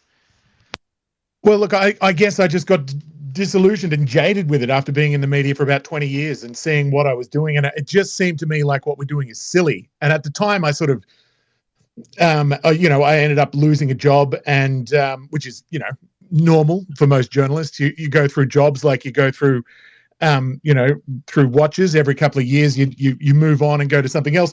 But I just got to a point where I just don't want to work in this industry anymore. It's just so tainted and it's so full of people who have got agendas, and it's not about telling the truth, and it's not about doing the work of the people, telling people what they need to know anymore. It's about pushing agendas and pushing what you think people should know, and trying to make societal change and social engineering and all of this kind of stuff. And I'd be very interested to know if that was your experience. Let's go ahead, Nick. First, I wanted to say, before you ask your question, Sam, where from Australia are you from? Because I feel like home right now listening to your accent. Do you really? I'm in Tasmania. Yeah, man, I'm from Melbourne. Oh, Tasmania's not part of Australia, man. What are you talking about? Exactly. No, you guys are the odd one out that you believe you're part of the country, but you don't know that you're not. So it's Nick. Go ahead, Nick. Well, that's right. Well, Matt, when we get sick of you all, like during COVID, we just shut the borders. We're quite happy with that. Nick, go ahead. No, I just wanted to ask you, Sam, because you were saying, talking about mainstream media pushing a narrative and everything like that, and that can't really be relied on at this point. How did it get to that point? Why does it take people like you and I to come out and bust some of these stories wide open? That mainstream media that has billions of dollars should have the resources to do.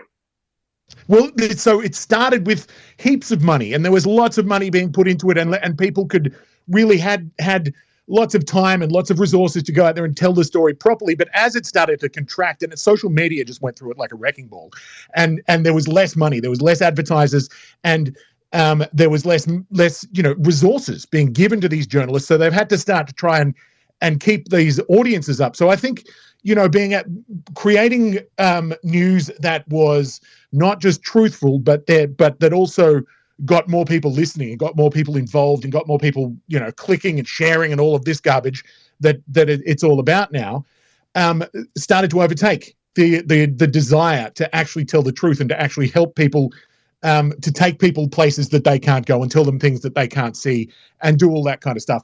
And so I don't know. I know a lot of people have got, big, I guess conspiracy theories is the word for it. I hate that word, but I think that I don't think there was any coordinated attempt. I think now it's being manipulated because it's so easy to manipulate, but it was kind of a slow process where that kind of journalism, that kind of clickbaity journalism started to take hold and become more popular and become a vital part of newsrooms. And so I've had more than one news director tell me that, when you do a news story, you want to make people feel something. Your first thing is making people feel something. And that's garbage. You don't want to make people feel something or, make people change their behavior. You want to tell them the information. That's not our job. Our job is not to change people's behavior. Our job is to give them the facts. And if they want to go and change their behavior, that's great. But this is not, and I think we've just kind of lost sight of what the whole idea of it was, because this necessity, this kind of necessitated, which is why I'm so excited about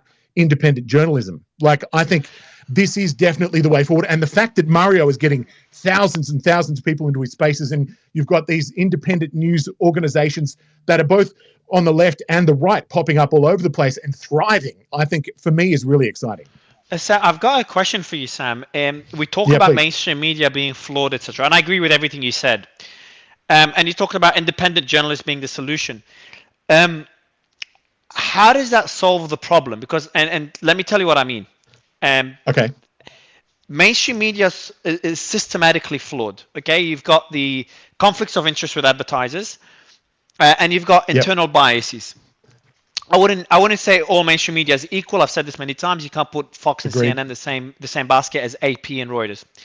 But going back, and even BBC, somewhere in the middle. But to go back to the point, when you go to independent journalists, who's making sure they're not biased, for example, and who's making sure they're verifying their information? What processes, what regulations in place? Because I know we talk about free speech. I'm a believer in this, but I'm kind of putting the supposed solution under a microscope and seeing how it could go wrong. Totally. Because mainstream media wasn't 10, 20 years ago, it wasn't what it is today.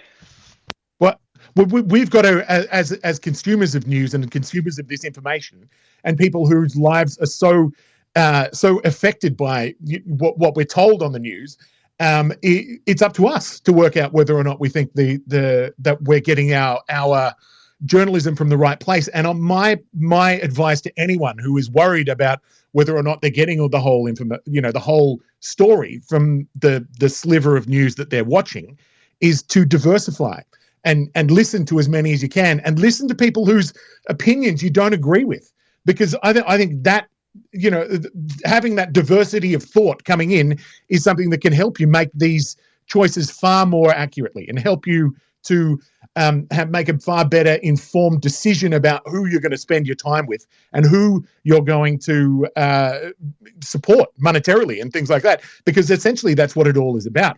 These people are trying to make money, and they're not going to. They don't have any, essentially, and I mean they're not. Hopefully, that's not the driving factor behind them. But in order to keep a newsroom running, it's not free, right? So, and hopefully, people will make informed decisions about who they subscribe to, where they put their money, and where they put their time. And this, I think, is a way forward. But it's up to people like yourself and people who've got a big platform, and hopefully, even Elon Musk is starting to push some of these principles of trying to assess whether you're getting the right information and making doing your own research about it. And how often in the last few years have you been told not to do your own research? Through community notes, you mean, like decentralizing the verification process instead of centralizing it and allowing it to fall prey to corruption? Well, I suppose so. I suppose that those sort of things help people make those choices. But helping people understand if you have a vast array of opinions from different backgrounds, you'll be able to decide which ones are actually starting to make sense far better than if you're just only listening to right-wing news, or you're only listening to left-wing news, or you're only hearing what you want people to tell you, I suppose. Two points on that, Sam. Go ahead, Dan. Yeah, sure, go ahead. Sam's got a lot of good points he's raised, and I think it's very interesting that for most of at least the modern Western world's history, there were two professions that were seen as disreputable: journalists and actors.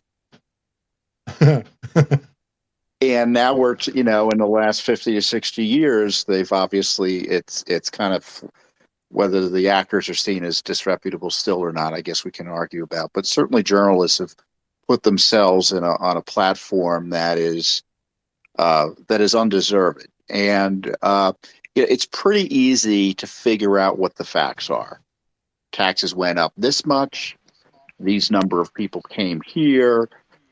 Joe shot John, and that Joe was arrested. But Tom, the journalists, what they do is they want to intervene and mediate our understanding of those facts, and and that's where the agenda comes in, and the dishonesty. But Tom, I'm seeing and the gossip. Tom, I'm seeing people struggle to. There's people that I know we call them crazy, but the people that say the whole Ukraine war is fake and there is no war there, and they put images of that and they believe that. Now I know I'm going down extremes, but I'm saying even basic facts, especially now with AI and with deep fakes, there was Why is that a problem? I mean, When you can't verify fact, how is that not a problem? When you don't know what if the basic facts are that we can all agree on. If yesterday there was a video of Tucker Carlson and everyone was debating whether it's real or not, and no one could come to a conclusion. So that's like, and that's a video of Tucker Carlson saying certain things, and that's still in the early days of deep fake. So that's the concern that I have, where basic facts people are starting to struggle to be able to verify, let alone the interpretation. Can I jump in there, Mario? So I think if you are looking at a news story and it's saying that the war is fake, but then that's not the only place you're looking. You're looking at 3 or 4 other places that are all saying this happened in the war, this happened in the war, this happened in the war. Maybe you might start to question the one that's telling you something that's a bit wild, and go in and have a look. See if you can do some of your own fact checking. Sam, algorithm is like creating echo chambers in many ways. Like people that are I promise you, people that are conservative will just see. And I wanted to ask that question to Preston. I'll do it in a bit. But people, he gave me 100%. So Preston seems to agree is that when you're conservative, all you see, or when you look at a few certain accounts that fit your narrative, confirmation bias at its worst, then all you do is see that information, and you don't get exposure to opposing views. So algorithms make echo chambers more common. That as well. And worse than that, can I just add to your point that you mentioned community notes, and let's be clear, like, I know people are touting community notes as a solve all, but community notes has essentially become more right. So before it was left wing, and now it's just become right wing. So now community notes is generally speaking more of a right wing echo chamber.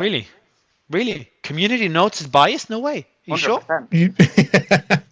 I don't think community notes is a solution to any of this, but I mean, it's certainly something that could help. But also, you got to take yourself out of the algorithm. Like, look at go directly to the source. Follow journalists directly who you trust, and don't get everything you know from social media. But follow. Okay, but hold on. Follow for 2 things you said that So I will Sam, disagree. Follow. Don't get anything. Oh, sorry. Go ahead. I was gonna say follow when he said follow journalists that you trust. This is a definition of confirmation bias. And then no, not definition, but this is pretty much confirmation bias. And then the second one is don't trust social media. What's the alternative? There's nothing outside of social media. You need to follow people that you need to follow people that you disagree with. You need to follow. But no one does this. But Liza, no one does that. That's the problem. But you know when you say don't follow. That's the point. Is that the reason why nobody can figure out where I am on the political spectrum is because if you go to my feed, you can't. You see people from both groups, and if you fundamentally disagree with somebody and you follow them, you wind up learning more about the other side, and that is how you get out of the echo chamber, confirmation bias algorithm. And also on top of that, Liza, people get on mad top all of that the as time well. that we In have terms of Brian don't follow social Krassenstein media, and such, I think in terms of social media, that's a huge problem. I think when what you guys said before about mainstream media has always been a problem, Mario. Like, you saw the war in Iraq, which was 20 years ago, where they all lied about it. So the mainstream media propagating propaganda has always been the case. The difference now is we have alternatives through social media. We have citizen journals. We have independent. Actually, Slaman, I'd even say it was 100%. Slaman, I'll take it back, Slaman. What I said earlier, a few decades ago, it wasn't what it is today. I actually take that back. It's always been what it is today. It's even been worse in the past. I think, I would say it's been worse in the past, and I agree with you. I think now we've got alternatives, but I'm worried these alternatives don't end up to be the right solution. I just see a lot of flaws in them that need to be addressed, and I think Twitter is doing a pretty good job in addressing it, because they're with community notes, at least they're trying, or they're decentralizing it. What they need to do is with community notes, what they need to do is they need to have a balanced people on there who are from a wide range. I know they keep saying it's wide range, but it's clear from the notes that. Yeah, but how can they? When you say balanced people, okay, look at the notes. So just look at. No, I agree with you. But when you say, okay, we need balanced people, okay, cool. How do you get balanced people? How do you determine someone's balanced? Mario, no. So you get people from the left, you get people from the right, you get centrists. Mario, what has happened to this particular space is case in point. Early on, you had extremes. You had people on the far right and the people on the far left. And I think that as the space has evolved, you've gotten more and more people towards the middle. And it's because you've sussed out who is crazy and who's not. And I think that is because you're willing to have the discussion that it sorts itself out in the long run. Yeah, but we're talking about a space. No, he just dropped out. He messaged me now. I'm bringing him back up. Yes, Eliza, but this is a small space where we have a manual team vetting each speaker, listening to the speakers, putting notes. There's so much work in the background. And you don't think You can't. community notes should be doing that, bro? That's even bigger. It's impacting so many people, and they can't be. But then, Slam, then what you just did is centralize it again, because people decide who's right, who's left, Bro, and if it gets, no, but how does a person in themselves right now become a person on community notes? I don't know actually. Do you know the process? Yes, I don't know. you literally just click on a community note and you can apply to be a Yeah, contributing. true. But I'm saying, but your solution, Slayman, is that people have to pick and choose who's on community notes. You've again centralized it. A central entity is picking and choosing. You've just gone back to the same problem with centralization. But the problem you have now is right now you. Yeah, I know. I agree with your problem now. I'm just saying this. Your solution is not the right solution because we're trying to decentralize power. The problem with Twitter files is that Twitter and social media platforms have power to censor speech as you spend more and more time on social media. And community notes and what Elon's trying to do, and that's why, like, I would have been a lot more critical of Elon if he wasn't a proponent of decentralization, because he would have, like, who takes over after Elon, and what if that person is significantly more biased or corrupt or whatever. So with Elon doing things like community notes and trying to decentralize and increasing transparency is a step in the right direction. But as soon as you go, no, we need a central entity to choose who's part of community notes, you've centralized it again. Yeah, so I mean, I've just had a quick thought about this, so I probably need to really think about this. But my initial thought is that would be better than doing it where it's right now, it's a propaganda machine. So if you had somebody who chose, and you could trust that person to choose a fair and balanced, wide-ranging panel of people who engage in community notes, I think that would be a better way of going about it, because the level of how much people trust community notes, it's massive. And the fact that it's so biased, it's so right wing, it's not, and I think it's almost as bad as it was before, essentially, for that reason. Yeah, I don't. All I know is that it's not perfect. Just a step in the right direction. Anything that decentralizes power is a step in the right direction. Well, Mario, can I ask? Agreed, Mario. Can I ask a question of Tom? Yeah. Who's that? So I think is that So Evan, Sam. let Evan jump in. I think he was jumping in. Then we'll go to you, Sam, if you don't mind. Okay, sorry. Thanks. No That's worries. all right, man. Good, man. And you're from Tasmania, so I'm not a fan of Tasmania. So Evan, go ahead. How dare you? Evan, was that you who was speaking before Sam? Okay, I'm not sure who was speaking. No, I think that was actually me. Oh, Mike. Yeah, go ahead, Mike. Yeah, Good to have you back. Mario, I was going to ask what your opinion was of Wikipedia, because the conversation that I'm hearing now about decentralization and community notes, has an echo with sort of the original vision of Wikipedia, and then I think most folks on the panel here are probably aware of how that ultimately ended up turning out. I don't know if you're sort of searching for a solution that approximates the early stages of Wikipedia, where you sort of had this decentralized, communitarian, open access, anyone can be an editor, and then it sort of became a quite a captured platform. This is Mike. This is such a good point. Like, this is because I'm deep into Web3, to crypto as well, and crypto is like blockchain is all about decentralization, which theoretically makes a lot of sense. But then what did we see? For anyone in crypto knows that we saw centralization of funds within Binance and FTX collapse. We saw centralization of Bitcoin miners. So humans always tend to centralize. Very odd. So decentralization as a concept is still an experiment. We haven't really seen it succeed on a mass scale. So theoretically it makes a lot of sense, but Wikipedia is an example of how difficult it is to achieve. And I don't have the answer. But I've got a question for you, Mike. I think the answer is folks have to be explicitly ideological in the way they handle these platforms. I mean, conservatives have long said any organization not explicitly conservative becomes left wing over time. Yeah, and that's just the, so you can't be neutral in matters of public policy and policy analysis. And to pretend you are is dishonest. You're being dishonest with yourself when you pretend you are, and you're being dishonest with others when you tell others you are. And that's where the media's, that's why trust in the media has collapsed, because they pretended that they're neutral and fair when in fact they're not. They're advocates. And that Wikipedia is a good example. They pretend They started off neutral, and I think that was the goal, based on my understanding of the founders' vision. But they weren't explicitly conservative. It didn't have a commitment to the conservative values of free speech about matters of debate on public policy.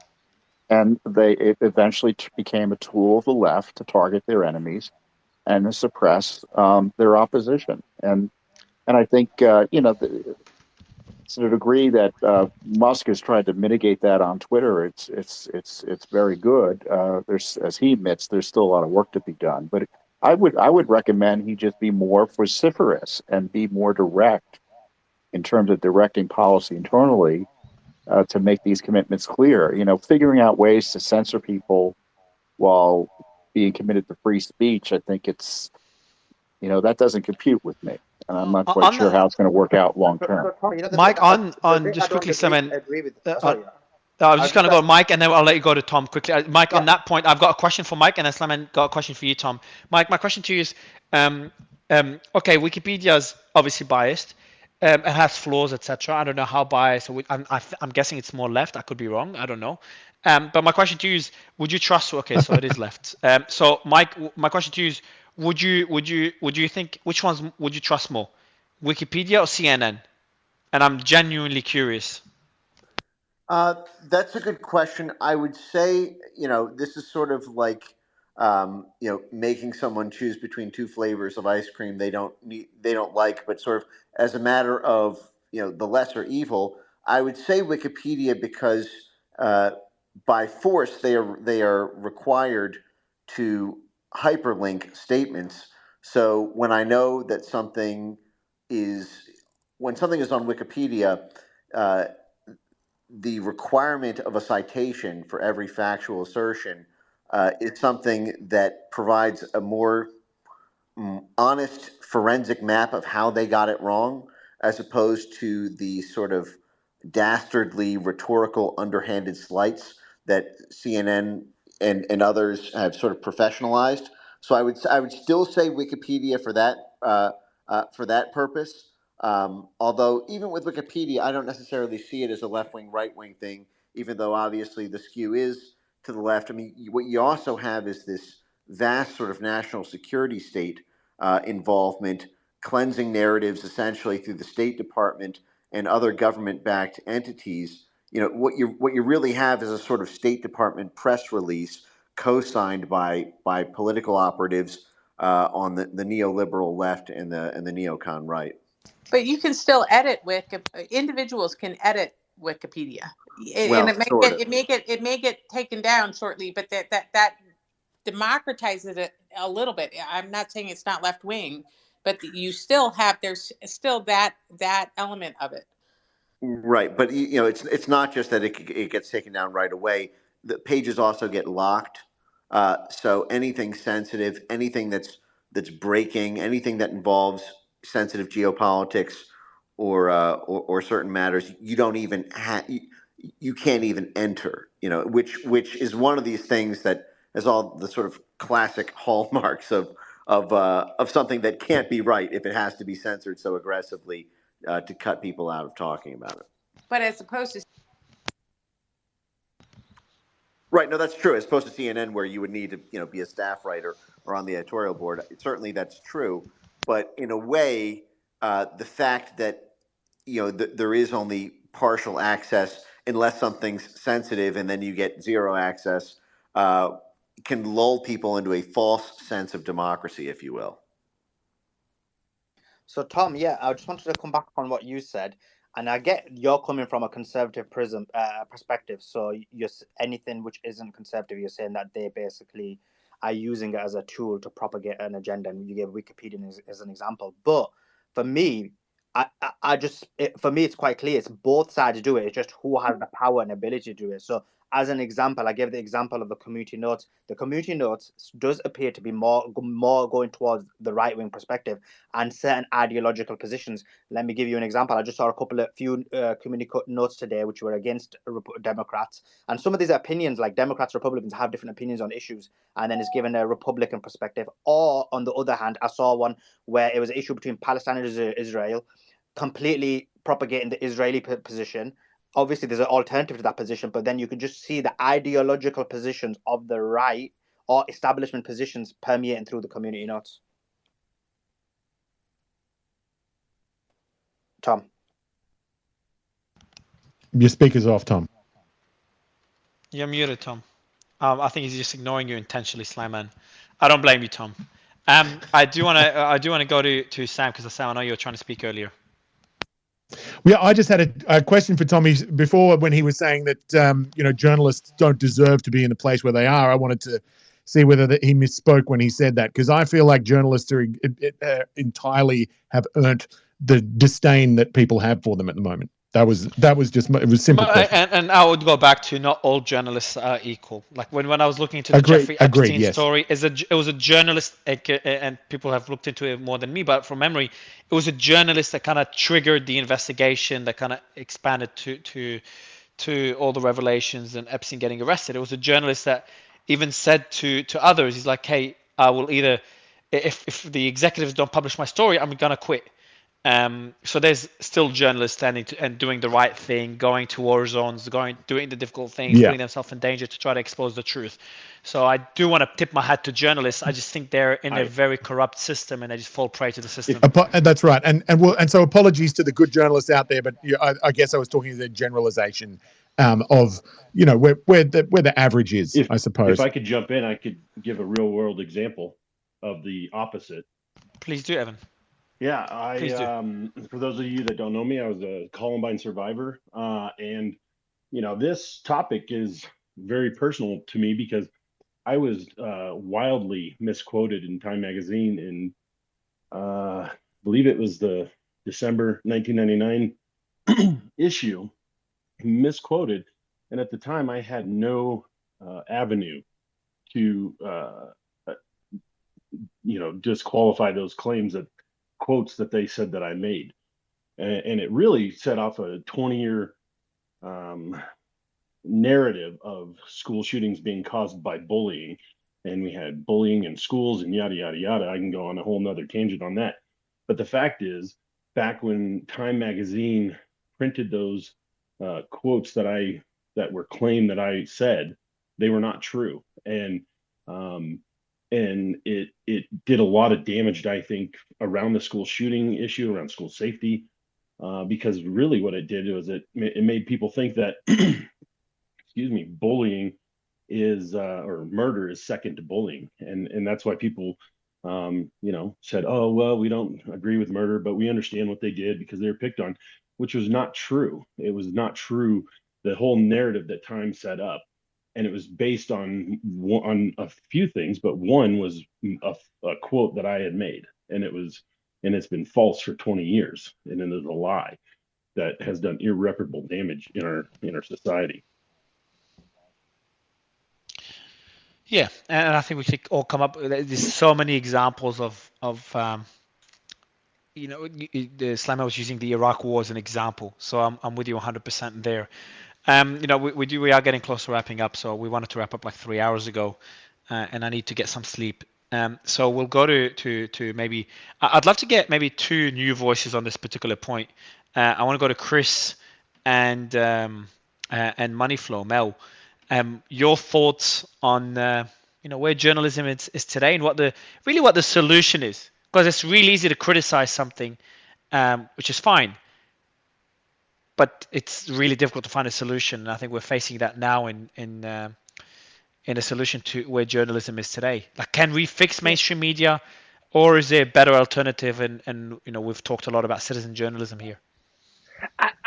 I'm not going to be able to go too deep down that rabbit hole, and I only do that because I try to isolate myself in a way where I'm not that exposed to everything that's going to be outside of what I can control or what I'm looking at from a price action perspective.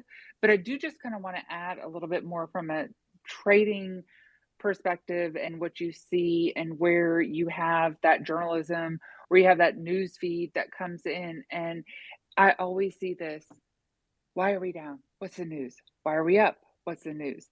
And just for those that have been in the game for a while, if you've ever traded around Tesla ER, isn't it a coincidence that there's always like a fatality like 2 days before, or there is a like huge drop Tesla because there's some kind of major headline to really push it over the top, and then of course ER comes out and numbers are great, and how that can be kind of twisted.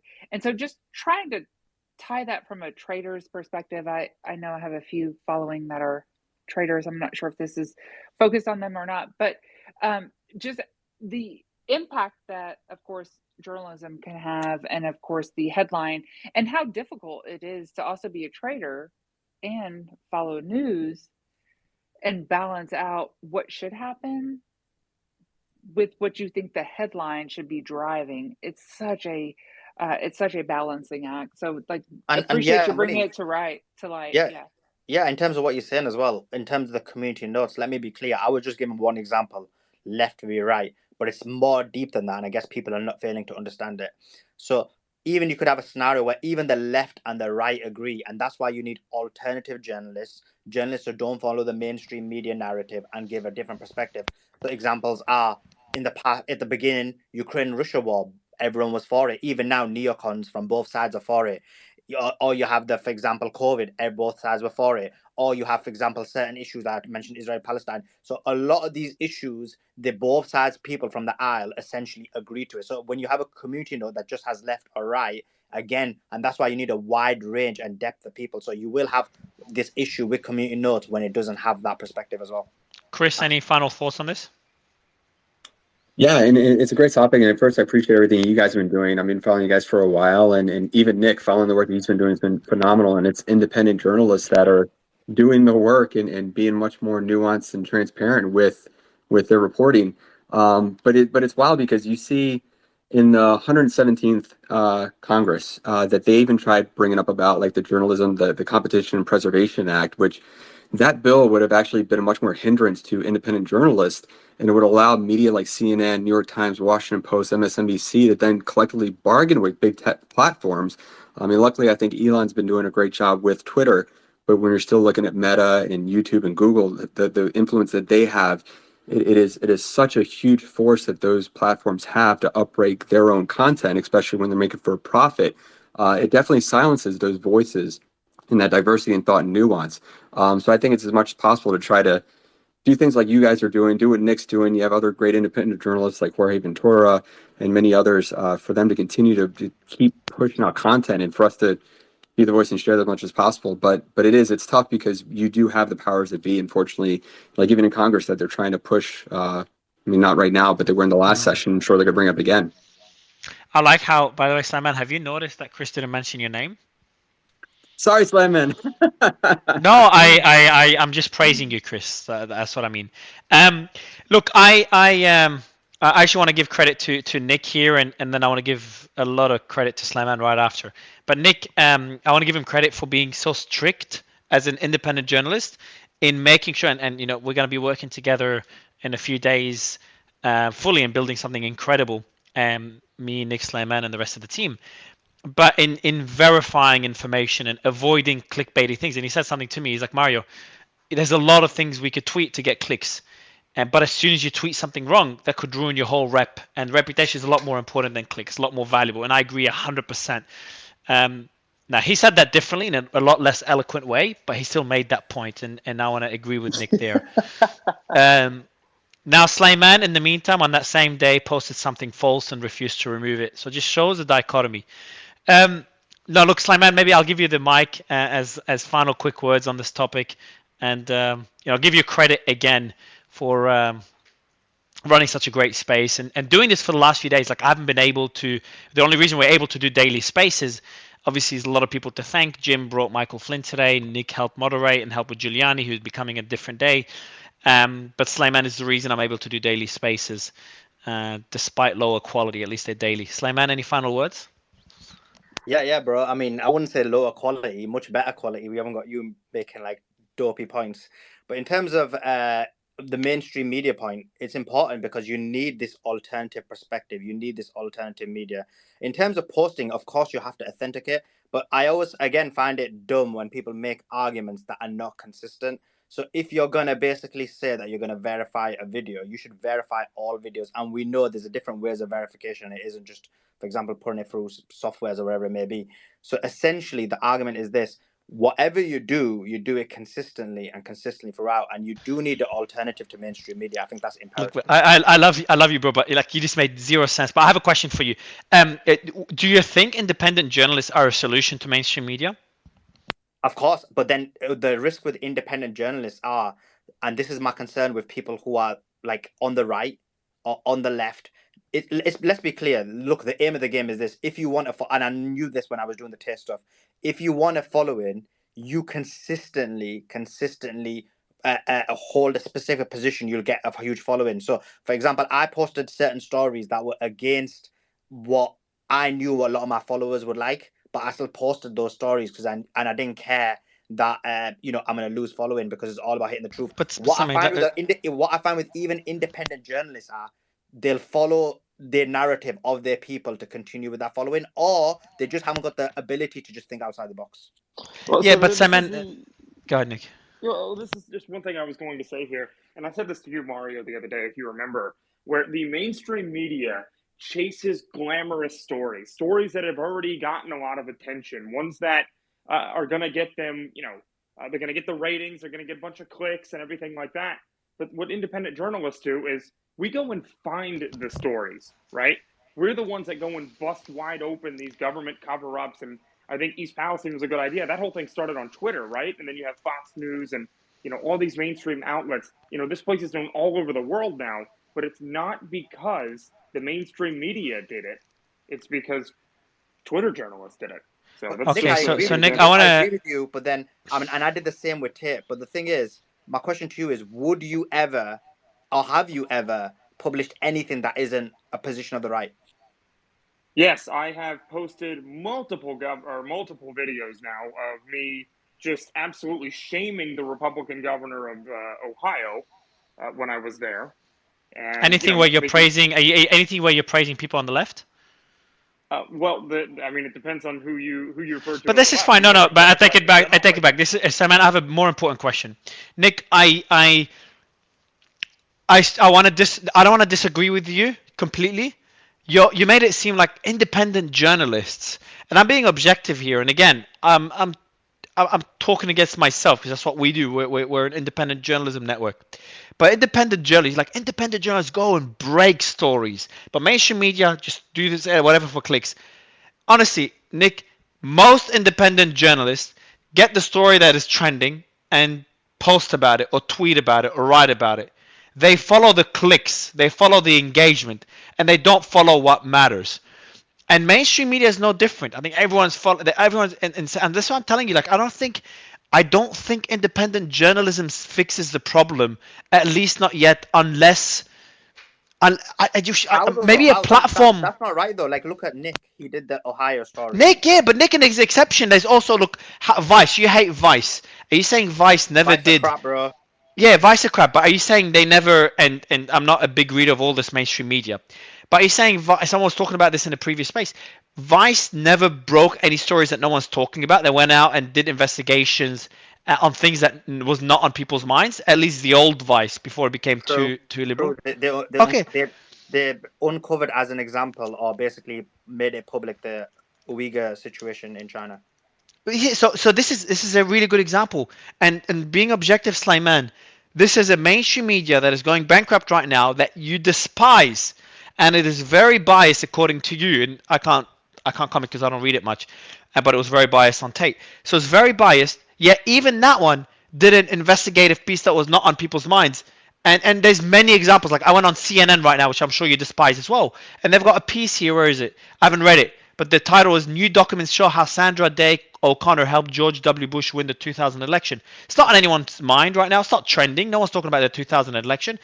I know that there's a lot of doubts around around elections in general, but then they looked into the story. I know it's not the best example, but I just looked at something now. Who cares though? Like, what difference does that make? The Uyghurs in sorry if I'm mispronouncing it for anyone listening. I was pronouncing it right. Mario. Yeah. Or you fucked it up last time. Uyghurs, sorry, yeah. The Uyghurs in China. Who cares back then? Yet Vice made people care because they covered it. And I'm not he's praising Yeah, but Vice. that's the I'm point. praising that No, particular. but Mario, that's the point. Some No, the Vice point I'm making, were there's good. those except no. What I'm saying is there's exceptions on both sides. You look at mainstream media; they do investigative pieces where they should be applauded, left and right. Independent journalists do the same. But I'm saying the majority of independent journalists and the majority of mainstream media chase clicks. And Nick, So, no, I don't um, agree. So let me explain. So what I'm saying is, I think Vice is a good case study because Vice did and were rare in that they were doing some good journalism. But then what did they do? They fell into the same trap that the rest of the mainstream media corporate industry did, which is yes, going yes, woke, going left, and and Simon, basically yes, being yes. propaganda agents. Let me ask you a question. How do you determine, and be honest, whenever we write a piece or we do a tweet, what's the metric you look at and we praise the tweet on? That's you though, isn't it? So for me on my Okay, page, Nick, let me go to so, Nick. so for me, Before for you me become on my first. page, it's actually, I'll be honest with you, I never look at quick clicks. For me, it's always to create a position and a narrative and to basically refute or rebuke certain ideas and positions and to tell people the truth. Nick, For example, my thread on Tucker Carlson got like 70,000. Not great views. My thread on race issues in the UK got minimal clicks, but it's there as a piece. You just exactly use the metric. You even memorize the metric that I'm referring to. Nick, be honest. Do you tweet things that will get? And that's not wrong.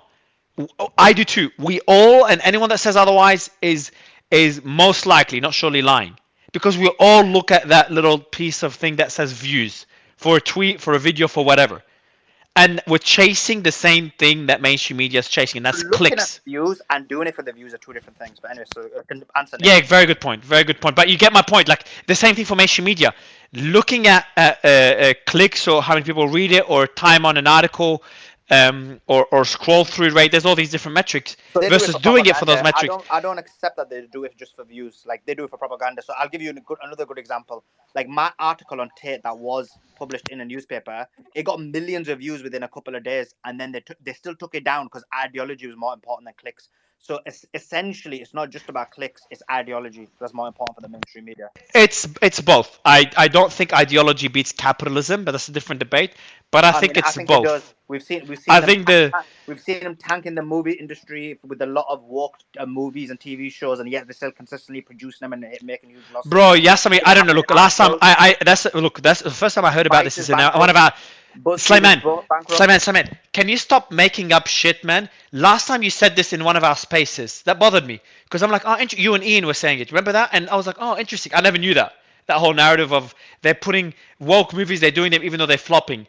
And then we went through the number 10, and you're like, the films that are doing well are non-woke movies. And then we went through the top movies, and none of them fit that description. Remember when I did that? The biggest You're box wrong. You're wrong. offices? Bring the movies up. The problem is what you're not understanding is what is woke. So you think woke is like having an LGBTQ character, and that's it. No, And I no, get no. that. I asked you, Saman. I asked you and Ian to tell me if that counts as woke or not. You guys. You asked Ian, but the point is, when you look at it, for example, there's many movies. For example, there's movies now, and I can't remember the You top. can't. You stop where they being put all- anecdotal. let me Hey, did you do any study? You're being anecdotal again. Do studies. How many movies did you research? What is the percentage? What are the numbers? I told you that last time. Did you do any research since then, or are you still making the same point without any numbers to back it up? As an So independent journalist, where's your evidence? Where's your research? One second, Mario. You need to stop screaming, right? So listen. No, I'm sleep deprived, bro. So I'll be a bit more sensitive today. Go ahead. No, it's all right. No, you're generally sensitive anyway. There's no problem. We allow it. So essentially, look, the argument is this. I accept that there's not overarching studies on this. So I'm going to say that, of course. But I agree that what I'm saying is based on experience. Obviously, I'll go back and look at the data, try and find a plethora. There won't be no data because ain't nobody going to do these studies. Then get your own data, bro, or just don't talk. Because people do the propaganda. But what we can do is we can list a number of movies that have flopped and is basically based on woke ideas and basically there is actually data You on guys' this. ability There to is. go I was just shown a graph of woke versus non-woke movies, and the data is explicit that the non-woke movies are actually more successful. I'll DM it to you, Mario, and yeah. Please do, Seb, and I like how you came in and data. So Slayman was Slimane, I like how you're putting a love heart. You just said 30 seconds ago, Slimane, there No, is I no haven't seen data the on data. this. I've seen the data. It's just based on my No, observations. Like when I'm Now observing, you've I'm seen seeing the that. data. It's a private presentation that was shared with me yesterday, but I can share you the view that breaks down the biggest movies of the last 2 years, and the trend line is explicitly obvious. Suleiman's right. Is Avatar? So Nick, I have a question for you, Nick. Is Avatar woke in your opinion, Nick? Avatar? I don't Yeah. watch movies. I work too much. Well, it is very Sorry. much in its messaging, right? As an environmentalist film. So is Aven? Oh, fair point. Okay. How about Avengers? Darth? Is it woke? I just got back on after being gone, putting the kids down, and you were ending early. I was like, no, now you're talking about media and stuff. Avengers, it's a little bit different because those are just kind of like action flicks that don't really contain much substance. But believe it or not, one of the main reasons I was a lib after I was indoctrinated in college is I wrote papers about. I actually wrote a thesis about negotiated readings of speculative fiction cinema, particularly with respect to the American heteronormative, capitalistic, all that patriarchal society and hegemonic influences. So science fiction and action movies were one of the big things that I actually did. So Simon, I want to, because I know we're wrapping So up. all that Simon, stuff, my I want to, point, and Jim, all that has political Yeah, I'll message. answer your question, Mario. Avengers isn't a good example because it has like loads of superheroes movies. But look specifically at superhero movies. The ones that have female lead characters flop. The ones that have male lead characters, such as Spider-Man, which had more defined gender roles, did well. What was the reason Top Gun did so well? What was the reason Top Gun did so well? The reason was because there was no cultural enrichment. There was no cultural values. It was just a movie. There was a bit though, wasn't there, Carl? Like, did you see the pilots? Guys. So Simon, one thing I want to say, like the point I'm making is I'm not saying.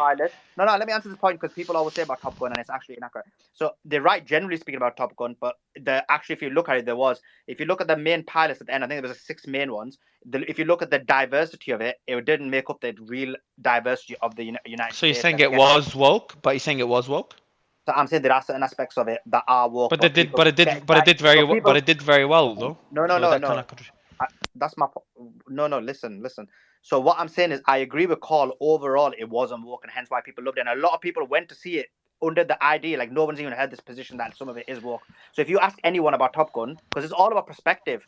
If you ask anyone about Top Gun, they're all like, it isn't woke, just like Carl said, and they all went to see it for that reason. Some of it even to support this kind of idea. But I'm saying there are still certain aspects that are still not working. People don't have heard about it. I just think there's too many factors. Like this, is this? I think it's. Look, before I want to move on from this, Darth. Like the whole woke movies thing. I don't know how we went down that rabbit hole. The point I was making that kind of led to this is that I think capitalism beats ideology. And one example of this, I was just speaking to a Kabasi letter yesterday. One of the top finance accounts. He kicked off. He was one of the first, if not the first, to kick off the whole finance community on Twitter. For a long time ago. It's a great newsletter, great guy. And we were talking how in finance, no one talks politics, very little care about politics and polarization. Whenever we talk about finance, it's all about numbers and where they make their money. They don't care. The liberals, they're all on stage together. No one cares. But as soon as we start talking politics, it's a whole different story. Which kind of implies that, yes, ideology plays a role, Slayman. I'm not saying it plays no role, but I'm saying making money, capitalism is more, people care about making money more than they care about ideology. But again, like this is I'm not saying this is a fact. I just feel that's the case. I gave one example, but it's maybe good to do a whole, I got it, bro, you disagree, thanks for 20 thumbs down. But I'm just saying it's worth another discussion another day. Jim, final quick word. Yeah, I just back to independent journalism. Listen, you're never going to have journalism that doesn't have some form of bias in it. What it makes journalism effective is when it is done in an independent manner. So, for example, you're going to read a lot of stuff from Matt Taibbi and Michael Schellenberger that's of the left. They're men of the left. But the reason that their independent journalism has been effective right now is because in a sense, people on the right, because people hated Matt Taibbi when he wrote for Rolling Stone on the right. But the reality is that he's going into what the story is when it comes to Twitter files. Glenn Greenwald too, I would throw in this, not on ideology, but you are going to see the. But they have, but Sir Jim, yes, I agree. But again, they're following, so they need to make money. and they need subscribers. They need impressions, reach, subscribers, clicks, etc. So I'm not saying their intentions are wrong. I'm just saying that I'm just worried that the incentive model for independent journalists is not too different to mainstream media, and it could end up with the same flaws. I could be wrong, and I hope I'm wrong because I'm leading the way. Like, what we're trying to solve it ourselves, Jim. Sorry, I'll give you the mic back, but we're trying to solve it ourselves. Like, Nick is giving me a thumbs down, but we're trying to be part of that solution. Like, we want independent journalists to be the solution. I just think there's no system yet to allow for that. Elon's doing a good job with Twitter, removing censorship, decentralizing verification processes with community notes, and we'll see what else comes.